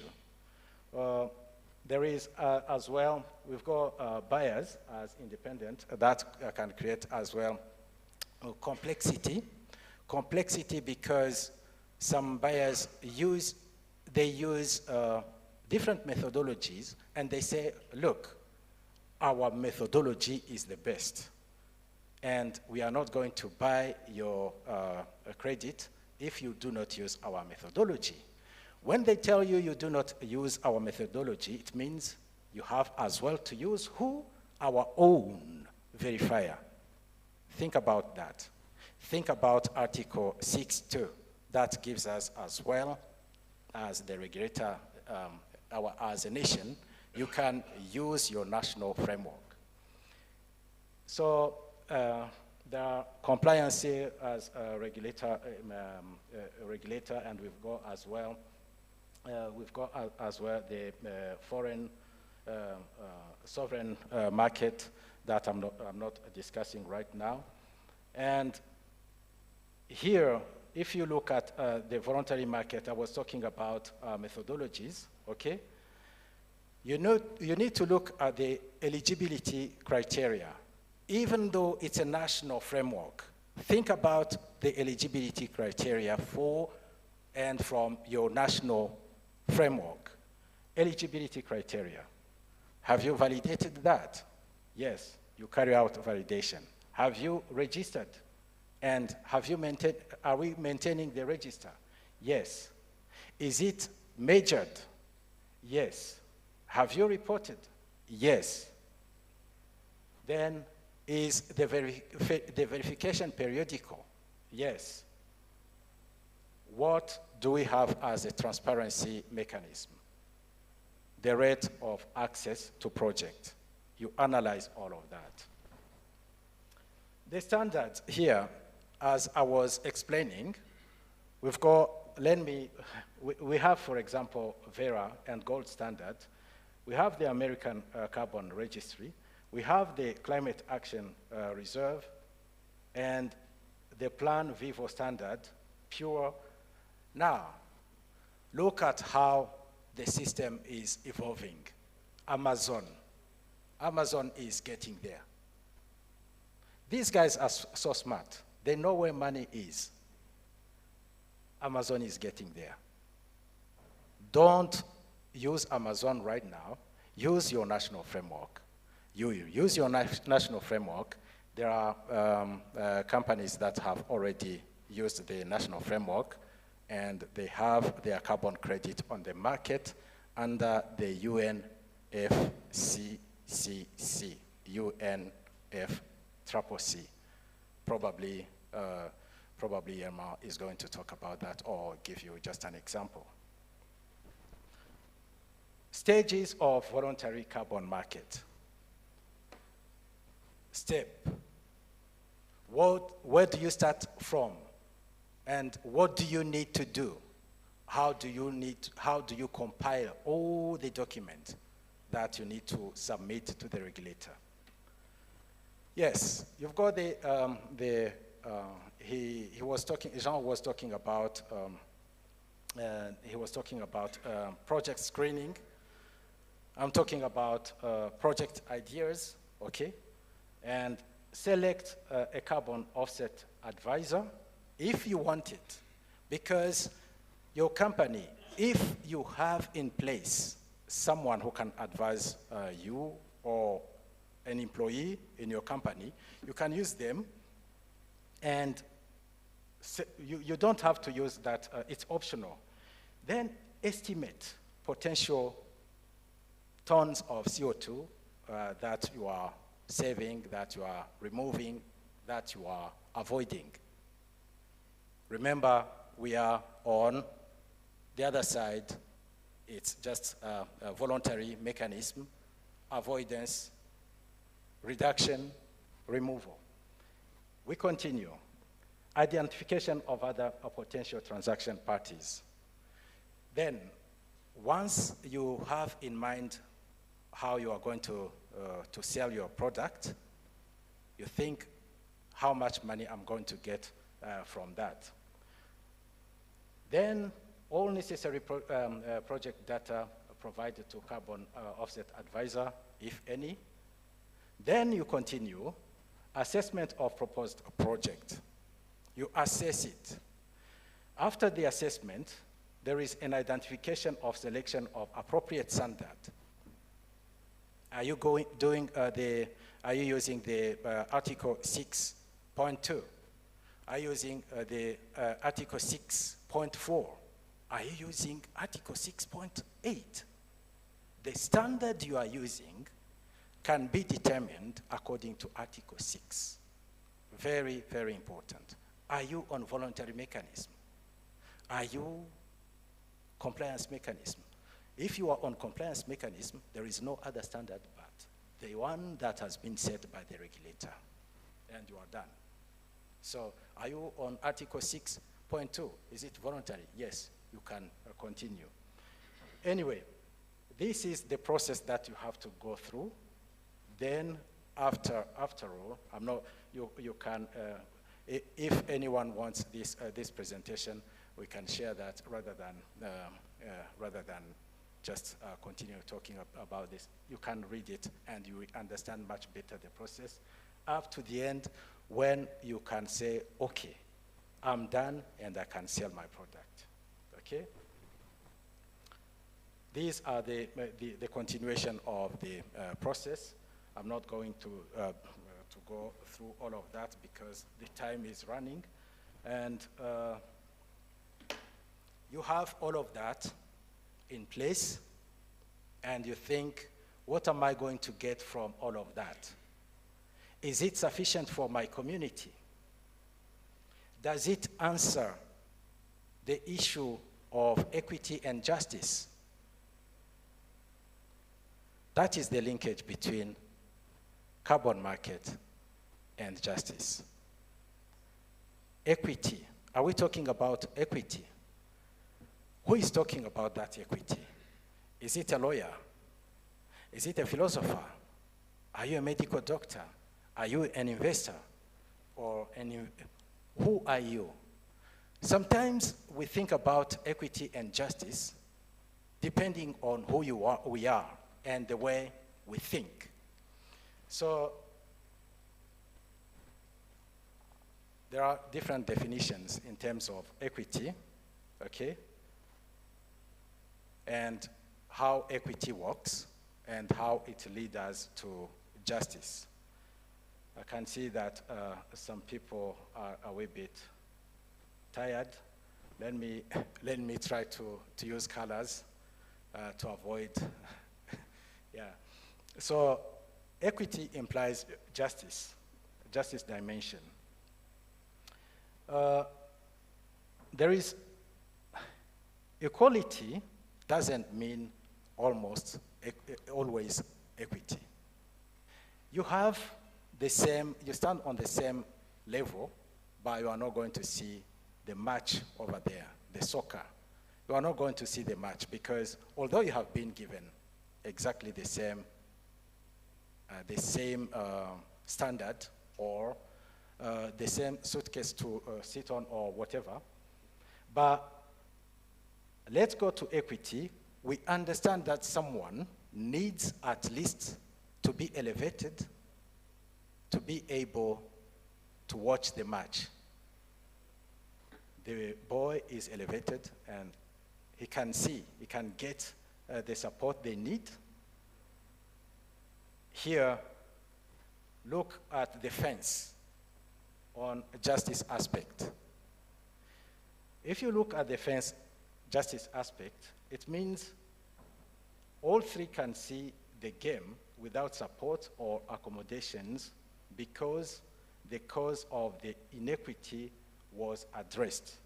The systematic barrier has been removed. Now, we are thinking about energy. We are thinking about energy and justice. Can carbon market lead us to that energy and justice? I give you this. Think. We have the New York City. New York City, a population of 19.5 million. They are using 2,050 kilowatts per capita. A population of sub-Saharan Africa is 791 million. Sub-Saharan Africa. Look at per capita in terms of kilowatt. 52 kilowatt per capita.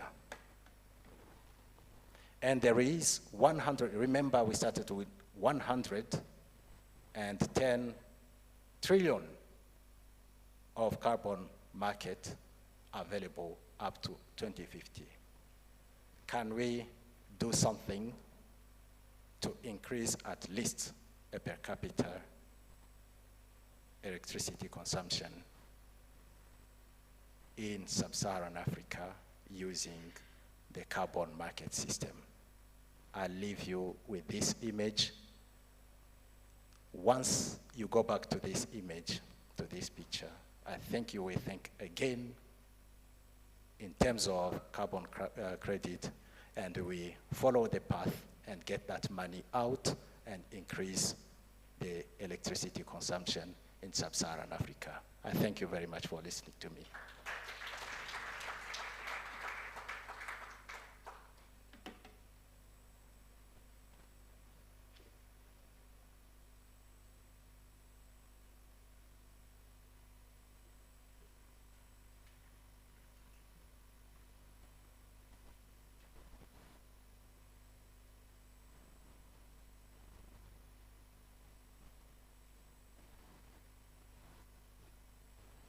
Good afternoon once again. Are you tired? While they are loading the presentation, you can stand up and stretch a bit. Huh? Let's stretch a bit to get energy.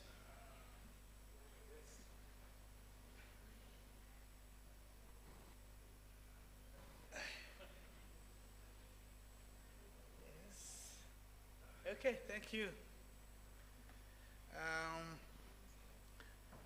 I'm called Herman Hakuzimana. I work with Rwanda Environment Management Authority as Climate Change Program Manager. I served in different positions at REMA, and I am here to talk about Rwanda Carbon Market Framework.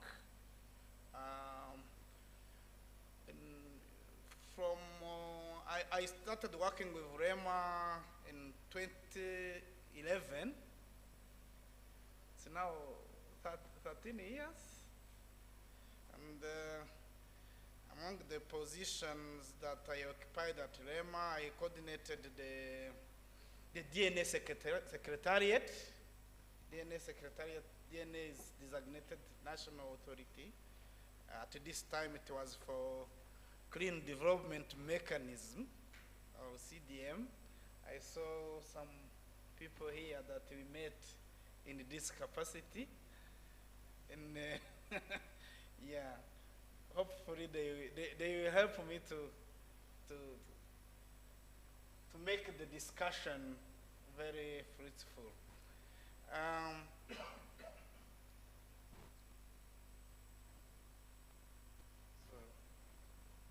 This is the outline.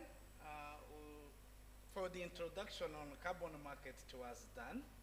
I think in the interest of time, I will go to the second outline, and we will also share some updates where we are so far since this carbon market framework was adopted.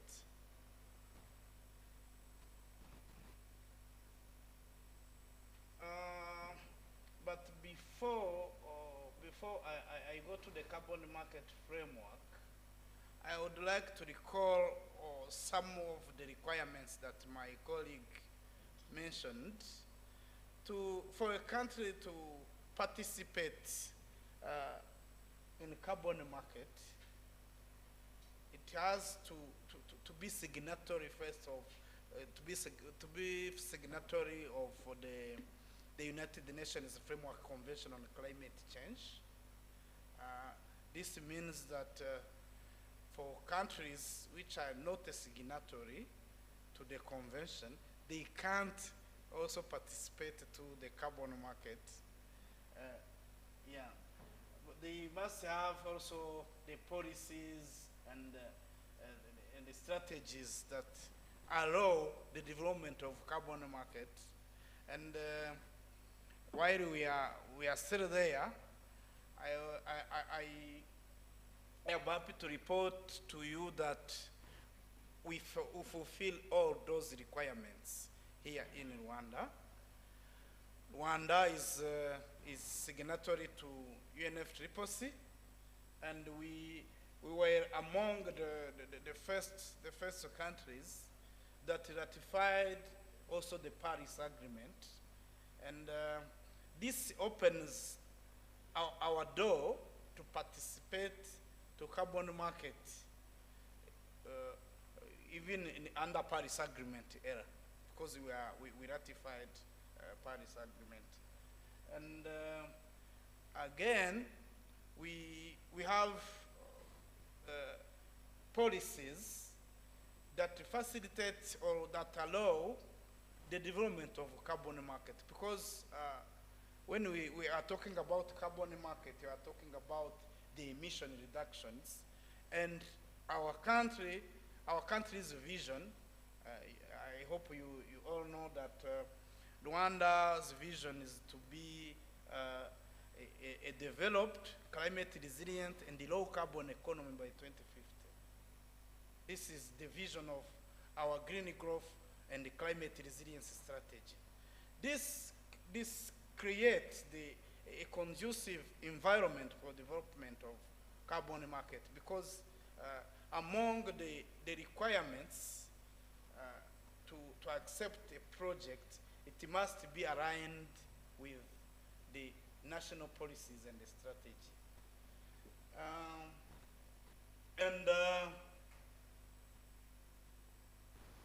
And also, in our national determined contribution, Rwanda committed to reduce the emissions at 38% compared to the business as usual. That we've referenced to the baseline year of 2015. This is an opportunity, as we will see, because if a project developer got interest to develop a carbon market, he or she can refer to the project, to eligible projects that Rwanda has put forward in this nationally determined contributions. It's really very important to know this. So,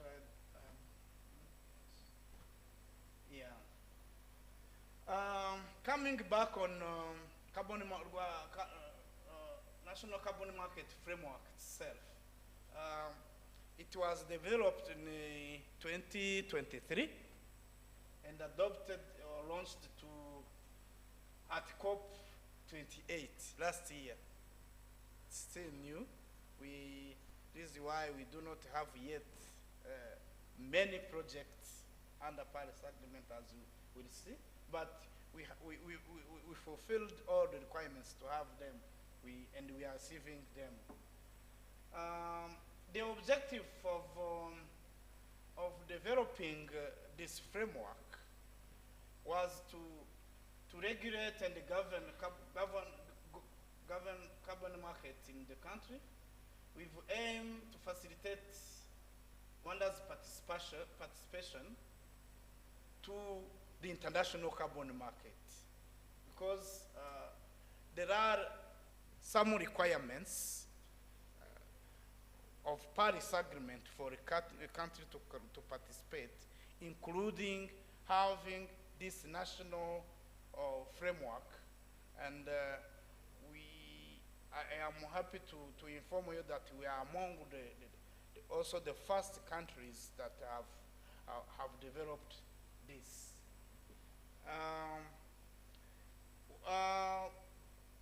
What is in the framework then?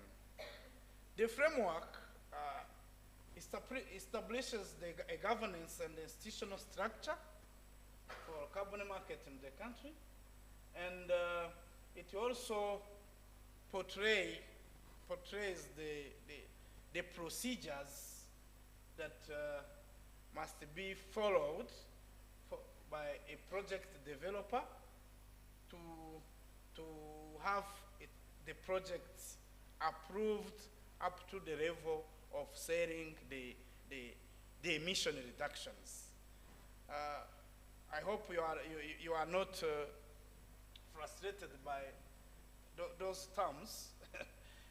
Some say emission reductions, carbon credit, international transferred mitigation outcomes, emissions units. It depends on the standard, like Dr. Desiree presented them, but they are the same. They're saying carbon credits, emission reductions unit, certified emission reductions, they mean the same thing actually. It depends. But under Paris Agreement, we use mostly the international transferred mitigation outcome in the place of certified emission reductions that we used to to have in the, under Kyoto era, under CDM era. Yes. Regarding the institutional arrangements now for carbon market in Rwanda, REMA, or Rwanda Environment Management Authority, is still the designated national authority regulating carbon market in the country. But REMA is supported by other bodies that were established under this framework, including the governing board, what we call governing board or oversight body, which is responsible for a long-term oversight to support the process of adopting necessary legislation and institutional mandate, and to oversee the implementation process as it is required. Actually, I would say that this governing board is the supreme body that governs the carbon market, because it's through its decision that all the projects that will approve the transfer of mitigation outcomes, that we approve, will give the letter of approval to the project and so on. You see, it provides the oversight to the carbon market to work in the country. But this is a decision-making body, if I could say, but it must be supported by the technical committee, which review those technical related carbon market technical related work, including those methodologies, including the requests sent by project proponent, because even if they are received by REMA, it's not REMA to take decision to approve a project or to reject it. It passes through, it passes first, REMA receive the requests, as we receive, And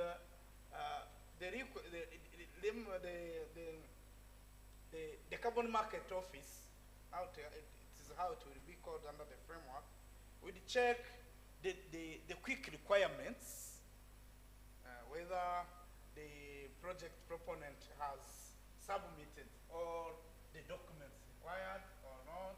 If they are not submitted all, they interact with him or her to fulfill them before the project proposal can be tabled in the technical committee, and it's up to the technical committee to formulate the recommendation to approve or reject a project. Are we together? Turabyumva aho ngaho turi kumwe. Yenda nahise njya muri procedure ko bikora ariko ntacyo biradufasha kubyumva no kugira no gusavinga. This means that the technical committee works closely with DNA, which is REMA, at the level of approving the projects. But when it comes to the authorization, issuance of emission reductions unit or emission reductions, issuance of authorization for transfer, this is where now the governing board comes in to take this high-level decision, because it's selling the emission. Those emission reductions are our national property, if I can say, because it requires a high decision for them to be transferred to other countries, for example. This is why this governing board will see the composition. Yeah, this is the role of technical committee. I will share the presentation, I can read them. This is now the composition of the governing board. We have some ministries, some government agencies. We must have also a member of the private sector. I think the PSF knows we requested for some nominations from all those institutions. Those institutions in the governing board are the same institution in technical committee, but they have to send people who have different levels. They sent someone who is technical to be part of technical committee, and they send also someone who can take decision to be in governing board. It also portrays the procedures to follow. I mentioned this, and among the procedures, we have, for example, the first step for any project to be developed is to have an idea of what you want, of a project that you want to implement. And after having the idea, if a project, but before a project developer writes an idea note, there are things that are needed to be considered. You need first understand, as Dr. Desiree explained, you need first to understand the requirements. What are the policies? What are eligible projects?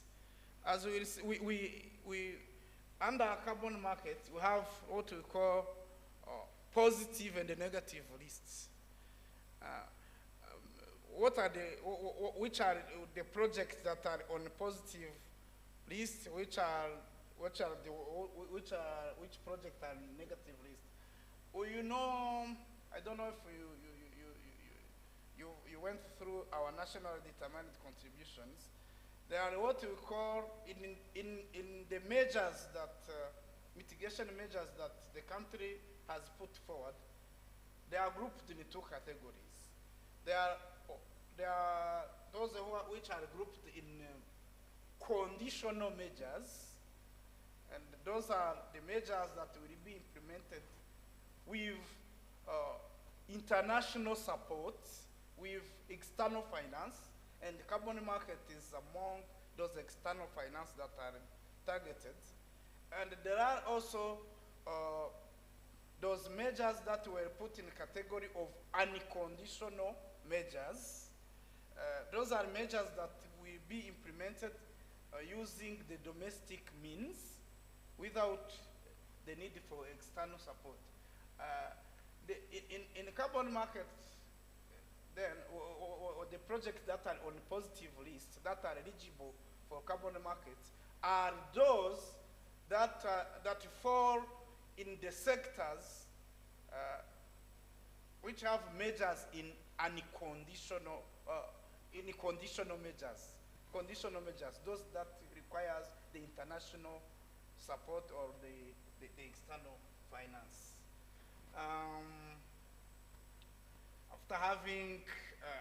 After developing, identifying the mitigation, the eligible mitigation activities, a project developer will ask a no objection letter, and the no objection letter will be, let's use this actually.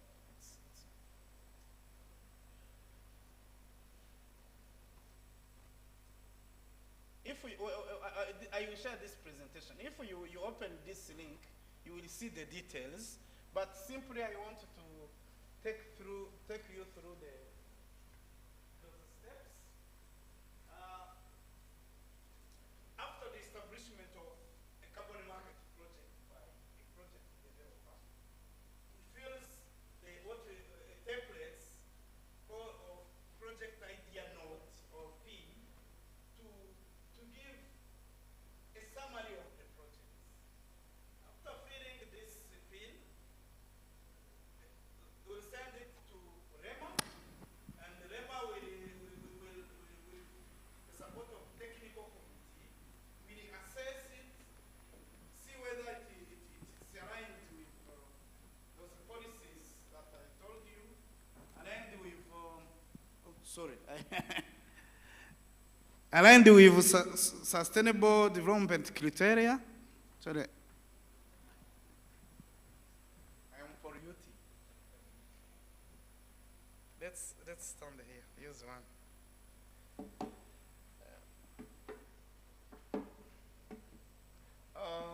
And give the no objection letter to the project developer. After having the no objection letter, the project developer will go further in developing the project, and it will produce the mitigation activity design document, or MAD, and there is a template on the website showing the information needed in this MAD, and this MAD provides details, more details than the PIN, to convince that the project has really the potential for reducing emission. More details are asked, and he will again, he or she will submit it again to the DNA, and the DNA with support of a technical committee will go through it and see really if the project can be allowed to go to another step. Another step is the implementation. Here it was simplified. After having this green light through the letter that we call letter of approval, the project developer will start the implementation. This is the phase 1. In phase 2, which is the implementation,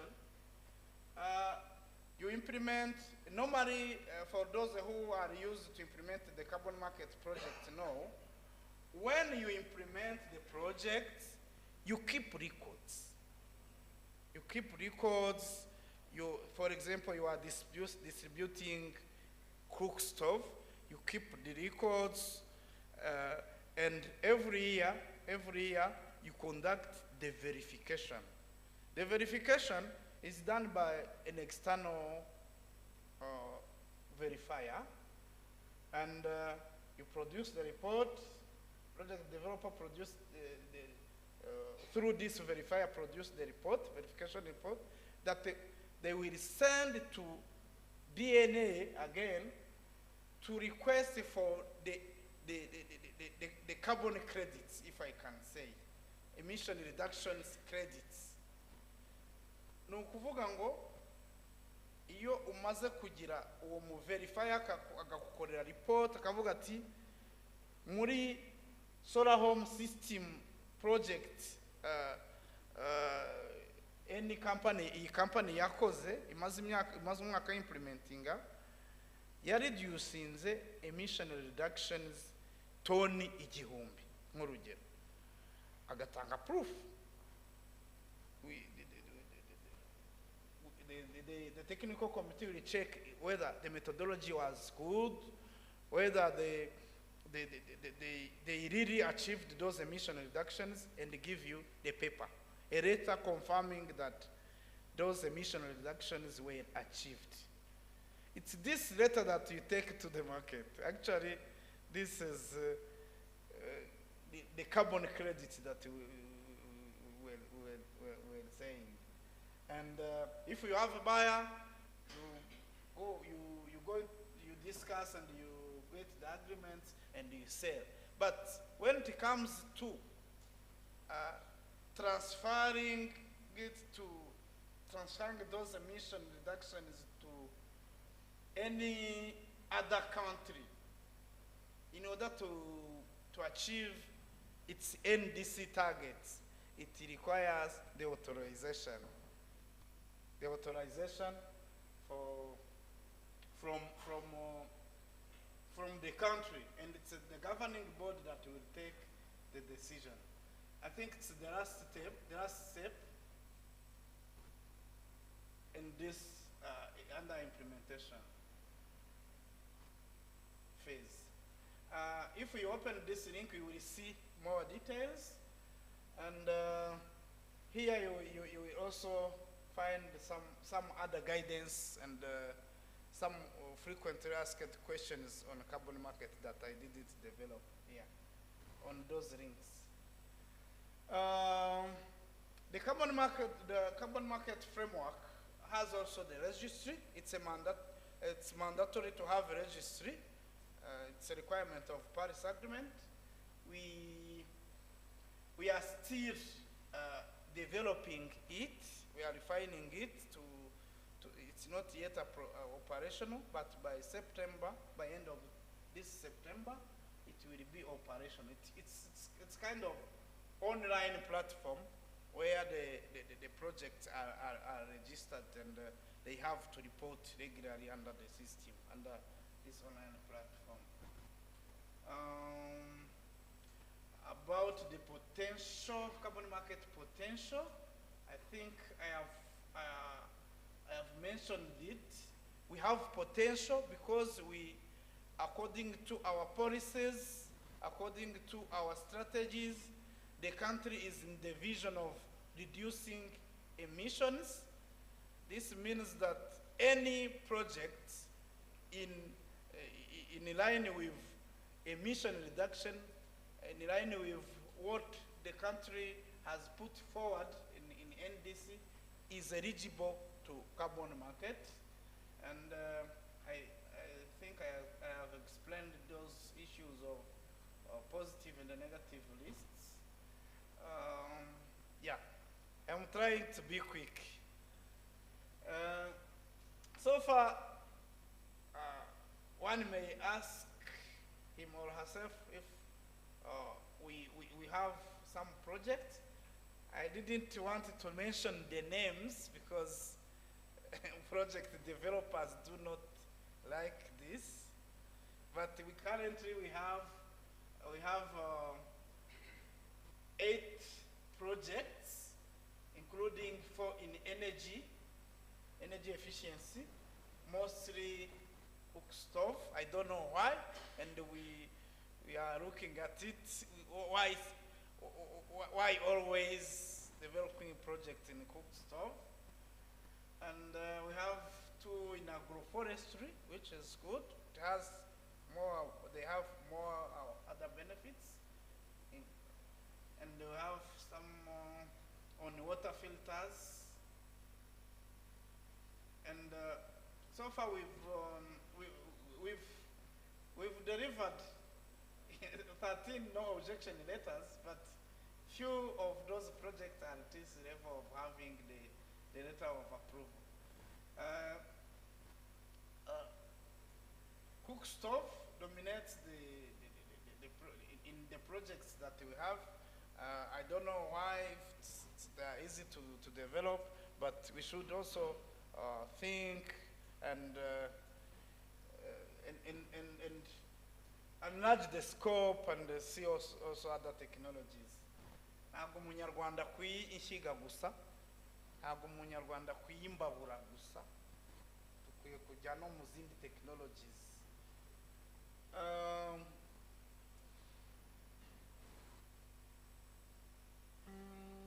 Yes. So far, Jean and Dr. Desiree talked about those Article 6 mechanisms. Those other projects that I mentioned are under the voluntary carbon market. They are under the voluntary carbon market, and but we have also some cooperative approach agreements between some countries. We've an agreement we finalized the agreement with Singapore.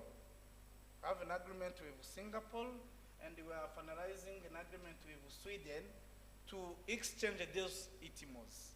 I think it's also an opportunity for private sector to develop projects, because when we have the agreements with those countries, it's a market that is available. We are creating the opportunity of where to sell. For Sweden, it's not yet concluded, but all requirements, all discussions were done. The ball is on their side.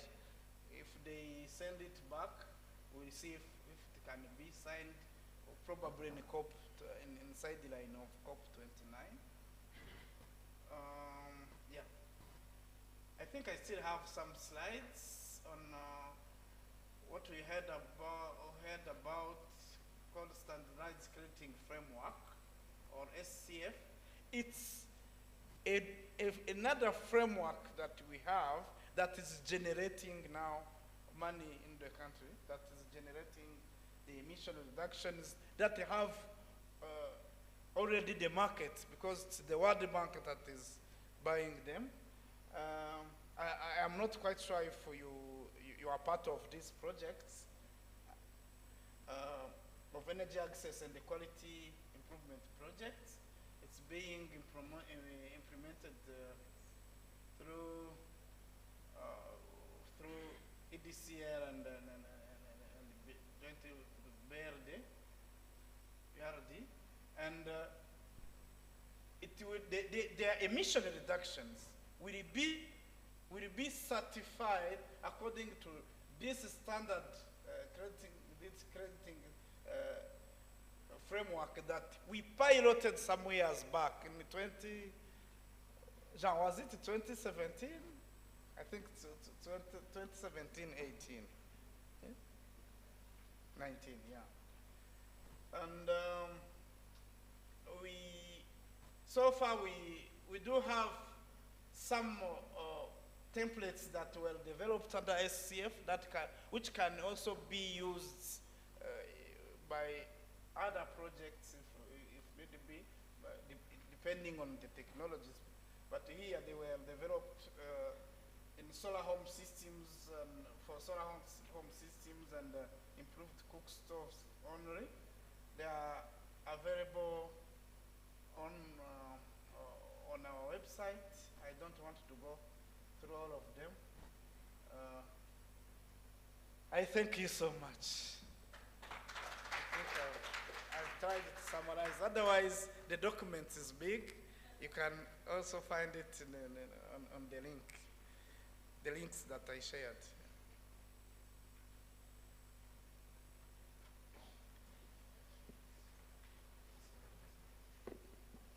Thank you very much. I hope you have learned a lot from all the previous presenters. I know this is a bit of a complicated subject or complex subject, but as he mentioned, the slides will be shared, and the more you read about it, the more you actually understand the carbon markets. I think what I can share with you is that all the companies that are in energy, at least, are all eligible candidates. So maybe you should take more time to understand how carbon markets work so that you can benefit from them. It's an additional revenue for your companies. Let me request Dr. Desire Ruragaragaza to come forward and just take us through the next session before we can end. I hope you're not too tired, but I'm sure he will wrap it up quickly. It's just brainstorming. Now it's brainstorming time. Can I have their workshop questions, please, on? Let us regroup. Let us regroup, I think, as 6 groups. 6 groups, move around and sit, for example, 10 on a table, 10 or 8 on a table. We want 6 groups. 6 groups. Group 1 somewhere. Group 2 somewhere. 3. Let us just brainstorm together.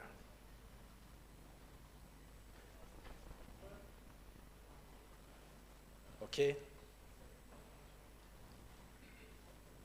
Move, move.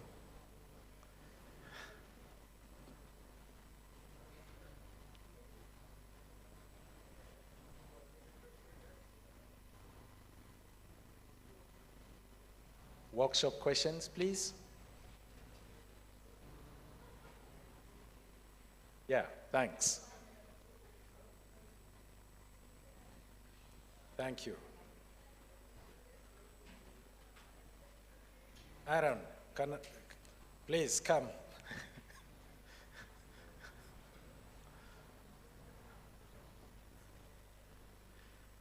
Just some questions. 6, 8 or 10.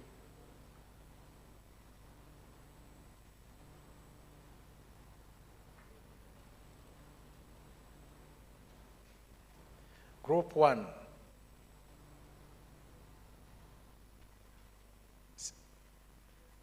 There are 7. No. Up. Oh, there are 7. Very good. 7.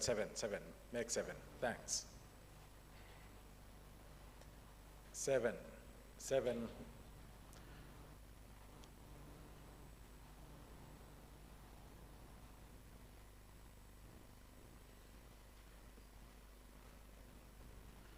1, 2, 3, 4, 5.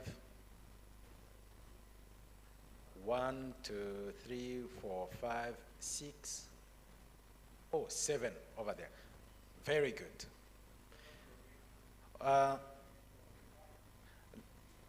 we starting from there? Number one? Good. Number one over there.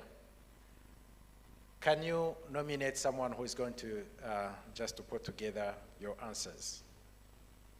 You nominate someone from your group who's going to put together your answers. Your question is, why should Article 6 of Paris Agreement be included in any energy project strategy? That's for you. Group number one. Group number two. That is this group here. Thank you. What do you think are the main hurdles the private sector is facing in relation to accessing climate finance, and what should be done to overcome them? Is there anyone in the private sector in the group? Very good, wonderful. Group number three, that is there. Someone has refused to join a group. Here, okay. Group number three. What should be the role of government and the regulators in climate finance? If you have one, are they doing what they ought to do? Group number four. We have group number four here. What should be the role of the academia in standardizing the methodology? We've got plenty of methodologies. Now, what should be the role of the... This morning we were talking about the academic side of how they can improve the green energy and their insightful theoretical background. Anyway, group number five. Group number five is in middle. Is the climate finance impacting the local communities? If so, how? If not, why? Group number five. Group number six. Group number six. Dr. Brave, yeah, over there, group number six. How can carbon market de-risk the investment for energy generation? And group number seven, how can SMEs in energy afford the cost of carbon market component development? We have these 7 questions. We would like to have the answers in about 10 minutes. We put them together and see what has been the outcome and your insight in relation to what we've just said. I hope these insights and those outcomes will be one of the starting point to understanding and implementing and enjoying the result of the carbon market framework that has been initiated in Rwanda. Let us go, do it and see what we get. Thank you.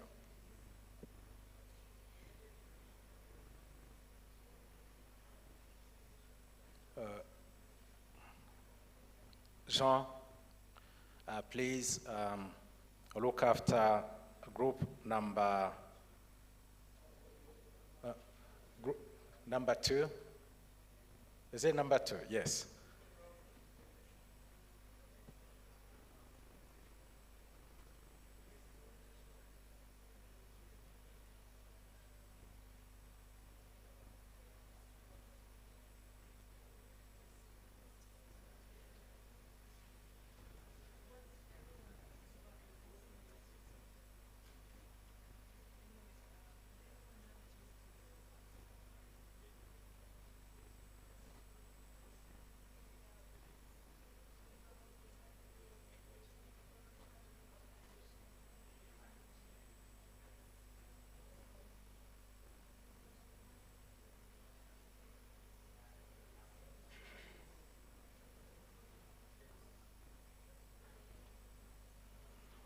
Jean, it's group number 1 and 2. Perfect.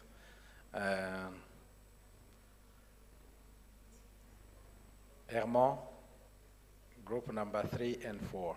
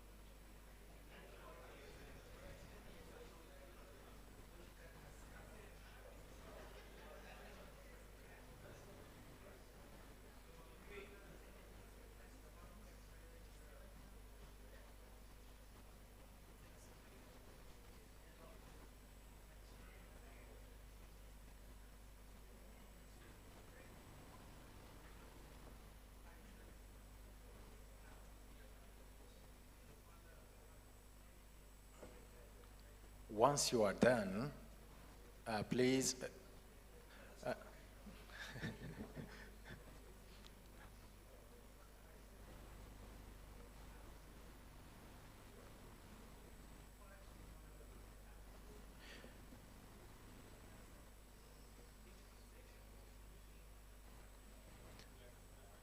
We've got 8 minutes left, but once you are done, Jean, Herman, and myself, we collect all your insights and then discuss later for 5 minutes. Thanks.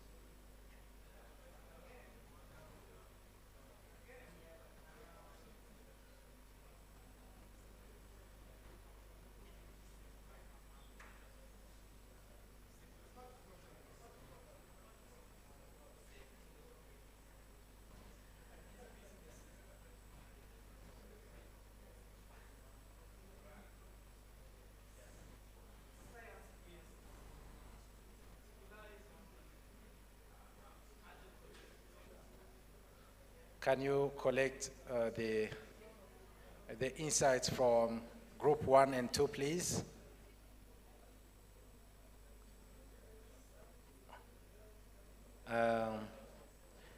Herman, can you collect the insights from group 3 and 4, please? And I'm collecting the insights from 5, 6, and 7. 5, 6, and 7.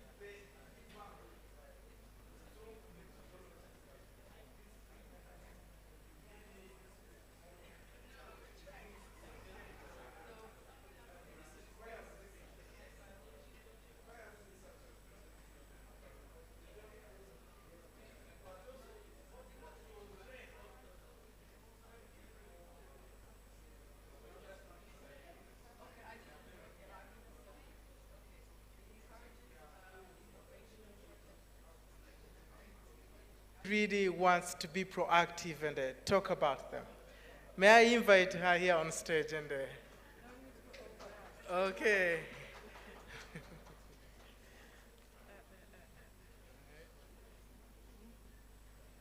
All right,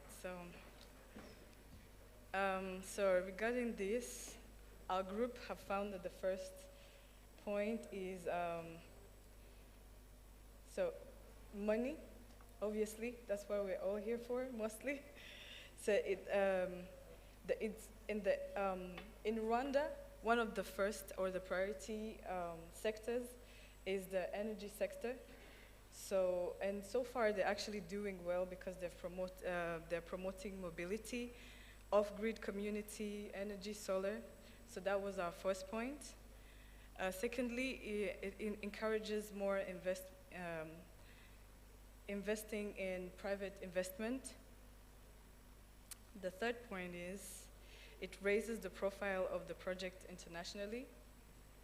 Our first point was that it encourages innovation project research. Also, it creates employment. It creates more exposure internationally. It creates so it helps every company to have CSR and the brand image. It pushes companies to strategize, to think sustainable.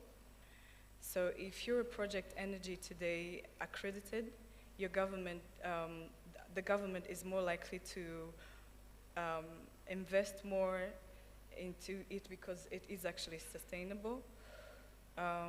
It uses capacity. So the fund collected can be used in capacity building.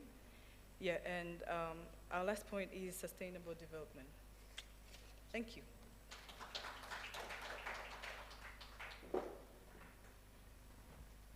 Thank you very much, representative of Group 1. You suggested those points and they are very important, and I think they would contribute in helping the private sector to consider the Paris Agreement Article 6 in their project development and the strategy. May I invite the representative of Group 2 to come and share the group points that were mainstreamed. Thank you.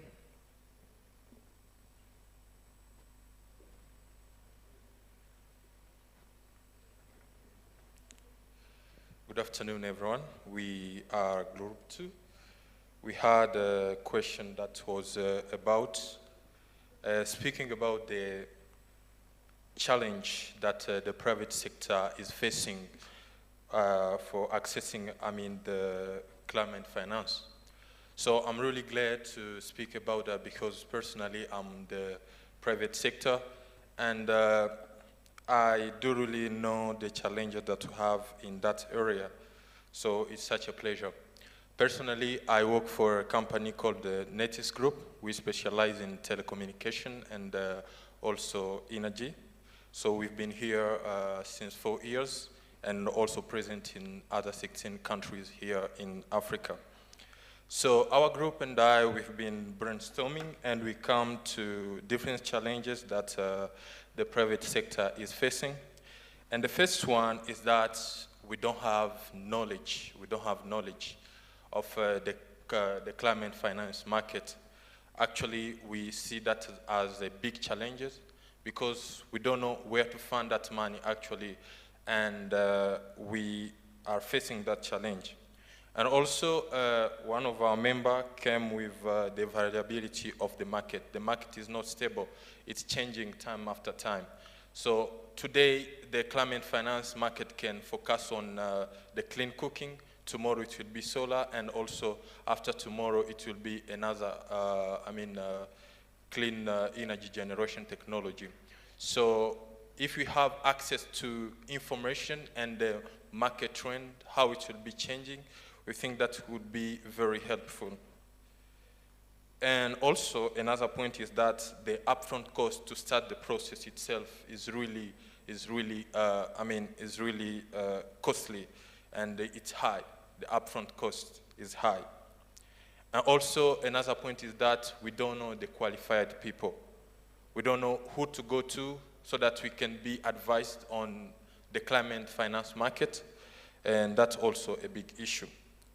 Coming up with a solution, we just thought that the government could support for the upfront costs of doing the pre-feasibility study, for instance, and also for the issue related to the people who are knowledgeable. We think that REMA could certify some people who would be advisors, as other sectors are doing.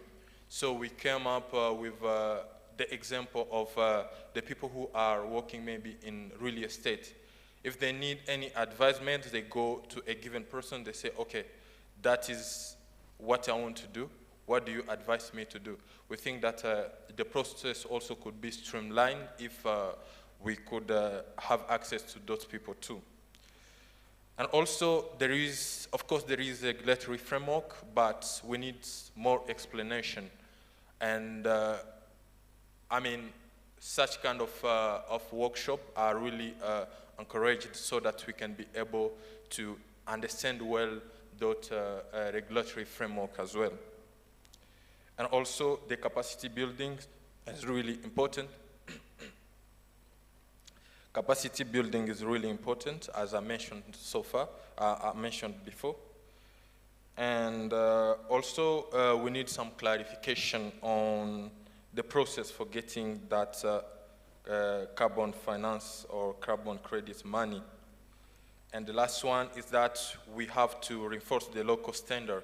Yeah, this we think is really important because when we look at the standards that are being imposed to us internationally, there is some standard that we can't meet due to the local reality. So we need to have at least our local reality so that we can be able to meet the standard that are, actually the standard that reflects the local situation in which we are. So thank you so much.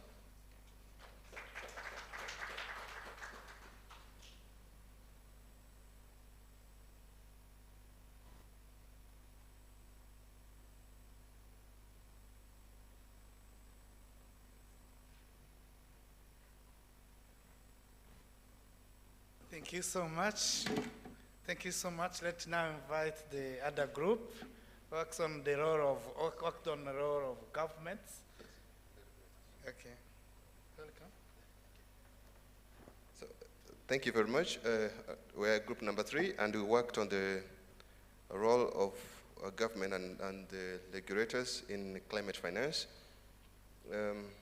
We looked at it and we saw that the role of the government and regulators appear in 3 aspects.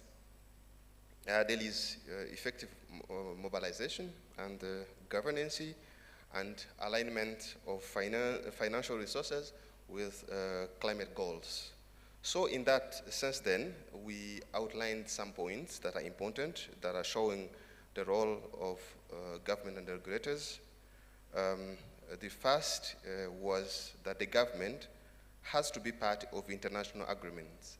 So if Rwanda was not part of Paris Agreement, then it won't be easy to enter this market. Then creating and enabling policies and framework. Then there has to be a framework to be able to just do this climate finance. Then there has to be a creation of regulations and standards. Of course, standards has to be in place. Then the government has to mobilize public and private capital to be able to help those who want to start this business to be able to start it. Then has to be international corporations and finance. Then has to be capacity building. This was discussed a bit more so that people can be understanding what they do and have the people in the LOC framework to just be able to certify those who want to do that and to verify those who are doing it. Then has to be a technical, an availability of the technical support.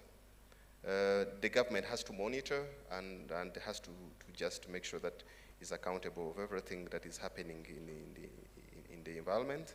And then the government has to address inequality and justice. That's all. Thank you very much.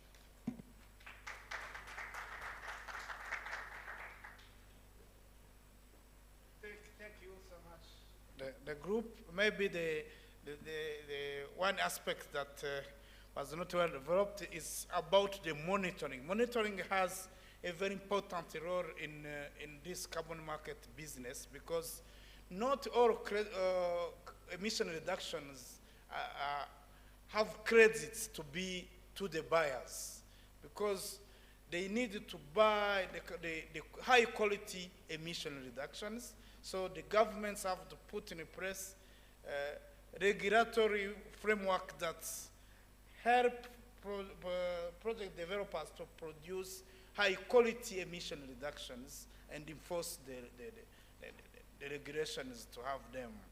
Yeah, thanks. Thank you for the group. The other group which worked on the role of academia in this business.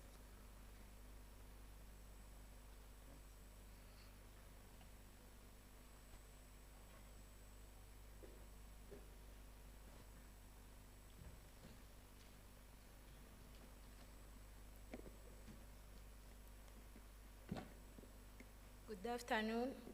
We are group 4. Our question was, what would be the role of academia in standardizing methodologies? Our first point was to make sure that academia provides productive research in the universities so that students may do a research well supervised so that it can provide the best outcomes. So the second point was capacity building through offering trainings and offering short courses in the related ways. So the third point was providing knowledge exchange through international collaboration so as students may go out and share knowledge and gain knowledge globally. So the fourth point was enhance collaboration between universities, public institutions, and industries. The last was resource mobilization. Thank you.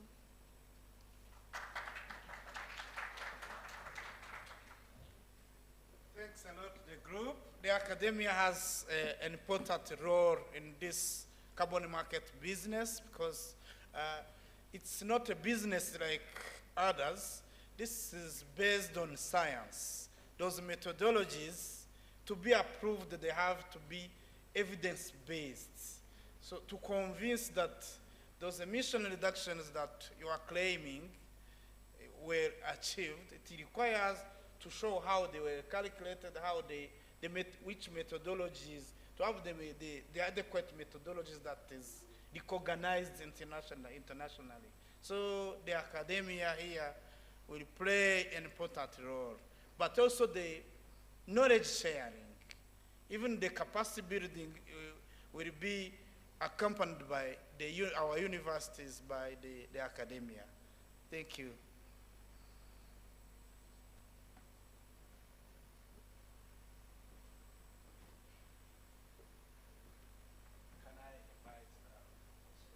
Can I invite group number 5 to come and present their findings and their insights? By the way, we've been thinking about why the stove, the cook stoves are just getting this amount of money, some money. Can I just give me one? No, you can sit there. Give me 1 second. Can I ask someone who is over there to project? Look at one of the documents I shared with you. It's methodology, something like that. And I give them just an example of how it's done, the baseline, and then we understand. I've been discussing with some of you about the methodology.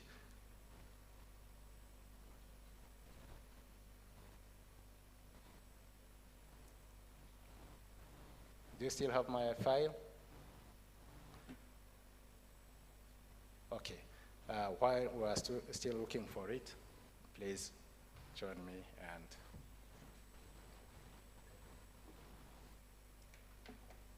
hello everyone. It's one of my greatest honors to stand before you to share with you some of our perspectives that my team and I tremendously brainstormed about these critical questions, which is how can the climate finance impact the local community. As a result, we come up with different perspectives that can critically answer the questions with different perspectives in political, social, and also economic aspect as well. We came to a conclusion that the climate finance can impact the local community through job creation, food security, rural economy, equity, and gender. But we made a mind to critically think about how this climate finance also try to hamper the local community aspects of activities and different economy boosting as well.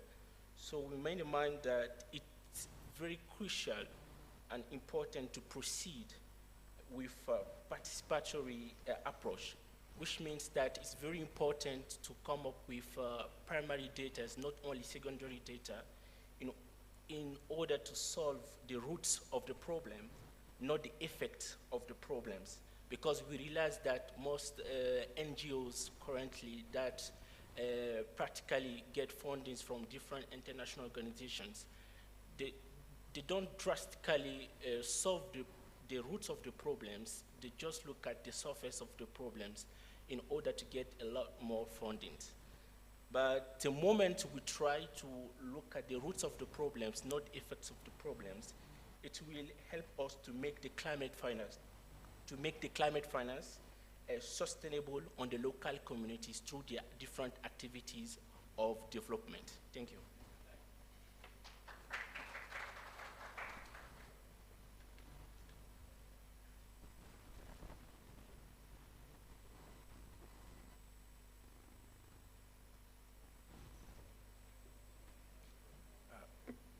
probably a point that they didn't mention in relation to the climate finance impacting the local community is that some of the companies that are claiming this amount of money, they don't bring it back. So we need to look at that again. Yes, thank you.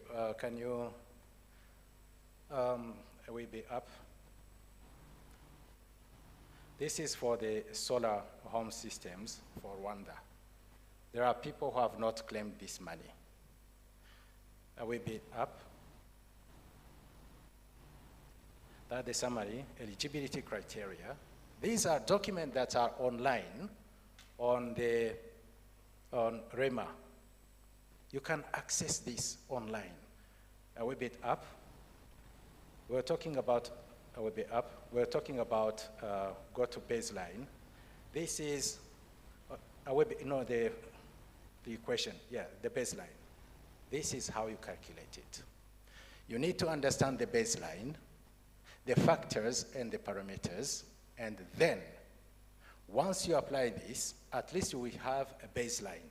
When you have a baseline, you will know how much CO2 you have managed to remove or reduce or avoid using the solar system, the home solar system.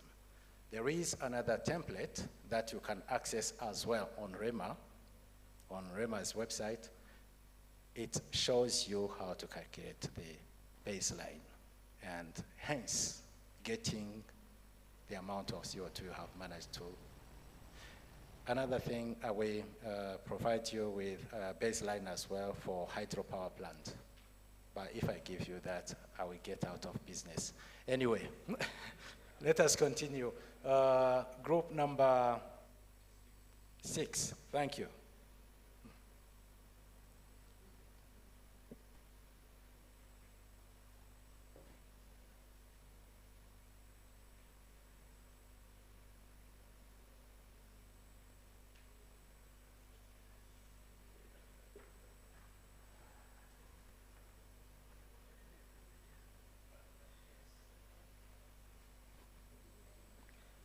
Yes, presenting group 6.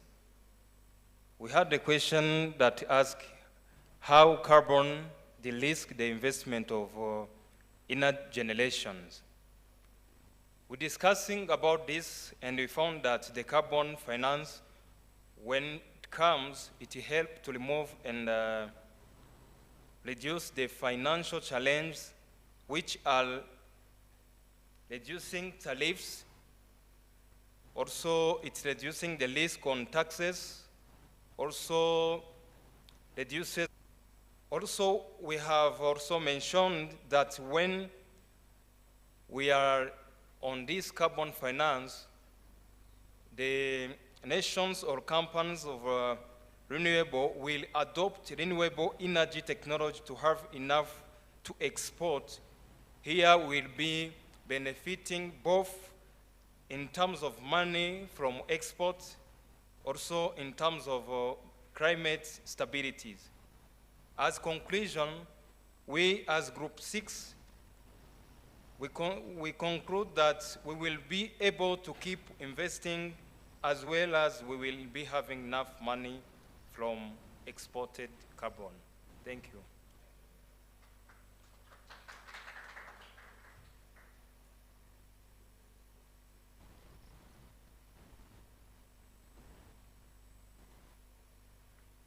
Next, group number 7.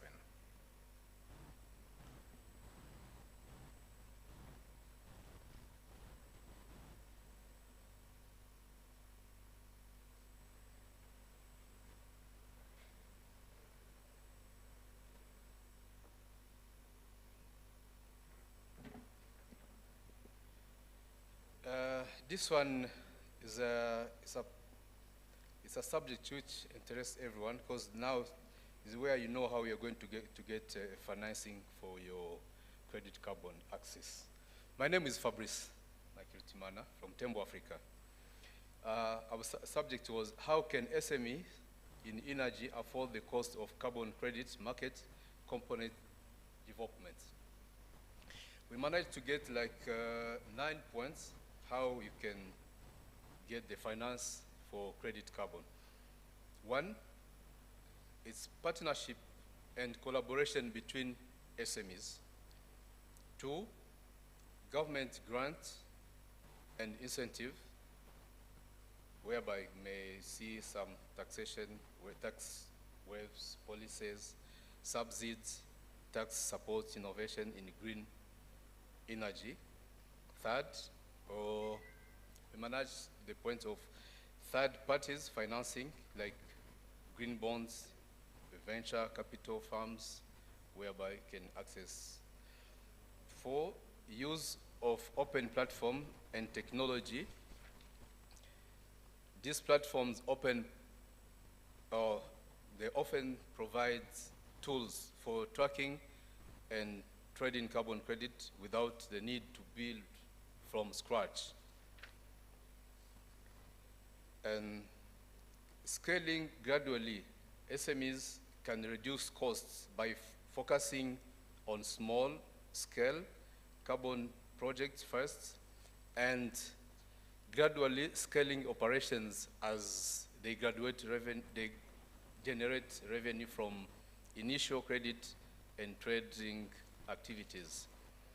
Point number 6, outsourcing and consulting services. Point number 7, carbon offsetting services. Consultants collaborate with the organizations that offer carbon offset services. Point number 8, public-private partnership, whereby can open up access to public funds. Point number 9, capacity building. Thank you.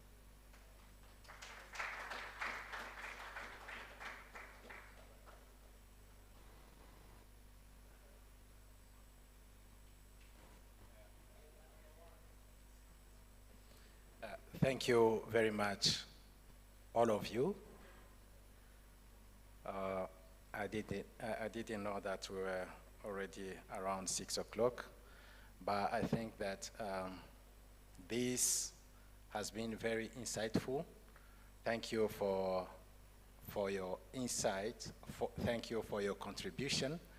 We are going to gather all of your insights and put together some recommendations, and I hope EDP will be able to implement those, and the regulator who is already here, one of them who was presenting, we take into account what has been said this afternoon. It's on that note that I thank you all for being with us. Well, this is the end of day 3. And tomorrow we'll be separating, going in different directions. We will miss you all. You have our contact. Get in touch when you can, and particularly those who have business who need carbon market financing. We need your money. Thank you. Bye now.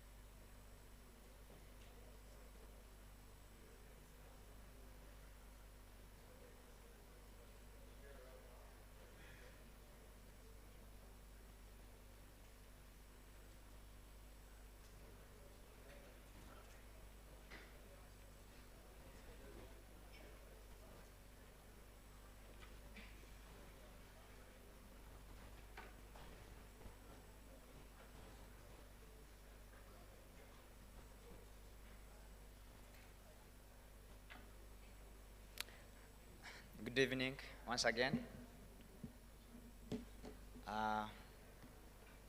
As we are closing this conference, the 3 days conference,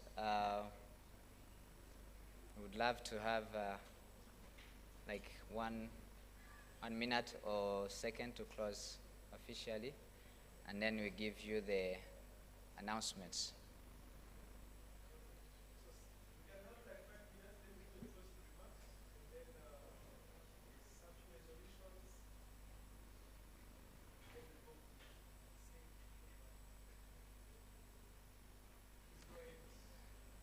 All right.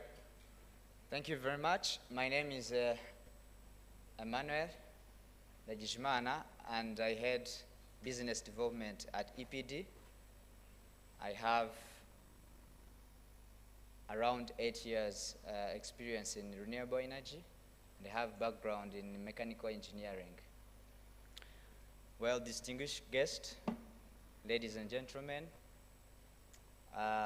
today, as we conclude the 4th edition of Energy Week, named Renewable Energy for Sustainable Growth, and mark a decade of impact that EPD has been made.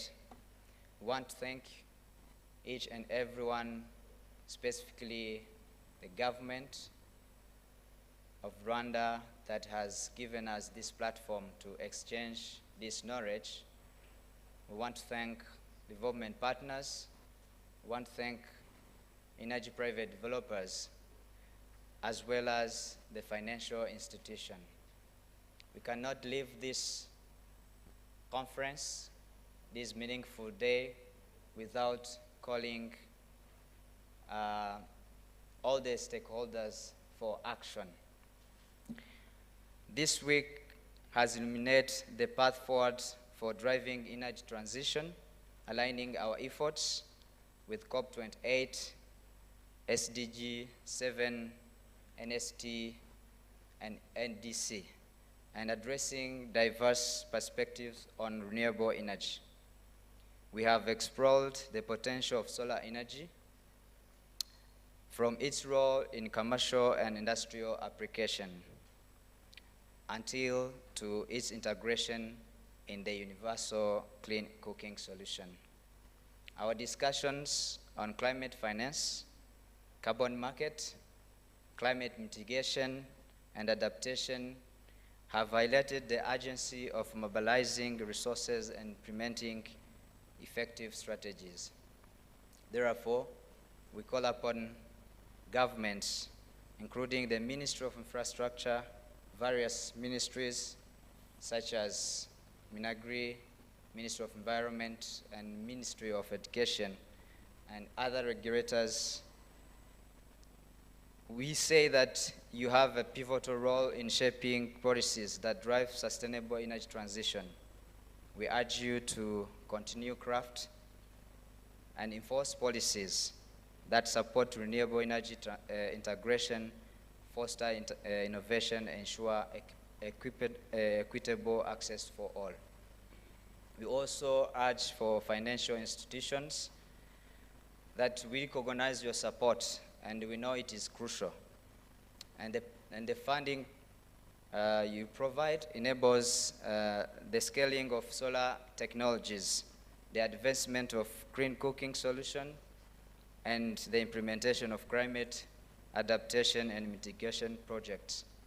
We call upon you to invest strategically in this area and supporting both pioneering and proven initiatives that drive impact. That's for you, for financial institutions. We cannot forget to call upon for academia and researchers. We also recognize your insights as well as the innovations to fuel progress.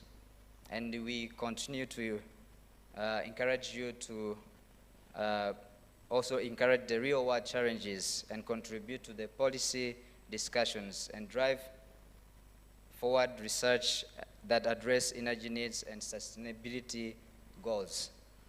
We also encourage and call upon the energy experts as well as the development partners that your collaborative efforts are vital, and since then we want you to work together with us and different stakeholders to overcome different barriers we are meeting. This will accelerate the adoption of renewable energy technologies and support the capacity building. We also recognize the role of media because it is equally significant in raising awareness and educating the public on renewable energy benefits and climate action. Please use your action and platform to amplify the voices, share the success stories, and foster a culture of sustainability. We can also not go without calling upon the recognition of the role of women in advancing energy solutions. Let us all ensure that gender inclusivity remains a core focus in all our initiatives. Empowering women leads to stronger and more resilient energy systems. As we celebrate the 10th year milestone of EPD's existence, let's reaffirm our collective commitment, efforts to these goals. The journey ahead demands unwavering dedication, collaboration, and innovation. Let us all take insights and actions from this week, even the days coming, then turn them into tangible progress. I really thank you for your kind attention.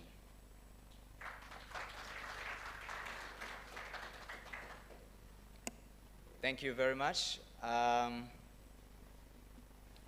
have a few announcements. Tomorrow we have field visits. We have e-mobility visit that will take place within Kigali. And we also have Rusumo power plant visit that is going to take place in Kirehe district, and also the mini grid and productive use project site visit that is going to take place in Gatsibo district. We all have the agenda. We start from tomorrow at 7 here. That's where we'll be departing. We urge you to come early, at least 6:30, then we clear everything. And at 7 sharp, we'll be departing. Then we have 2 buses which will go to Rusumo, and we have 1 which will go to Gatsibo district, and then in Kigali. One that will go visiting the 3 places. We will visit Basigo charging station, those who are interested to visit the e-mobility assembling plants. Then we'll go to, we start from Spiro charging, smart charging station. Then we go to Basigo charging station, as we'll be heading to, lastly, to the Ampersand. We also visit the assembling plant in Ampersand. I think without taking much of your time, we wish you well, and you and your families good health. Thank you very much.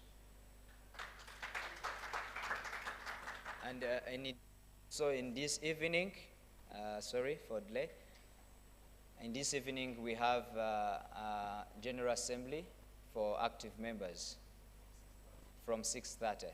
So it's very closing. Thank you very much. Have a good evening.